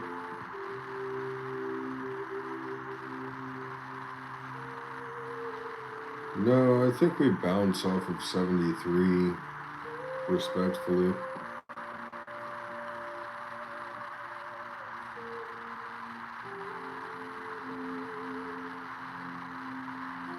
But if we do see it break lower come Australia and Asia Open on Sunday night, then yeah, we could potentially be looking at a sub 60 floor. That is certainly a possibility. You know, that's the one thing about markets is you never actually know which way it's going to go until it's going that direction. So the most you can do is speculate and try to, you know, do as much research and due diligence as you can.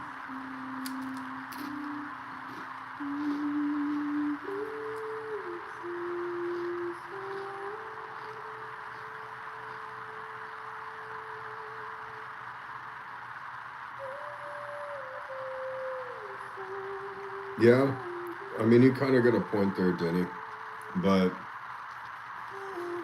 that's certainly that certainly is a thing because the bankers are going to prove that they can control the price action if they have to.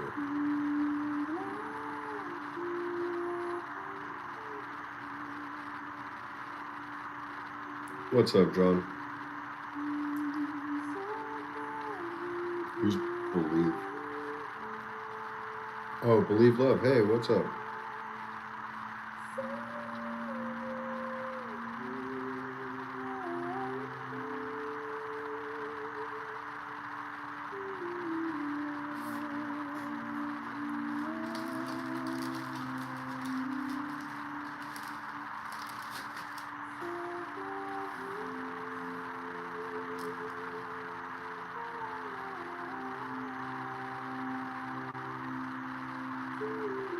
No, that's uh,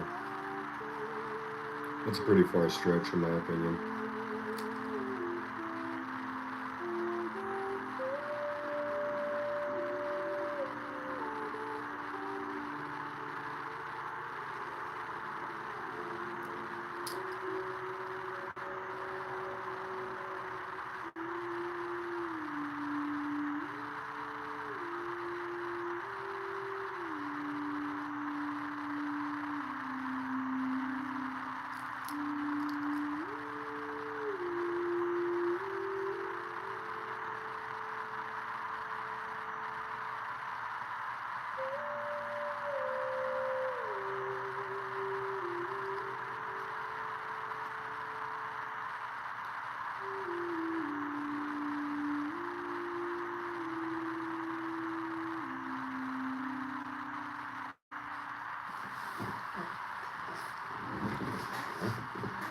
Well, I mean, karma does find its way,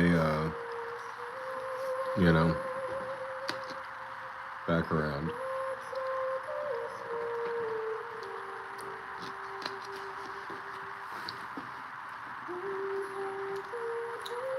Bitcoin's below 83,000 now. Everything's falling, man. Housing market's falling, employment's falling. The price. Everything's falling, and the cost of living in it is raising.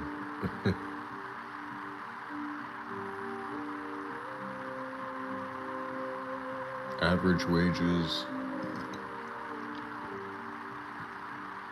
real estate.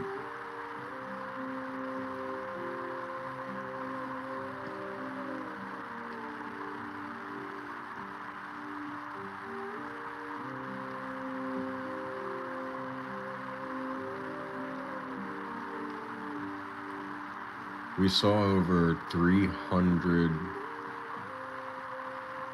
trillion. It was either 30 trillion or 300 trillion. I might be adding an extra zero onto that. but I looked at it.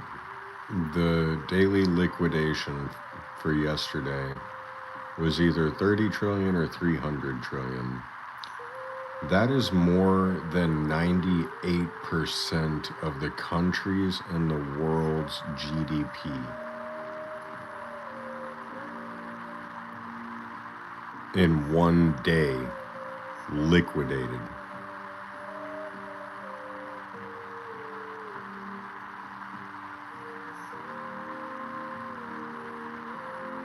"98% of the countries in the world do not have as much money as what was liquidated off of the markets yesterday."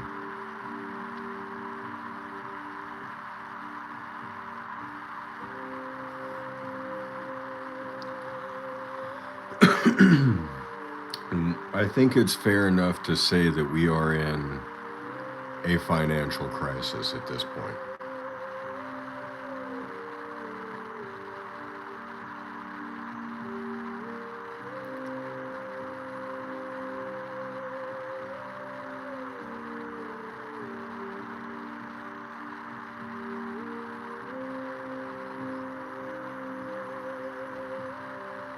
Yeah, Diddy's in prison right now. He did it.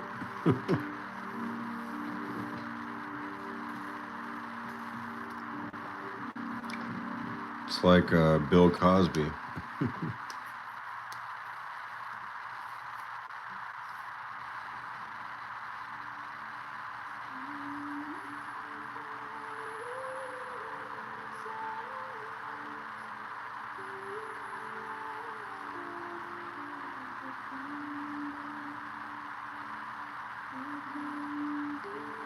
Uh,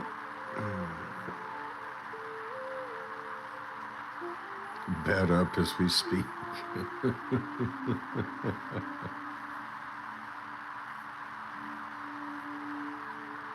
I think he's in the same federal prison that that Wolf of Wall Street guy is. Jordan Belford.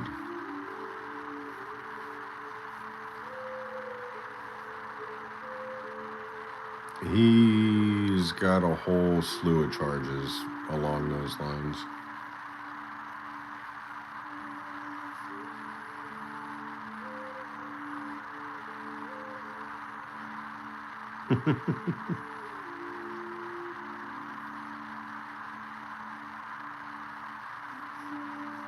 Pillow's got a lot of teeth marks.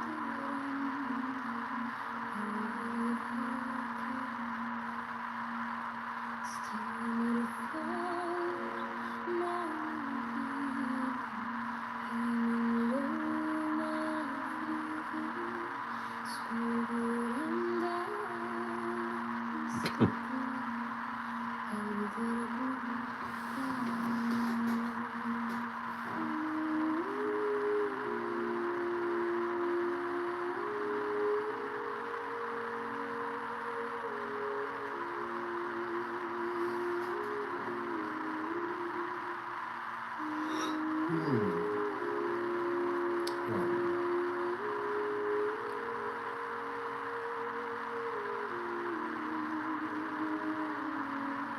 a different note, what's silver sitting at? What did we close at?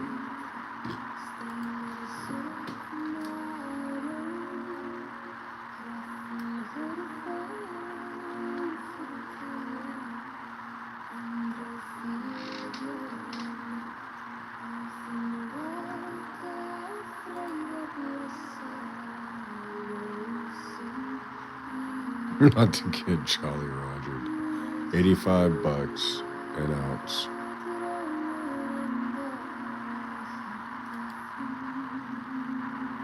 Man. Look at that volume spike, man. Holy crap. It plummeted and then shot straight back up. Yeah, that's a liquidity grab. Textbook.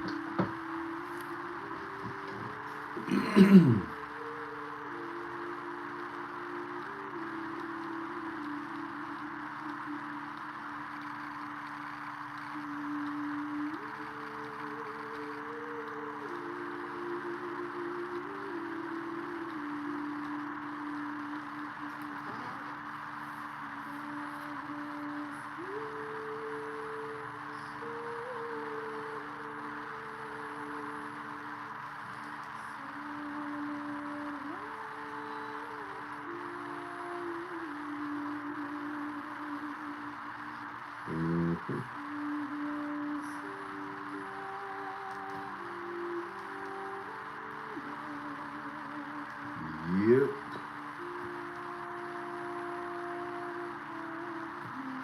That's, I mean, it looks the same way for gold. So, here's gold. Literally same exact chart almost.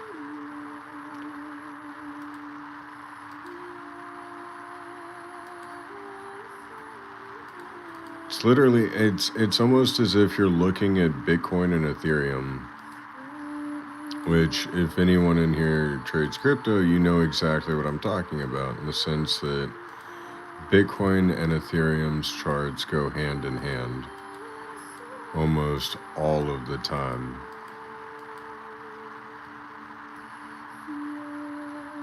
Yeah, I did call the double top.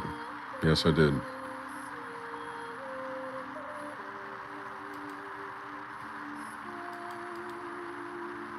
I saw it at 118 that we were going to be plummeting.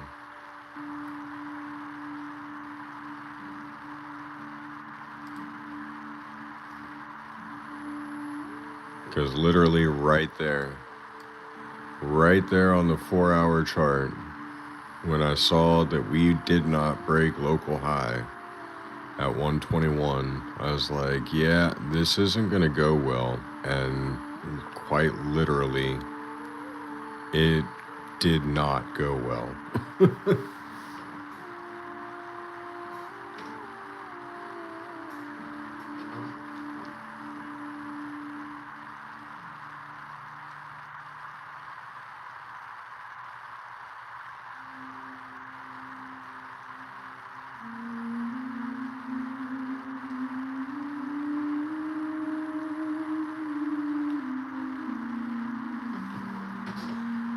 So, it's going to be interesting with all of these assets in the condition that they're in.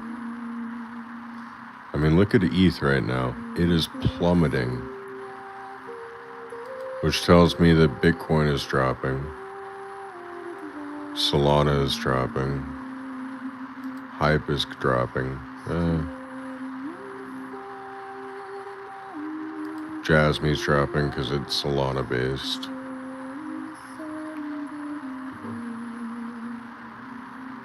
Did I close my short? No, not yet. I don't think we're at the bottom yet. Like I said, when Australia and Asia opens on Sunday night, then I do believe we're going to be seeing lower price action.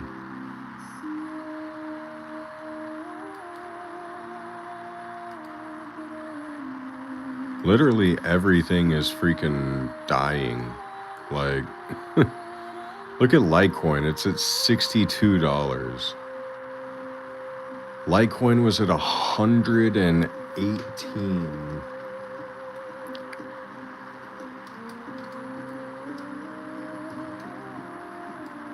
What the fuck happened to Litecoin, bro? Litecoin was at 135 back in October. Literally October 9th, before the giant crash happened. And literally trillions and trillions and trillions of dollars was wiped off of the market in 1 hour.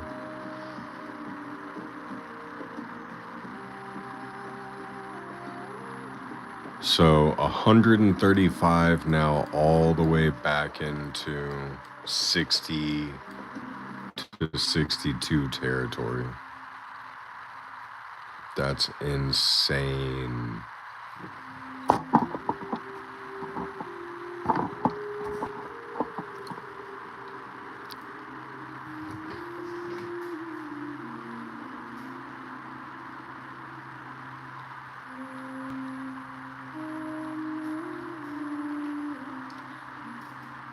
Well, alright guys, I've been live streaming for like 5 hours almost, so I think I'm gonna call it here.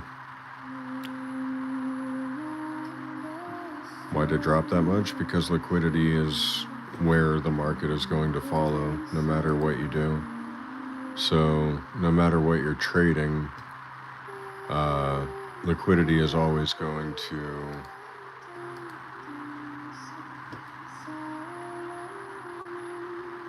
be the driving force of price action. So like right here on Clanker, I see there is very little liquidity down here low.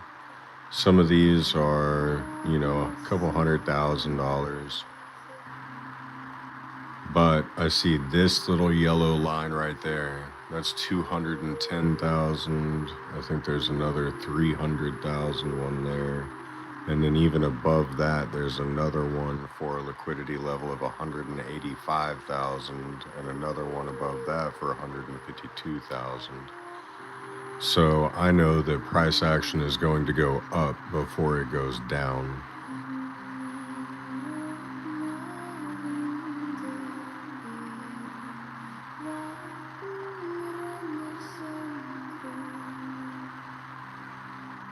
Yeah, Powell's talking on a bunch of shit, in all honesty. And if you look at this, it's on a bull flag, so you can obviously tell that the action of this price is going to be going up after it does this. It's already consolidated. It's reconsolidated, I should say. I would long this, actually. I'm going to long this. But, alright guys. I'll talk to you all next time. Love you all. Peace.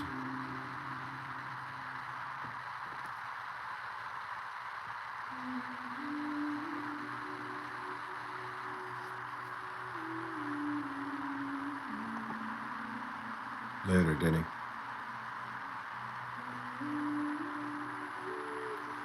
Later, AJ.